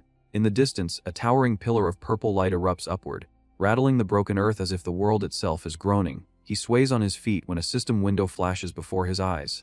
It informs him that his stamina and physical resistance have risen dramatically, and that his darkness energy has increased by a large margin. He exhales slowly, as though confirming the change within his own body, and says that this must be the result. The Grand Lord's final words echo in his mind. Her remark about meeting again and hoping his vessel will be much larger lingering like a shadow that refuses to fade. He narrows his eyes and reflects on what she meant. He wonders aloud whether that means he is expected to grow stronger. The red dragon snaps at him immediately and calls him an idiot. She warns that if he ends up marked by the Grand Lord of Darkness, then death will be the least of his concerns. Before he can respond, a violent surge of green energy whips across the battlefield, twisting like a storm. Margareta Fontache appears with wild confidence, raising her weapon high above her head as an emerald aura swells around her. She brings it crashing down, blasting rubble and dust outward in a thunderous explosion. Standing amid the shattered ground, she throws her arms wide, laughs loudly, and declares that she has come for the demonic dragon. Her laughter rolls across the cliffs. Valor stares in surprise and asks who that woman is supposed to be. The dragon, equally unsettled, answers that she has no idea. The horned woman points toward their ledge and orders the demonic dragon to come down immediately. She roars that the dragon should fight her and continues laughing as if she can barely contain her excitement. Margareta Fontache has arrived, brimming with fury. She keeps laughing and shouts the dragon's name, calling her the demonic dragon Schwarzteufel. She proclaims that she has come to avenge her pig-headed father and swings her fist as if already striking. Valor, his tone flat, tells Shubi to handle her. Shubi blurts out her disbelief, clearly stunned that he would issue such a casual order. A faint overlay of the Grand Lord's earlier words surfaces in his mind again, emphasizing that the gift itself could deal fatal damage simply by being received. Shubi spreads her arms and insists that her body is already in terrible condition. Valor throws out a hand in frustration and says that he does not know what else to do, because she is exhausted as well and can barely summon even a single undead at this point. Shubi clicks her tongue and mutters that it would have been better if he had not done something so foolish earlier. Another system notice appears, announcing that due to the gift of the boiling abyss, his HP has temporarily fallen below 10%. His eyes widen. A second message explains that because of the surge in darkness energy, he can now turn an even higher, rank darkness, type being into an undead. He remembers Philip instantly, and a dangerous idea begins to take shape in his mind. Lightning slams into the ground with a deafening crack. A red warning panel declares that the target is a higher, dimensional life form. Another alert warns that summoning it may endanger the player's life. Valor smiles despite the blood gathering at the corner of his mouth. He reflects that, at the moment, the only true support he has comes from the Gravekeeper. He admits to himself that he still knows nothing about the other sponsor, yet somehow he has received attention from 3 Transcendents. His expression hardens as he decides that this situation will not break him, even as the warning about life-threatening consequences pulses insistently before him. He thrusts his finger forward and declares that if that is how it works, then they might as well prepare 10 more sponsors while they are at it. Far above, the Grand Lord observes in calm silence, her fingers resting lightly near her lips, amusement flickering in her eyes. A burst of electric light explodes around Margareta as the summoning takes hold. She braces herself, her remaining followers gathering behind her, eyes sharp with tension. Purple shadows ripple and condense, forming a towering silhouette. The darkness thickens and crackles until a blond man clad in ornate armor materializes within a storm of violet aura and lightning, standing as if he does not belong in this world. Valor strides forward and tells Philip to stop posing and move aside. Philip's gaze, lit by a faint purple glow, sharpens. The air around him distorts as dark, violet wisps coil like restrained violence. Valor tilts his head, almost amused, and gathers darkness into his palm. A blue message flashes, announcing that Valor has overpowered the soul of Philip, the Elector Steel. A strangled shock escapes Philip as the force clamps down on him. With veins standing out along his temples, Philip snarls that he will kill Valor. Valor merely rests a hand against his chest and calmly tells him to try. Behind them, Margareta points and mocks that Valor truly believes a single undead can stand against her Grand Lord. She pauses, her gaze sharpening as she measures Philip's presence. A furious shout rings out, calling Valor an insolent brat. Margareta's side surges forward, massive figures and a snarling beast-like creature charging together. Philip raises his blade, and lunar black energy coils tightly around the steel. He releases a first-form sword art, then follows with consecutive crescent slashes. Purple arcs slice across the battlefield in overlapping waves, tearing through the attackers and reducing them to shredded remains. Philip lowers his sword and coldly dismisses them as vermin. Margareta goes still for a heartbeat, then bristles with rage. She hurls herself forward, shouting furiously about his insolence, descending from above with her weapon raised to crush him head-on. She charges in a blur, hammering the ground and sending shattered stone and white bursts of debris spraying into the air. She spits that he is nothing more than a rat scurrying around and drives green energy into her movements. Lunging again with a scream, a vertical spear of green power rips upward, but Philip answers with another lunar crescent. His dark arc cleaves through her assault and tears it apart. He slips inside her reach and strikes her hard, snapping her head sideways. Watching her stagger, he remarks that she is merely vermin who relies on brute strength alone. Margareta struggles to steady herself, blood staining her lips, but Philip strikes again. The blow caves in her posture and sends her skidding across the broken ground. One of her companions recoils in panic and cries out for Lady Von Tash. From a distance, Shubi observes silently before asking Valor whether Philip truly tore off the arm of the Pulse Elector. Valor confirms that he did. A faint smile curves Philip's lips as Valor comments that such brutality seems far more fitting for vampires. Margareta crashes near the trembling green slime. The creature rushes to her side and anxiously asks whether she is alright. Even with bruises and blood streaking her face, she insists that this level of injury is nothing. Philip advances, his presence heavy and oppressive. The slime, voice tight with urgency, warns that the undead is too powerful and urges retreat. Margareta forces herself upright, blood still on her mouth, and refuses to yield. She snarls that the bastards slaughtered all of her subordinates, adding that they were the ones her pig-headed father left behind. Purple energy coils around her as she regulates her breathing. She clenches her jaw, determined that she must surpass her father. Philip closes the distance in a flash of gold and black. His blade and aura descend like a falling star. A heavy, round-bodied armored follower charges between them and urgently tells her to retreat. Margareta grabs at him in desperation, but Zaguro abruptly strikes her unconscious and passes her to the slime. Understanding his intent, the slime carries her away and tells him to survive and return. Philip drifts forward with a detached, almost bored look and remarks that the absurd creature is not entirely incompetent. The armored undead braces as Philip's shadow falls over him, the moment tightening toward a clean execution. Valor intervenes sharply and orders them to stop. With his arms folded, he calls Philip by name and commands him to spare Zaguro. Philip pauses. The armored figure remains crouched, waiting. The killing intent in the air eases slightly as Philip turns away in obedience to Valor's command. Shubi watches from beside Valor and asks why he would spare someone like that. Valor answers with a faint smile that he does not kill without reason. He adds that the one he spared may prove useful later. Elsewhere, beneath a red moon, a blonde woman staggers through the darkness, her breathing ragged as hooded figures close in around her. A system title identifies her as the protector and peerless swordsman Falk. She grips her sword with both hands and surges forward, cutting down the attackers as steel clashes and blood splashes across the ground. Falk swings again, shouting through her exertion as she carves a path, but one assailant slips behind her and drives a weapon into her back. Her body jolts, her eyes widening as the blade pierces deep. The world fractures into flashing alerts. A cascade of red error messages floods her vision. A final system notice appears, declaring that Protector, peerless swordsman Falk, has been killed. Zaguro's massive armored frame lumbers forward through the settling dust. A voice calls out that he is still alive. He stretches a metal hand toward Margarita as if to check on her condition, but she lashes out and strikes him aside, her face twisted with anger. She says that if he had not interfered, she could have surpassed her father at that very moment. The green blob hovers anxiously near her shoulder, trembling as it addresses her as his lady. Margarita's breathing is uneven as she tries to swallow her frustration. Zaguro removes his helmet. Beneath the steel, a small purple-haired girl is revealed, her expression filled with relief as she says that she is grateful her lady is safe. The green blob clears his throat and explains that Zaguro surely did not act out of disrespect. He adds that, in truth, she moved only out of conviction to protect her lord. Margarita narrows her eyes, dark bruises forming along her cheek, and finally relents. She says that she will permit it this once and orders them to understand that clearly. Zaguro offers strained thanks, and the green blob quickly adds that it is good and that the matter is settled. At that exact moment, a flood of red system errors crashes across Valor's vision. The alerts declare that Guardian, peerless swordsman Falk, has been murdered. Valor jolts violently, calls out Shubi's name, and demands to know whether a Guardian has truly just been killed. He insists that if she knows anything, she must speak immediately. Shubi's expression tightens as she asks whether the Guardians are connected to the seal. Valor can only stare at her, confused by the sudden shift. Without another word, Shubi grabs him and tells him to follow her. She drags him down a steep rocky passage. They plunge through a gauntlet of traps, their bodies skidding, bouncing, and crashing through the darkness as they descend deeper underground. Mid-slide, Valor protests that she could have explained before dragging him off like this, and he demands to know what is happening. Shubi keeps pulling him forward and tells him to endure just a little longer because they are almost there. They burst into a sealed chamber. Heavy chains crisscross a massive door, and green fumes seep from its edges in slow, poisonous breaths. Shubi reminds him that she once said there was something tied to the survival of the world itself. She declares that this is exactly what she meant. Valor's expression hardens as she states plainly that if this seal breaks, the world will end instantly. She announces that she will open it. Valor's alarm spikes, and he asks whether there could possibly be something even worse behind it. The chain structure trembles.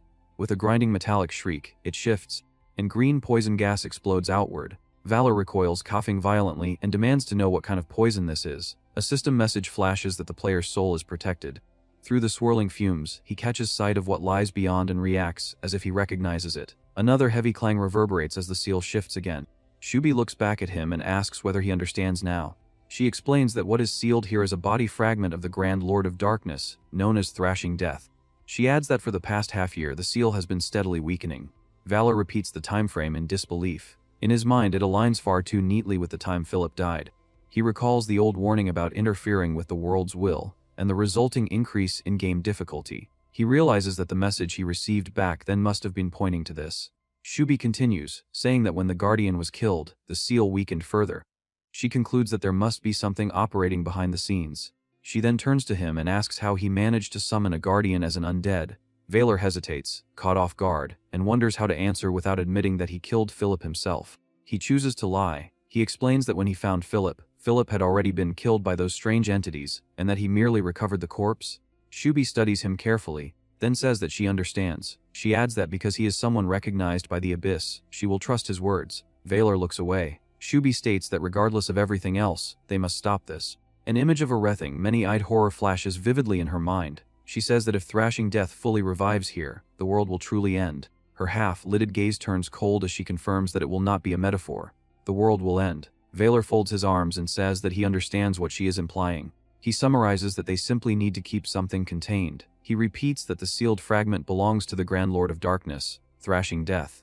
He lays out the structure as he sees it, hidden forces attempting to break the seal, guardians protecting it. As he speaks, he remarks that he is beginning to see the deeper framework of the game itself. He glances down at his own hand, as if weighing fate in his palm, and wonders whether this might be the true ending route. After a brief silence, he decides to accept the situation for now. He says that, just in case, he will leave Philip stationed there. He instructs Shubi not to destroy him because he may prove necessary later. Shubi responds with a short, clipped thanks. Valor adds that she probably does not care, but they have only just become a knight, and handling something like this alone is excessive. Shubi's lips curl into a smug smile as she informs him that he can relax. She says that she has an ace prepared. Later, she returns him to Landshut Valpurgis's villa. She carries him through the night sky and drops him near the estate grounds. She tells him that from this point forward he will be walking alone. Valor replies casually that he understands. Before she leaves, he turns back and asks whether she has forgotten something. With a teasing grin, he reminds her of what she once said about adjusting herself to him. Shubi freezes, visibly flustered. She hurriedly declares that she is leaving, then launches into the sky and waves a quick farewell before disappearing into the darkness. Left alone, Valor smirks and remarks that from now on, all of Shubi's florins will belong to him. As he says this, he notices movement nearby. Valpurgis's uncle is standing by the villa wall, putting up notices. Valor approaches and stares at one of the posters. His own face is printed clearly on it, labeled as a search notice with a reward written beneath. His expression stiffens, and he snaps in disbelief at what he is seeing. Still processing it, he turns and stammers as he asks whether Valpurgis believed he had gone missing, and actually posted these everywhere. The uncle reacts irritably and confirms that is exactly what happened. He mutters that Valpurgis could have simply left it alone and questions why they went through all that trouble. Before the uncle can continue, Valpurgis rushes in and clings to Valor, calling his name. Valor repeats her name under his breath, visibly unsettled. The uncle explodes in outrage, yelling at her to get off him and demanding to know what she thinks she is doing in public. At that moment, Margareta storms into view and scolds the uncle sharply, telling him to leave at once. Valor blurts out Mari's name in surprise. Mari welcomes him back warmly. She comments that he even managed to get along with a dragon and calls it impressive. Valor responds with a smug curve of his mouth, saying that he is still closer to Mari. Mari flutters awkwardly, flustered by the remark, and comments that he has become very smooth with his compliments. Valor then points out that she is receiving a call. Mari, sweating slightly, insists that she does not need to answer it. A booming voice suddenly roars across the courtyard, calling Margareta's name. A nun charges toward them, visibly furious. The nun demands to know how the High Abbess can remain at the top while avoiding strict duties and disappearing, dumping all responsibilities onto her subordinates. Mari trembles with indignation and argues that if that is the case, the nun should become High Abbess instead. The nun cries out that such logic makes no sense. Without hesitation, she hoists Mari over her shoulder like a sack and drags her away, ignoring Mari's protests as she demands to be put down. Valor watches the entire scene with a flat expression and comments that things seem quite peaceful. The uncle echoes the remark in disbelief. The scene shifts. Inside Valpurgis's bedroom, she sits across from Valor at a small table. She asks whether he is saying that he needs a territory. Valor confirms that he does. He explains that he must solidify his base before what comes next. Valpurgis replies that his current position is already strong and questions whether this is truly necessary. Valor answers that, like rowing with the current, he needs to secure his foundation while the timing favors him. He recalls the factions Shubi mentioned and the followers of Thrashing Death, describing them as forces where every member is at least a high-ranking demon king. He states that he will require an organization that will not fall behind in comparison. Valpurgis lowers her eyes and sighs softly. She apologizes inwardly for not being able to see all of his intentions, then says that she understands his reasoning. However, she reminds him that the bitter domain he was granted is currently in poor condition. Valor reflects that Mari has already turned it into a complete wasteland. Valpurgis explains that her uncle placed a bounty on the family patriarch's corpse, which has triggered a large-scale search. A call signal interrupts them. Valpurgis remarks that it sounds urgent and tells Valor to take it. He thanks her and accepts the call. A dark-haired retainer reports that they have located the Liebes child he requested, but they are still pursuing a certain count. Valor praises him by name, telling Fenheim to continue the search. The retainer acknowledges the order, then hesitates and asks him to wait a moment. Outside in the city, a towering, muscular man greets Valor loudly and remarks that he has been living like a wild leader. Valor greets Liebes Chalt and asks whether he has been well. Liebes Chalt replies that he has been well and explains that ever since Weitenbayer became a free city, talented individuals have gathered there. He adds that he has been busy recruiting comrades and that after the Narhem War, conditions improved significantly. Valor replies that he understands. Liebeschild complains that even here too many people are trying to squeeze into limited territories. A voice calls out for patience and asks seriously where people are supposed to live. A townsman mentions that people are lining up beyond the Rhine River, which sends chills down his spine. Another says that being a free city without taxes is appealing, but perhaps having nobles would be better since they would station troops to defend their own lands. Someone asks what they should do and suggests moving away, while another proposes that they simply observe the situation for now. Valor asks whether Weitenbeyer is currently peaceful. Liebeschild answers that it is not exactly peaceful. He explains that along the Rhine River, the orc army of Pazamoth has spread out and is starving them, blocking exits so that no one can leave. He remarks that such tactics are not typical of orcs. Valor notes that after their crushing defeat and the fall of their commander, the orc army's leadership must have changed. He recalls that Kallian was a genuine soldier. He speculates that the new commander must be an honorable bastard willing to starve people to death, and he repeats the phrase with interest. Valpurgis calls his name softly and asks whether he is all right. He answers that he is. She observes that he looks pleased. His expression twists into a sharp, eager grin as dark excitement gathers around him. In a grand hall filled with nobles, an orc noble raises a glass. A title identifies him as Orc Army Commander, in-Chief Gugashrak. One noble remarks that after Commander-in-Chief Kallian fell, he had expected Lord Gugashrak to become the next leader. Gugashrak responds modestly that the praise is excessive. The noble then mentions that he heard Gugashrak invested the tolls collected from the free city into the young orcs this time. The orc lord reflects that those children will one day become the future of the orcs, and he says that thought alone fills him with pride and deep satisfaction. Around him, his subordinates pour out praise, exclaiming that this is exactly what they expect from Lord Gugashrak, and they say that his affection for his people truly shows. They gush that even his character is remarkable. The atmosphere breaks when an orc soldier rushes into the hall, shouting for the general. He reports in alarm that posters have been plastered across every village beyond the Rhine River. Gugashrak demands to know why such a commotion is being made and snatches a poster to read it himself. The instant his eyes take in the words, fury ignites across his face. He tears the paper apart with shaking hands, shredding it in rage. He roars an order for them to find out immediately what is happening beyond the river. A subordinate snaps to attention and says that he will carry out the command at once. The scene shifts to the free city of Weitenbeyer. A crowd gathers thick in the streets while a hooded speaker addresses the citizens from above. He declares that the esteemed people of the city must already be hearing disturbing rumors. He claims that beyond the Rhine River, demons are lying in wait, preparing to threaten their safety and peace. He urges the people to look closely at those standing among them, then accuses certain figures of throwing away the city's security by colluding with demons. He insists that those same people are now leading the city council, and he asks how any of that could possibly make sense. The crowd erupts. Voices shout that traitors should be punished immediately, and that traitors deserve to die. The hooded figure proclaims that this is the moment for them to become one body. He says that survival depends on driving those greedy orcs back beyond the Rhine. He demands unity, and the crowd answers with roaring cheers. Orcs within the city try to push forward and stop it. They shout for everyone to quit this madness and angrily say that they cannot believe humans would swallow such nonsense. They insist that all they did was follow the proper logic of strength, and they demand to know how humans dare spread trash posters like that. One orc says that Commander-in-Chief Gugashrak will never forgive such an insult. The public surges forward, blinded by rage. In the chaos, they strike down the orcs, and violence detonates across the street. Loose papers whirl into the air as bodies collide and people scream. Amid the turmoil, a man watches with an amused smile. He removes his cloak and reveals himself as Valor. The proclamation becomes clear. It declares to humans, in the name of Gugashrak, Orc Commander-in-Chief appointed by Lord Pazamoth, that all who hear it now belong to the orcs. It states that the orcs will plunder and ravage, that they will kill all who are weak, and that they will use the entire human race as a stepping stone. The scene cuts to a grand hall where a speaker formally offers condolences regarding the Weitenbeyer tragedy. He condemns the ignorant people of Weitenbeyer for assaulting two honorable orc warriors and declares that they should be ashamed. Prince Elector Saxon stands before the assembly, his presence heavy and resolute. A public notice spreads under the title Weitenbeyer Tragedy. It states that in the year of 20, the Prince Elector of Saxon, who holds the highest protocol in the empire, said that the ignorant people of Weitenbeyer should be ashamed.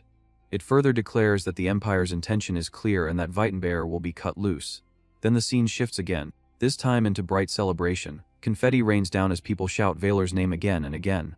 Valor steps forward in ceremonial attire while voices cry out for him and proclaim long life to Sir Valor. The crowd roars, surging with raised hands as he advances. Valpurgis tells him that everyone is welcoming him and urges him to say a few words. Valor looks out over them and thinks about how he started as a commoner, yet now stands here. He admits to himself that after everything he endured, after coming this far, he has finally reached this position. He acknowledges inwardly that even if he used the power of agitation, the important thing is that he climbed to this height. He begins to address the citizens of Weitenbayer, then steels himself with the thought that this is where it truly begins. He thrusts his arm upward and shouts for everyone to move forward. The crowd answers by shouting the same words back at him, chanting in rhythm with his call. He throws his head back and laughs loudly. Valpurgis observes that he looks happy. Valor of Valurst acquired Weitenbayer in 2 days. Inside, a feast erupts. Mugs lift high and cheers slam into the rafters. Valor raises his cup and tells everyone to relax, saying that they all worked hard for these past 2 days. Libby's child hooks an arm around Valor from behind, calls for everyone's attention, and complains about the stiff, formal talk. He declares that their main guy has somewhere else he needs to be. Valor panics and demands to know where. Before he can protest further, he is hauled away at a run. Valor is pushed into a quieter room. He freezes when he sees Chartier waiting there. She startles, he flusters, and he blurts that he is sorry. Chartier hurriedly says that it is fine, then admits that she wanted to talk with him. Valor agrees. Chartier praises him, saying that he truly is incredible and that he always breaks through situations in ways nobody expects. Valor refuses to accept the praise and insists that he only used wit in each moment. He adds that it was the same back then with Philip and the same yesterday as well, and he says that he does not deserve admiration like that. Chartier tells him not to belittle himself. She points out that he exploited Weitenbayer's hostility toward half, breeds and won their hearts in a single stroke, and she says it was only possible because he is Valorstad Valor. She declares that modesty is a sin now and orders him to stop and acknowledge his own worth. Valor admits that he thought she would dislike methods like this.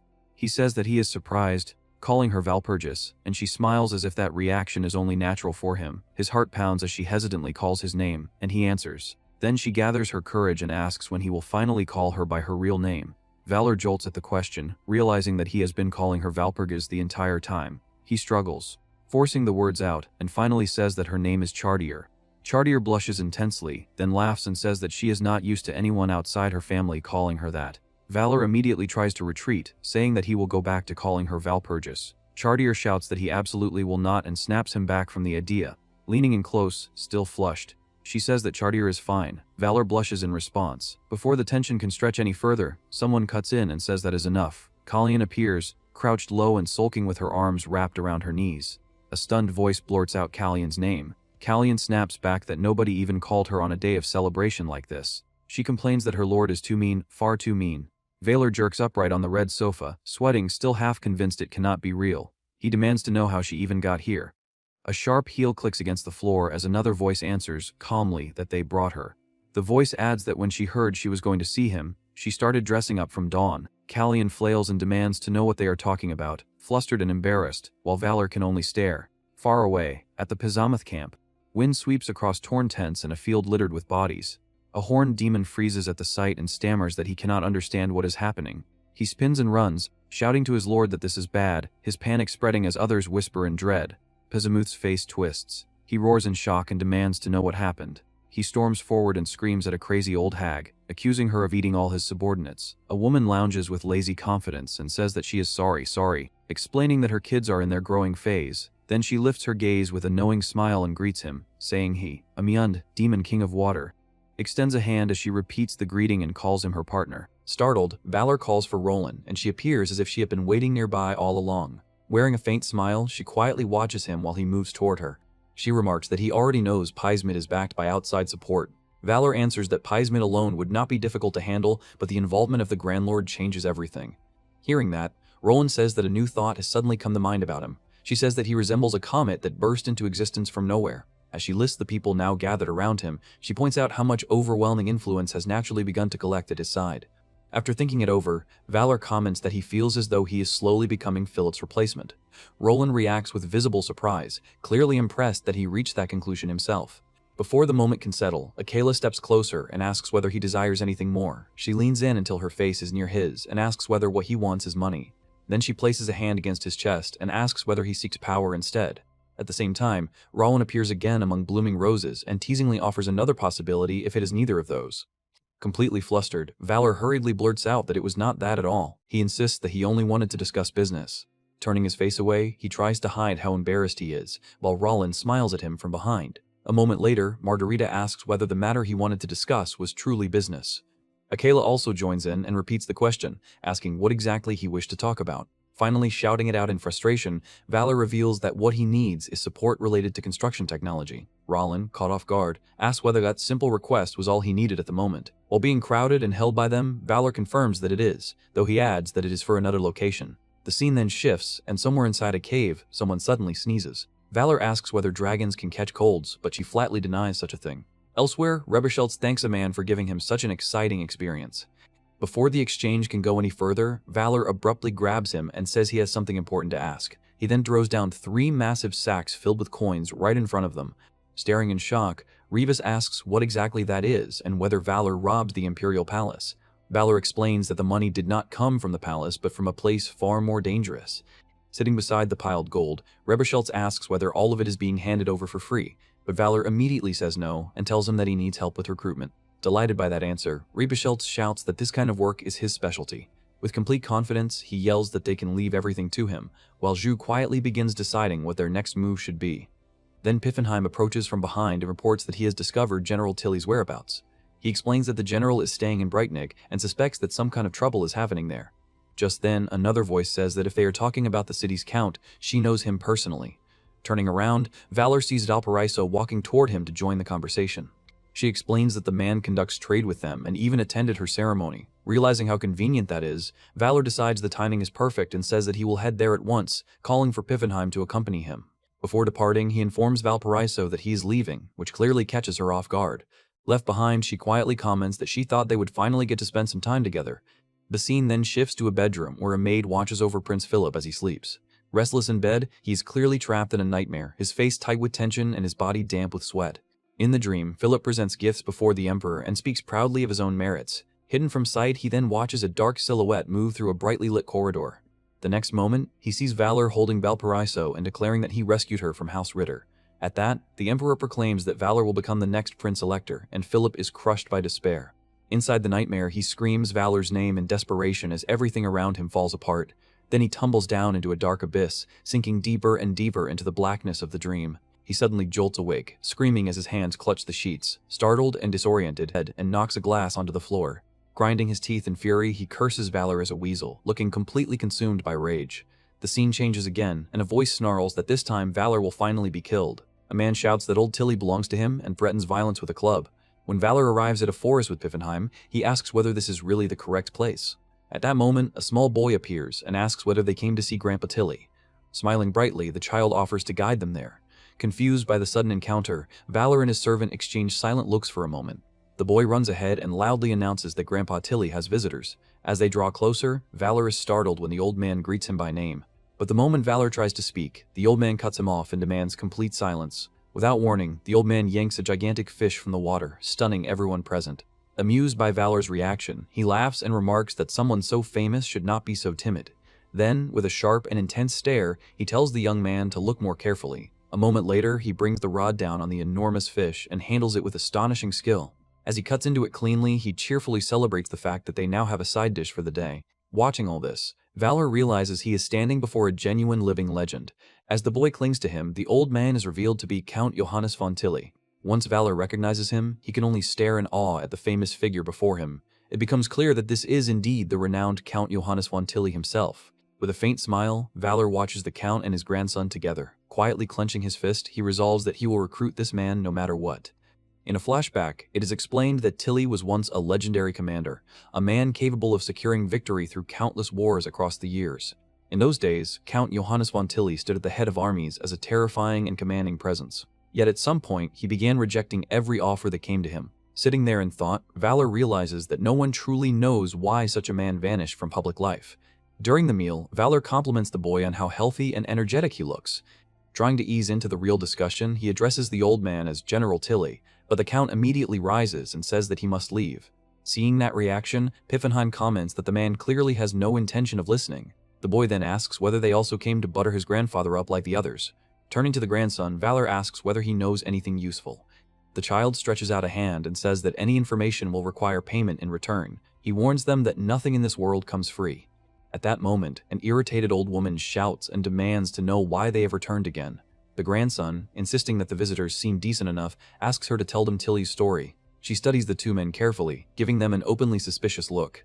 Then she asks whether they are capable of keeping a secret, and Valor immediately assures her that they can.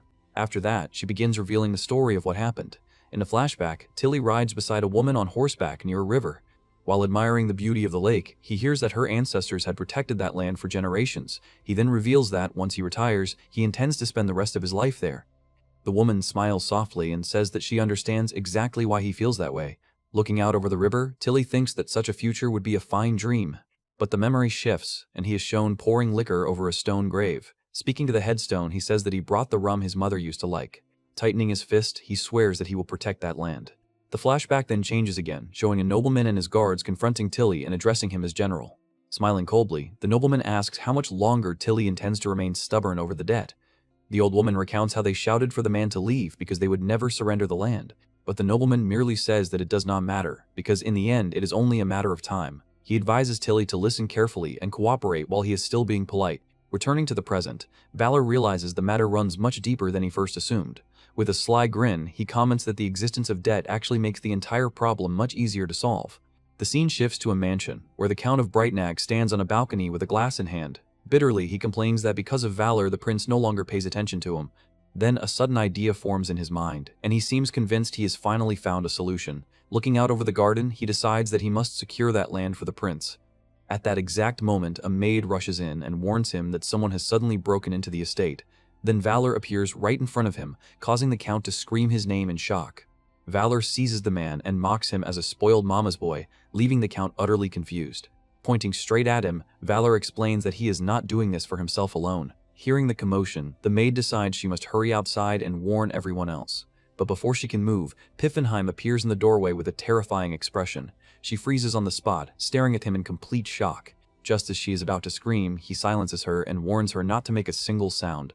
Meanwhile, Valor tells the Count that this is a once-in-a-lifetime opportunity for both of them. Then he asks Piffenheim what this entire situation means from their side. While restraining the maid, Piffenheim loudly states that the Count and the prince are closely connected. Still trapped in Valor's grasp, the Count nervously asks what they intend to do about the land. Valor immediately roars in his face, demanding to know whether they are not supposed to be the best of friends. Then he shoves the man and warns that if a friend dares meddle with Tilly, he will cut ties without hesitation. Back in the open field, General Tilly glances over his shoulder and notices them coming. With clear regret, he says that he had asked them to keep his present circumstances hidden. Still unconvinced, he questions whether the Count would truly abandon such a desirable piece of land. Valor confirms that it is true and makes it clear that the Count has already agreed. Forced into it, the Count declares that he surrendered the land in exchange for friendship. Hearing that, the general repeats the word friend with open suspicion. Throwing an arm around the Count, Valor cheerfully assures him that they are indeed friends and says that he will put in a good word for him. The grandson then bids his grandfather Tilly farewell and wishes him a safe journey. Stepping forward, the boy says they should not worry about the place. Asking him to return safely, the old woman jokes that he is acting restless again. Wearing a confident smile, Valor keeps his eyes fixed on the old general standing before him. In the end, Tilly embraces his grandson and accepts the request. Delighted by their success, Valor and Piffenheim raise their thumbs together in celebration. A window then appears, informing Valor that Count Brightnig has been added to the list. Another message follows at once, confirming that Count Tilly has also been successfully recruited. The scene shifts far beyond the world, where a group is gathered around an extravagant dining table. While seated there, a man questions whether the newcomer's name was truly Valor. A woman beside him remarks that the plan is interesting, though she finds it rather shallow. Another voice adds that the man may still be trustworthy, but a harsher voice suddenly orders silence. Striking the table with a hand, the leader interrupts everyone at once. Folding her hands calmly, the woman at the head of the table finally speaks, then looks over the gathered figures and asks whether they can begin at last. She reveals that they are the assembled deities of Arcantiatus. Aquila then tells the others to relax and explains that they gathered simply to discuss matters. After that, the man dressed in white offers to begin the lengthy discussion. He questions Sovereign Aquila, asking whether bringing Valor into this was truly wise, but she reassures him that everything is moving exactly as intended. Just then, a strange voice cuts in and remarks that the entire matter is quite interesting. In the next moment, an overwhelming presence appears at the far end of the long table. Dark tentacles slowly rise from a black portal that opens on the floor. Then a woman steps out from that shadowy puddle. Sweat slides down the face of the man in white as he stares at the newly arrived figure. Standing there, the mysterious being fully reveals herself before the group. Smiling playfully, she wonders why everyone is only watching in silence. Saying that curiosity brought her here, she turns to Aquila, who merely watches her without speaking. As they mention the newcomer they summoned, his image appears on a screen. The scene then changes again, showing Valor riding through a forest alongside General Tilly. Laughing loudly, the general says that Valor truly is an extraordinary man. Tilly remarks that Valor already possesses territory of his own, but Valor warns that this is only the beginning. He says that with the general by his side, they should push forward even more aggressively. Confidently, he explains that the army is ready and adds that they even have a specialist for recruitment. Using a ring, he begins contacting someone, which leaves the general confused. On the other end, Cubalt shouts his name, and Valor immediately recognizes the caller. Annoyed by the sudden urgency, Valor complains and guesses that something terrible must have happened. Concerned, he asks whether Pessimet has invaded her lands. The story cuts to Rosarant, where the Empire's forces are clashing against Roland's troops. In the middle of the battle, she stands firm beside her subordinate. Soon after, a soldier reports that the enemy advance has been contained, easing the pressure for the moment. Hearing that, Roland briefly feels relieved in the middle of the fighting. Then another soldier announces that a message has come from that man, Valor. Through the communication line, Valor asks whether she is safe, and she answers that she is. Thanking him for reaching out, she says that his concern leaves her speechless. With a distant expression, she adds that this entire situation feels strangely familiar. Looking over the battlefield, she says that someone must be orchestrating everything from behind the scenes. Then she suspects that the greedy woman, Amund, is the one responsible. The story shifts to the territory occupied by that woman, where a camp is shown in total ruin. Inside the wreckage, a group of humans is visibly terrified by what is happening. Then a hand adorned with rings enters their view and captures everyone's attention. Revealing herself as Amund, she says that they must prove Valor's worth to her. She immediately attacks one of the men who tries to flee to camp. But before the strike lands, Rudd appears and shouts for the demons to stop. Two monsters rush at him at once, threatening to kill the human for interfering. The pair then closes in on Rudd while he readies himself to fight back. Before either side can clash, Amund orders her subordinates to stop at once. Studying him, she says that he appears far more valuable than her own servants. She offers him the chance to belong to her and promises him immense wealth. But he questions her offer and asks what kind of sacrifice lies behind it. Rejecting her outright, he says that he has no need for such things from a demon. Then he shouts for her to die and fires a precise arrow toward her. The projectile cuts through the air and heads straight for its target, but it suddenly stops before reaching her. Using her power, she halts the arrow in mid-air before it can touch her. She then flings him back effortlessly and sends him flying.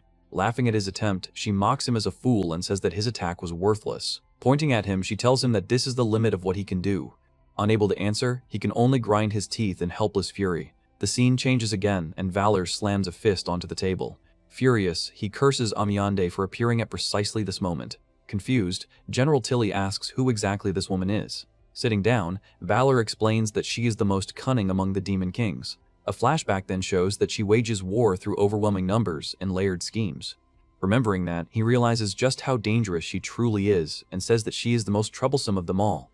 Suddenly, a servant rushes in and reports that something terrible has happened at the river. In panic, the servant explains that a massive amount of filth is pouring downstream. Putting the clues together, Valor realizes that if it is coming from the upper river, then Piffenheim finishes the thought and reveals that the source is the Valpurga convent. The next scene shows the convent engulfed in destruction and fire. At the convent, the guards struggle desperately to keep back the invading horde of monsters. Angela crashes into one of the demons with a powerful strike. Though visibly exhausted, she still wears a determined expression as she faces her enemies. Witnessing her strength, the monsters hesitate and retreat instead of pressing forward against the nun. As they circle her, Margarita notices that the demons are not attacking directly. With a grave expression, she warns everyone else to stay back. Then she calls for Angela to retreat as she herself prepares to enter the fight. With her arrival, a soldier announces that Lady Margarita has come.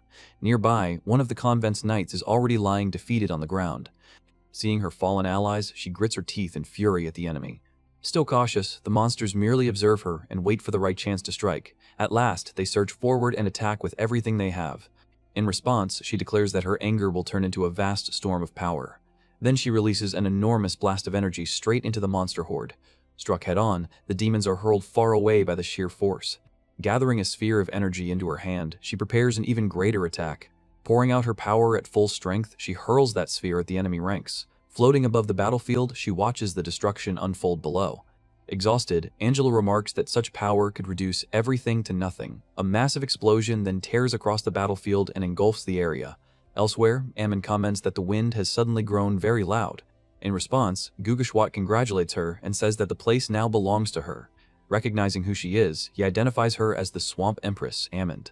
Surrounded by water, she reveals herself as the Water Demon Queen. Seeing her power, he decides that the only way to survive is to side with her. With a smile, she says that she always intended to spread westward. Explaining further, she says that she forged an alliance in the name of independence. Hovering above him, she coldly informs him that he now belongs nowhere at all. Laughing, Gugeshwat praises her wisdom regarding the tribes and their relationships. But in the next instant, a silhouette is pierced from behind by a sharp claw. Struck unexpectedly, Gugeshwat demands to know what is happening. Still smiling, she says that useless things such as pride are discarded. Bleeding from the mouth, he glares at her in shock and pain after the betrayal. Then she kicks him away and says that only those who seize opportunity are allowed to survive. As he crashes into a pit, he yells at her to stop speaking nonsense. Struggling back to his feet, he orders his warriors to kill every water demon. In desperation, he shouts for his men, but no one responds. Smiling calmly, she simply commands her demons to devour them all. At her order, one of the water demons begins transforming into an even more grotesque monster. Back at the convent, Margarita prepares another attack made of concentrated energy. She launches the sphere toward one of the larger monsters. Watching from afar, Angela can only call out Mari's name. As she sees her subordinates collapsing around her, Margarita stands frozen for a brief moment in the center of the battlefield. Taking a fresh stance, Mari gathers even more power around herself. Gritting her teeth, she faces the demons still standing, fully prepared to keep fighting. To the communicator, Valor asks whether she is alright, and she answers that she is. With anger in her voice, she says they were used as bait and reveals that Amundi is in the southwest. After enduring the exhausting battle, she steadies herself with a faint smile. Concluding that the true target is the Orc tribe, she laments that she is going to run out of snacks. Back in the room, Valor suddenly loses contact and anxiously calls out for Mari. Before he can continue, Amunde interrupts and says that she is sorry for ruining the mood between them. Valor fair and demands to know who she is. She then introduces herself as the Great Demon Queen. Asking about the convent, Valor questions why she chose to attack it. With clear contempt, he asks whether she truly has no fear of the Empire. Laughing at him, she says the Empire does not care about a conflict this small. In defiance, she asks whether he truly believes the Empire can stop her. Valor then makes a sudden offer and tells her that she could take a position under his command. With dreamy excitement, she says that the idea of doing it together sounds delightful. But in the next instant, Valor smashes the table apart with a violent blow. Staring at her with burning fury, he tells her to go straight to hell. She laughs and remarks that he is adorable for knowing exactly what to say. The scene shifts again as Valor slams his fist down on the table. He asks Piffenheim for the latest status of recruitment.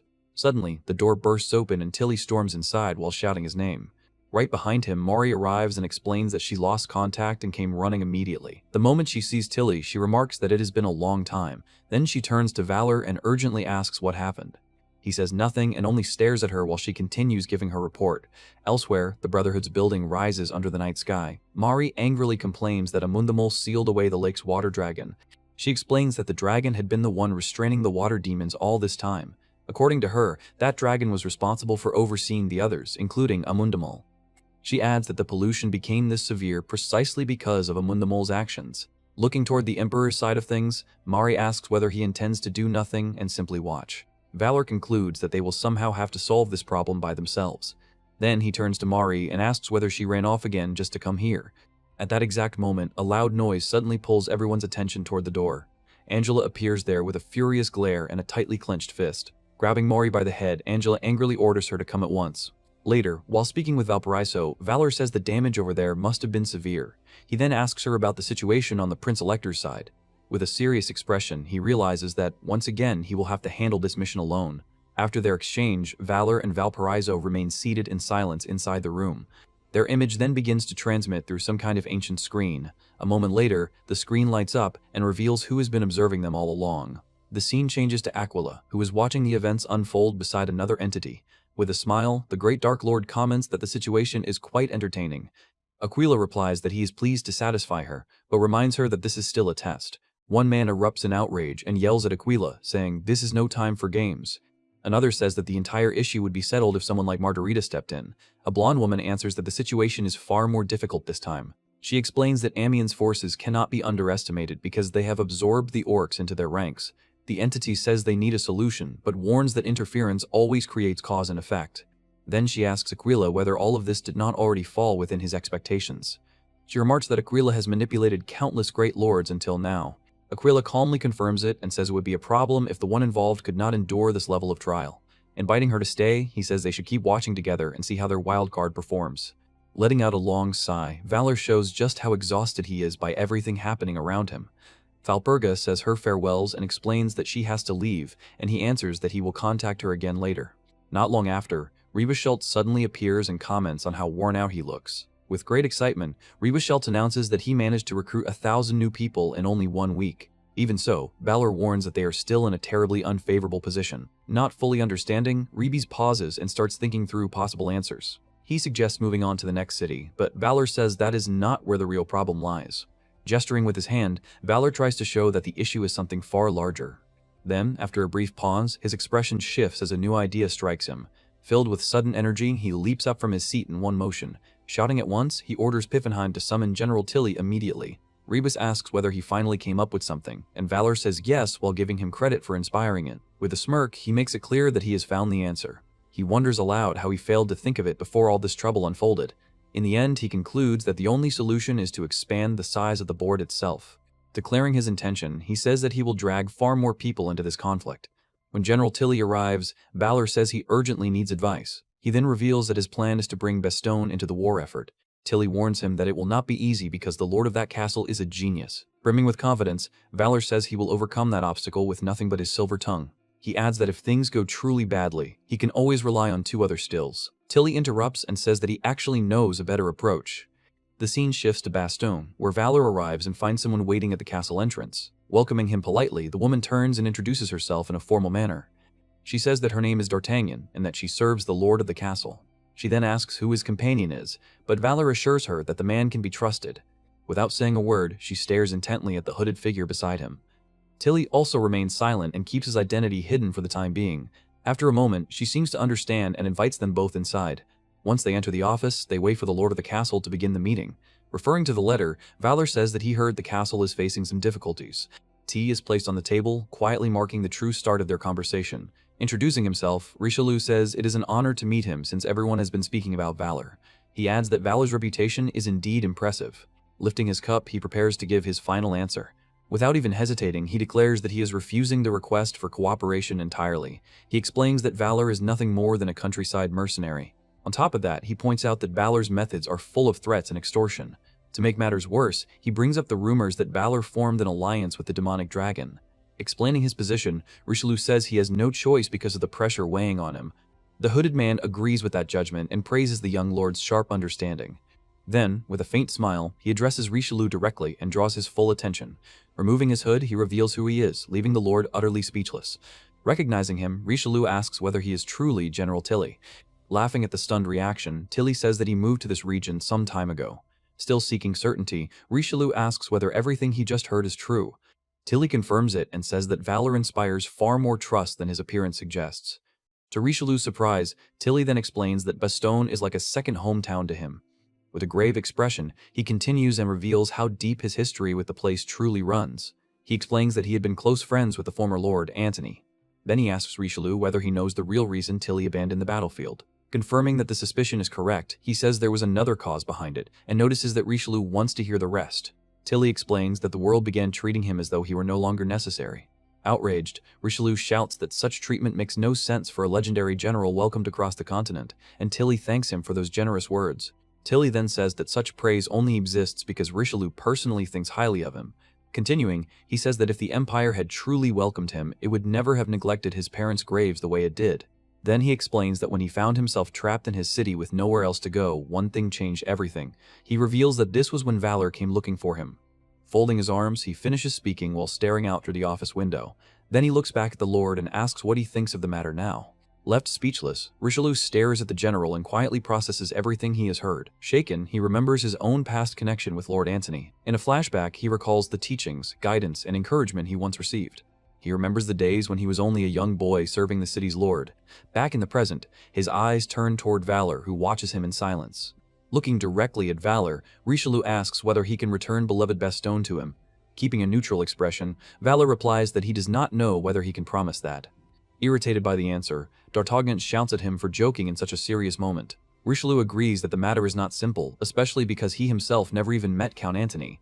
But with a resolute look, Valor says that there is one thing he can absolutely promise.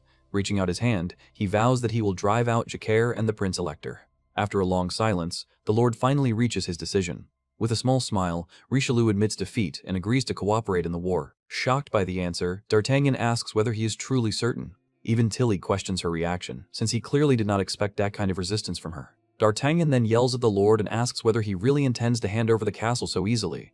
Taking advantage of the moment, Richelieu says he has one more favor to ask, and Valor agrees to hear it. With a pleasant smile, Richelieu asks Valor to take D'Artagnan along on his journey. Slightly surprised, Valor simply listens to the strange request. D'Artagnan explodes in anger and shouts that there is no chance she is going with them. Her scream is so loud that even the horses outside are startled. Questioning the Lord's authority in disbelief, she yells that she cannot accept such an order. Trying to calm her, Richelieu explains that her role will be to keep watch over Valor. Letting out a yawn, Valor says he agrees with the idea and adds that he will be counting on her. He explains that D'Artagnan is the greatest talent when it comes to intelligence work. Wearing a disgusted expression, she makes it obvious how much she hates the arrangement. In the end, she agrees to go, but warns them that she will only do it for 5 years. Then Richelieu asks Valor what kind of plan he has for the future. To everyone's surprise, Valor replies that they will begin deciding that right now. He explains that their cooperation matters more than anything else at the moment. No matter what, he intends to turn their enemies against each other and use them to bring down Amundi. Richelieu warns that the two sides despise one another, but Valor proposes using Bastogne itself as a hostage. Watching the exchange, Tilly remarks that everything would be much simpler if the heirs were the ones in power. Not understanding the meaning behind that, Valor asks what Tilly is referring to. Tilly explains that the heirs are a famous couple known across the continent. The moment Valor hears that, he realizes it could be a perfect opportunity for his plan. The scene shifts. A guard points below and identifies the woman as Princess Julia. While readying her wires, D'Artagnan tells the princess to run the moment she gives the signal. With determination in her eyes, Julia agrees and prepares herself to escape immediately. Without hesitating even once, she leaps forward and attacks all the enemies at the same time. Using her wires with incredible precision, she cuts a path through the mass of foes blocking the way. Then she shouts that the moment has come and signals for them to flee. The two race down the corridor and escape while leaving their fallen enemies behind. Back in the present, the garden of Bastogne Castle is shown beneath the night sky. At that moment, Leon asks whether Princess Julia is truly still alive.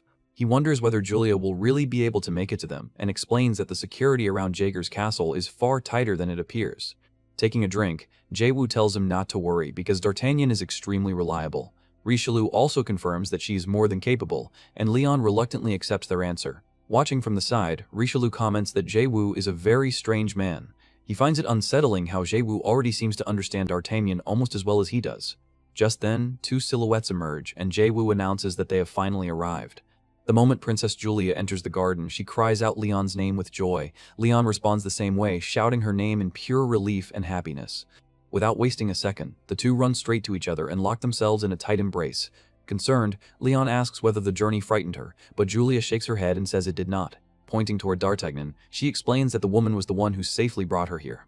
At that point, Jaewoo steps forward and declares that now that all the actors are gathered, they can begin. Immediately afterward, a signal shoots into the sky and draws everyone's attention. Then, in the middle of thick smoke filling the garden, two men suddenly appear. The Demon King glares at the group in fury and denounces them as shameless scoundrels. The Prince Elector also erupts in anger and demands to know how they dared decide on a marriage by themselves. Grabbing hold of his son, he declares that a marriage with demons can never be forgiven. With sadness in her eyes, the princess tells Leon that she does not want to be separated from him. Leon stands firmly at her side and refuses to retreat even an inch. Together, both fathers reject the union of their children. Wrapping his arms around Julia, Leon declares that he will make her his bride no matter what happens. Standing beside him, Julia also declares that she will accept him as her groom. Irritated, their parents ask whether the two of them truly understand how serious the situation is. Then Valor steps into the argument with a smile and asks everyone to calm down. Pointing upward, he says that even the stars themselves are blessing their love. At that exact moment, a mysterious figure starts descending from the sky before them. Seeing her arrival, the two fathers immediately realize who has come and brace themselves for trouble. Introducing herself grandly, she says that she was drawn there by the scent of love. With a dramatic gesture, she announces that she will act as the officiant for the wedding. Pointing at them with cold confidence, Mari makes it clear that they have no say in the matter now. Annoyed, the Prince Elector recognizes Margarita and tells her to stay out of this.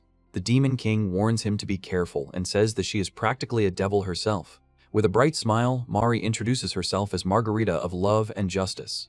Both fathers stare at the nun suspiciously, clearly unconvinced. The Demon King says that he has heard rumors about her, and she immediately corrects him once again.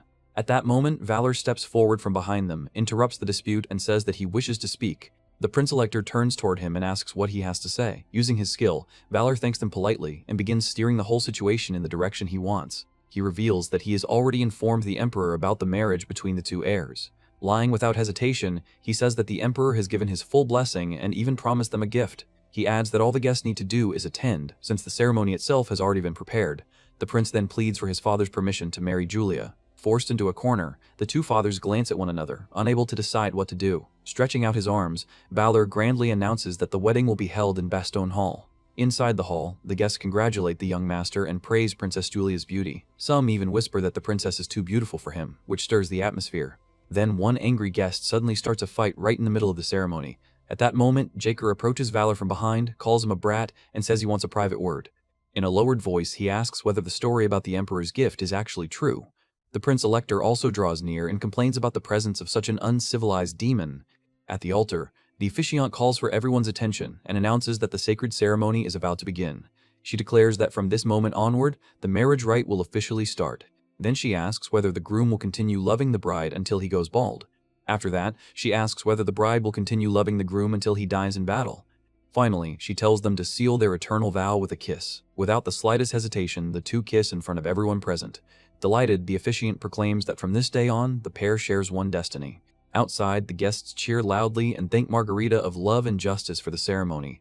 Soon after, the two fathers come together and demand that Valor explain the matter of the Emperor's gift. Unrolling a scroll, he reads out the Emperor's congratulations on the marriage of the heirs. He then states that this marriage alliance should help reduce tensions in the West. After that, he reveals that another crisis now threatens the Empire, the Demon Queen Amundi. As a wedding gift, the reclaimed city will be granted to the newlyweds, and both sides immediately understand the meaning behind that mission. Excited, Jeeker declares that he will conquer even more territory, while Trier argues with him at once. Turning to his soldiers, Jeeker orders them to march southwest immediately. Trier likewise mobilizes his own men, determined not to let the demons claim anything for themselves. Still arguing, the two leaders storm out of the hall and head in separate directions. As the noise dies down, Richelieu approaches Valor and says that what he accomplished is incredible. He admits that he is astonished that Valor solved a problem that had lasted for years in a single day. Valor replies that he has handled situations like this many times before, so for him it is nothing unusual. Then he points at the Lord and asks who exactly hired him for this mission. Glancing to the side, he mentions D'Artagnan by name while she watches the conversation. He then adds that the citizens of Bastogne also hired him for this task. Gesturing toward the crowd, he makes it clear that in truth he was hired by all of them. Then he asks the Lord who the people trust now. Staring at Richelieu from the side, Valor lets the question sink in. Understanding perfectly what he means, Richelieu promises to repay the favor, and Valor jokes that interest should be added as well. With that agreement in place, a system window appears and confirms that Richelieu has been recruited. The scene changes to Amon's camp, where a subordinate comes running in while shouting for mother. Dropping to his knees, he reports that Valor has formed a marriage alliance with the Prince-Elector. Smiling calmly, she remarks that Valor's move was not bad at all. Then she orders her army to mobilize and crush Wittenberg as quickly as possible. At that moment, a man named Wallenstein steps forward and asks to lead the assault so he can prove himself. Looking down on him, she mocks him as nothing more than Petzemit's lackey and openly taunts him. Wallenstein remains calm and simply waits for her judgment, refusing to be shaken by her words. In the end, she decides to test him and grants him 5,000 demons to command however he wishes. Before the assembled forces, he shouts for the water demons to depart for Wittenberg at once. Declaring himself the commander, he fully takes charge of the attack mission. Meanwhile, General Tilly is also preparing to march out with his forces. In the central square, civilians panic after hearing the news of the incoming invasion. Reeves tries to settle the crowd and shouts for everyone to prepare to resist. Tiffenheim cuts in and warns that they only possess the strength of ordinary civilians. He explains that they will have to endure the crisis on their own because the Lord is absent.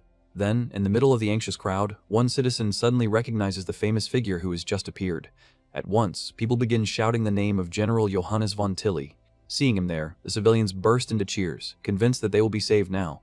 Tiffenheim questions the general and asks why he is not with the Lord. Remembering Valor's request, Tilly explains that he was sent back to protect Wittenberg. Smiling faintly, he says that Valor foresaw everything and already knew this would happen. As they look more closely, they notice that the army he brought is unusually mixed and unlike a normal force. After a brief silence, Tilly appears to settle on a strategy. Then he turns toward the crowd and asks whether any of them are good at playing hide-and-seek. The scene shifts again as Wallenstein marches at the head of Amon's army in his role as temporary commander. Confidently, he says they are almost at their destination and declares that he will soon make Petzemit's lackey serve beneath him. At that moment, a scout on horseback rushes in to deliver a report. The scout explains that the city of Wittenberg is completely empty and littered with garbage. Ignoring Wallenstein's authority, one of the demons excitedly says that he cannot wait to crush any enemy who appears. Wallenstein angrily shouts at them, reminds them that he is the commander, and warns that their opponent is cunning and treacherous. Without caring about their attitude, he orders the entire army to continue straight ahead and bring back good news. The force rides through the city and advances along dusty, abandoned streets. Once they reach the center, one demon complains that the place is nothing more than dirt and filth. Wallenstein threatens one of his own men and warns that any disobedience will be reported directly to Amund. Another demon mocks that order and says it is ridiculous to listen to him in the first place. Looking over the city, Wallenstein notes that there is no sign of people anywhere, only heaps of trash.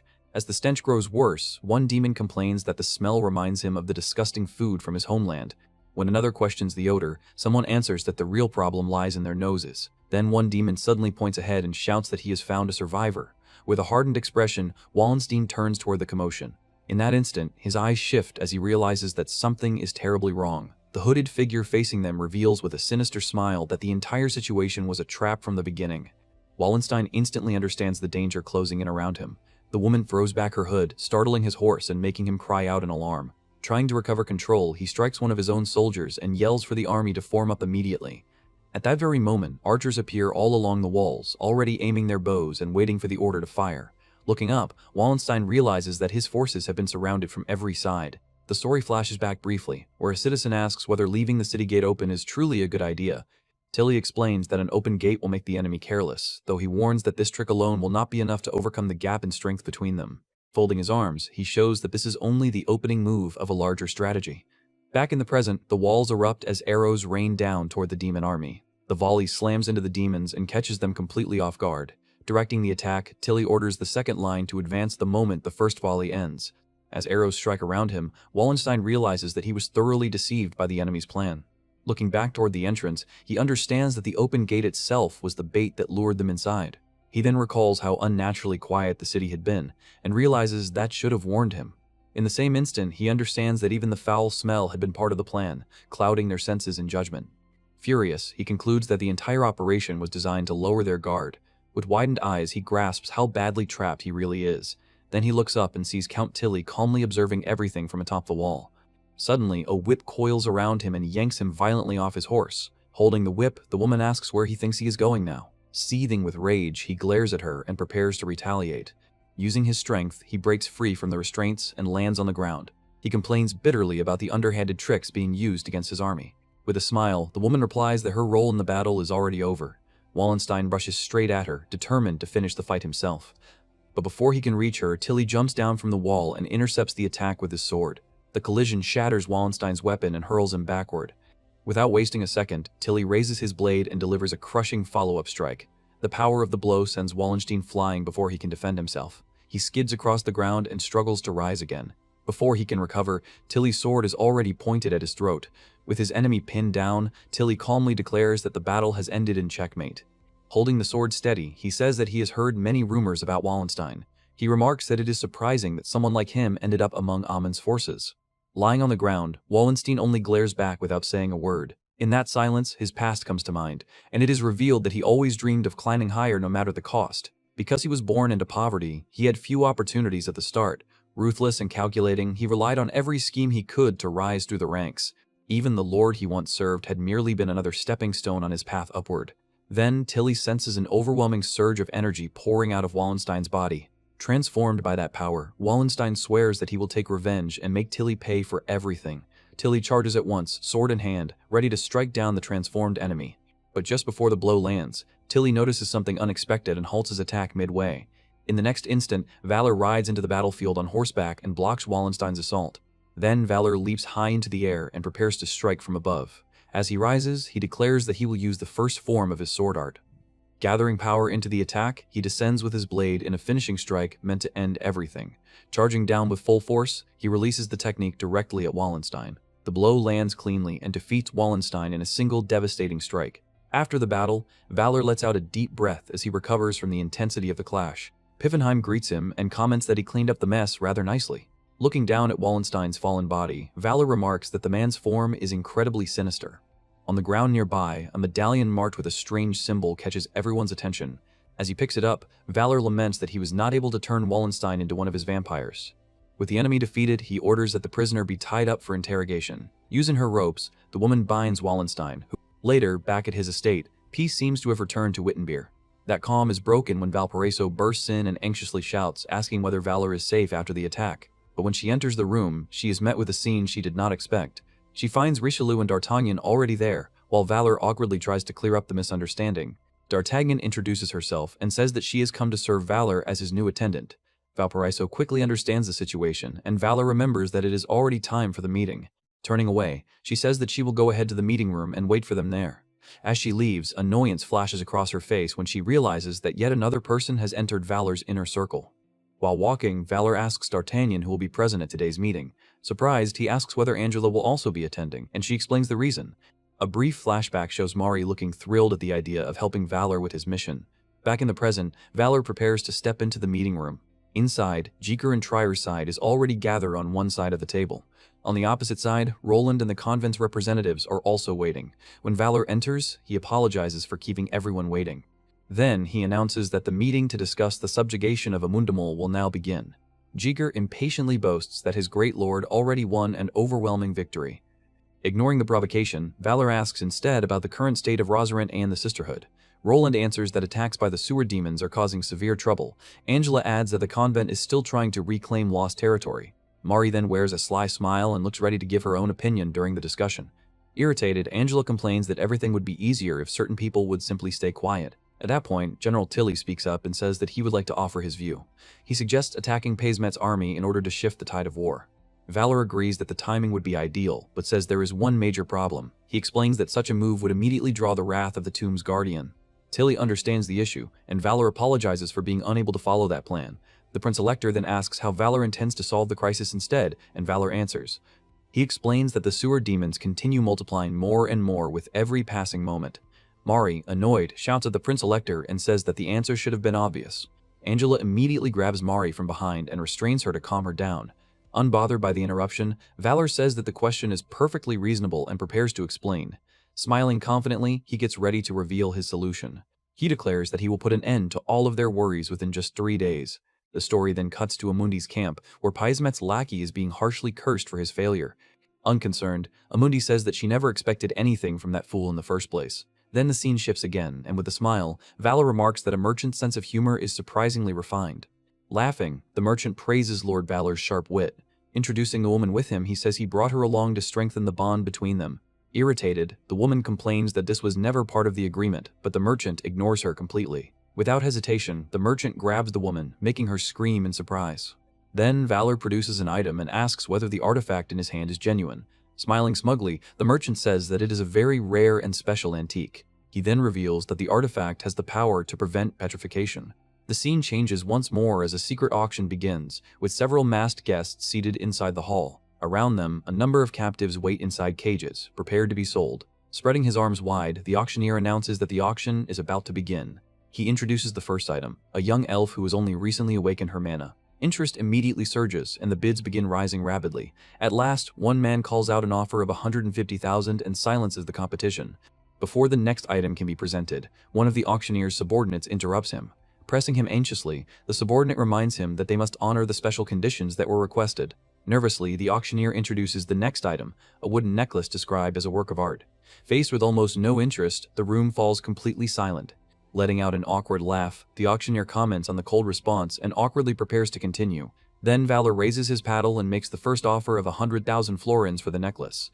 Excited by the sudden interest, the auctioneer asks whether anyone in the room will bid higher. Suddenly, a mysterious voice offers 500,000 florins for the item. Turning his head, Valor stares at the person who made the unexpected bid.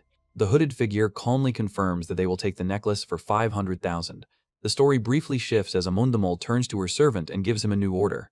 With angry gestures, she makes it clear how dissatisfied she is with the current situation. Without hesitation, she orders him to head for Lindau immediately. She specifies that he must secure the item they discussed, no matter the cost. Grabbing the servant tightly, she emphasizes once again that the object is of absolute importance. Back at the auction, the guests react in shock to the enormous 500,000 bid. Repeating the number aloud, the auctioneer announces that the current offer is 500,000. Annoyed, Valor raises the stakes and shouts an offer of 700,000, keeping the contest alive. With a smile, the hooded figure responds immediately with 850,000. Under pressure, realizes that if he gives up now, his mother will surely kill him. Believing the contest is nearly over, the auctioneer prepares to close the bidding. But at the very last moment, raises his hand again and offers 1 million for the necklace. With that final bid, he glares at his rival with open contempt. Having won the bidding war, he wears a satisfied smile as the auctioneer closes the item. Taking the necklace into his hand, he celebrates the result and says that everything is fine now. When the auction finally comes to an end, the staff bid their farewells and remark that it is all over at last. As he turns to leave, the door suddenly slams shut right in front of him. Before he can even react, Valor appears beside him and grips his shoulder firmly. Smiling, Valor asks where he thinks he is going in such a hurry. Amundamul's servant says that it is a pity. Clenching his teeth, he glares at Valor and cannot understand how he managed to get so close without notice. Suspicion fills his face as he wonders whether Valor is plotting something. Then Valor removes his mask and reveals his true face, along with the dark intent behind his actions. With a single strike, he knocks Amion's servant flat onto the ground. At the same time, Lena deals with the merchant and curses him for what he has done. Stepping onto the stage, Valor thanks everyone for waiting and announces that the second major event of the night is about to begin. In the next moment, several undead goblins appear and launch themselves at the guests. Smiling at the panic, he calls it a lovely encounter with his goblins. One of the guests lets out a terrified scream as a creature leaps at him. Lying on the floor, the merchant demands to know why Valor is doing this to him. Valor simply watches the chaos he created and calmly takes in the result. Seeing the confusion spread, Amundamul's servant decides he must escape as fast as possible, but Lena stops him with her threads and asks where he thinks he is going. The necklace slips to the floor, and Valor walks over to pick it up. With nowhere left to run, Amundamul's servant freezes in fear. Crouching in front of him, Valor warns that the real fun has only just begun. Getting right to the point, he asks whether the one listening through him is truly Amundamul. Furious, she snarls and calls him a rat for daring to provoke her like this. With a smirk, Valor gets ready to expose the heart of his plan. Still crouched, he asks whether she really thinks he came all this way as a complete fool. She is caught off guard when he tells her that he did not come here without knowing anything. Then he reveals that he knows exactly what she is hiding inside her nest. Back at the auction hall, one of the goblins laughs and says that his boss is furious.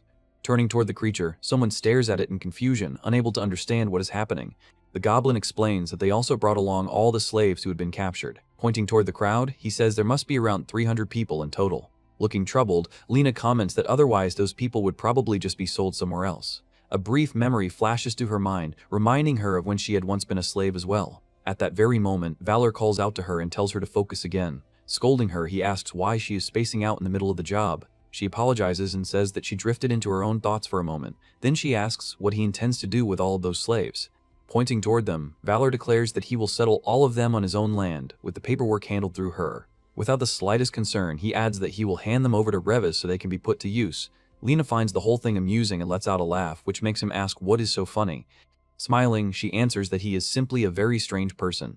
Giving instructions, Valor orders his goblins to escort all 300 slaves somewhere safe. While changing clothes, Lena asks whether he is not returning to Wittenberg now. He tells her that he still has something else to do, and then adds that she should call him master. After saying her goodbyes, she departs, and he notices that she seems to have lowered her guard around him. With a determined expression, he turns his attention to the next task waiting for him. Surrounded by sewer demons, he asks whether they should begin the cleanup. Just then, a group of water demons glares at him with burning hostility in their eyes. He turns back toward them and prepares himself for the incoming clash. Watching the creatures, he steadies himself and gets ready to start another battle. He remarks that the more foolish creatures are, the more they like moving in packs. In the next instant, one of them lunges at him and attacks with everything it has. Extending a hand, he prepares to use his power and crush them all. Without even needing his hands, he slams the first demon into the ground and crushes it. Enraged by that, the rest shriek and rush him all at once. Drawing his sword, he prepares a variation of his technique. In a single flowing motion, he unleashes consecutive strikes and cuts down everything around him. The force of the attack throws up dust and cracks the stone beneath his feet. Then he suddenly senses that a new and much stronger enemy is approaching. A giant, grotesque creature appears before him and readies itself for combat. It lashes out with its tail, but Valor narrowly avoids the blow. Using his speed, he rushes in and lands a direct hit. Even after taking the strike, the creature turns and lashes out with multiple tentacles. After fending off the attack, Valor wonders whether they are underestimating him far too much. Smiling, he says that he did not expect them to send only one oversized brute. From a distance, the demon leader silently watches the battle unfold. Floating in the air, the leader warns him not to grow too confident in his victory. Then the leader points at him and orders the troops to kill that miserable human at once. Valor makes a hand sign and calmly prepares for what comes next. Smiling, he says that if this is how they want to play it, then so be it. At that moment, several shadow servants are summoned and join the battle. Among them stands Piffenheim, one of Valor's most loyal and dangerous subordinates. A woman also appears and comments that she is gaining many new toys today. Seeing these new foes appear, the demon leader points toward them and commands the troops to attack. With a dark expression, Valor prepares to give the finishing order to his own servants. The moment he commands them to end it, they charge into the fight. Without hesitation, the summoned servants overwhelm the sewer demons and wipe them out with ease. Watching the result, Valor comments that it turned into quite an intense battle for everyone involved. Then he decides that he needs to leave soon because there is something important he still has to find. Screaming in anger, the demon leader orders the others not to let the human Valor escape. But before the order can be completed, the leader is struck from behind by a fatal blow. Piffenheim tells Valor to leave and says that they will handle all the enemies remaining there. Reaching the crystal cave, Valor finally finds the place he had been searching for. Looking at the entrance, he remarks that he gets lost every time because the location changes at random. He then comments that the woman's preferences and sense of taste are truly bizarre. Looking off to the side, he braces himself for whatever is waiting ahead. Before him, inside an egg, the silhouette of a giant dragon can be seen. Looking more closely, he confirms that it is the lake's water dragon. Without wasting any time, he hurries to act before Amundamol can reach the location. Suddenly, the entire cave begins to shake violently, and chunks of it start collapsing around him. Turning around, he faces the new threat that has appeared before him, smiling as she enters. Immune appears inside the cave, ready for the final confrontation. Arriving before him, she finds her target and says that she has finally tracked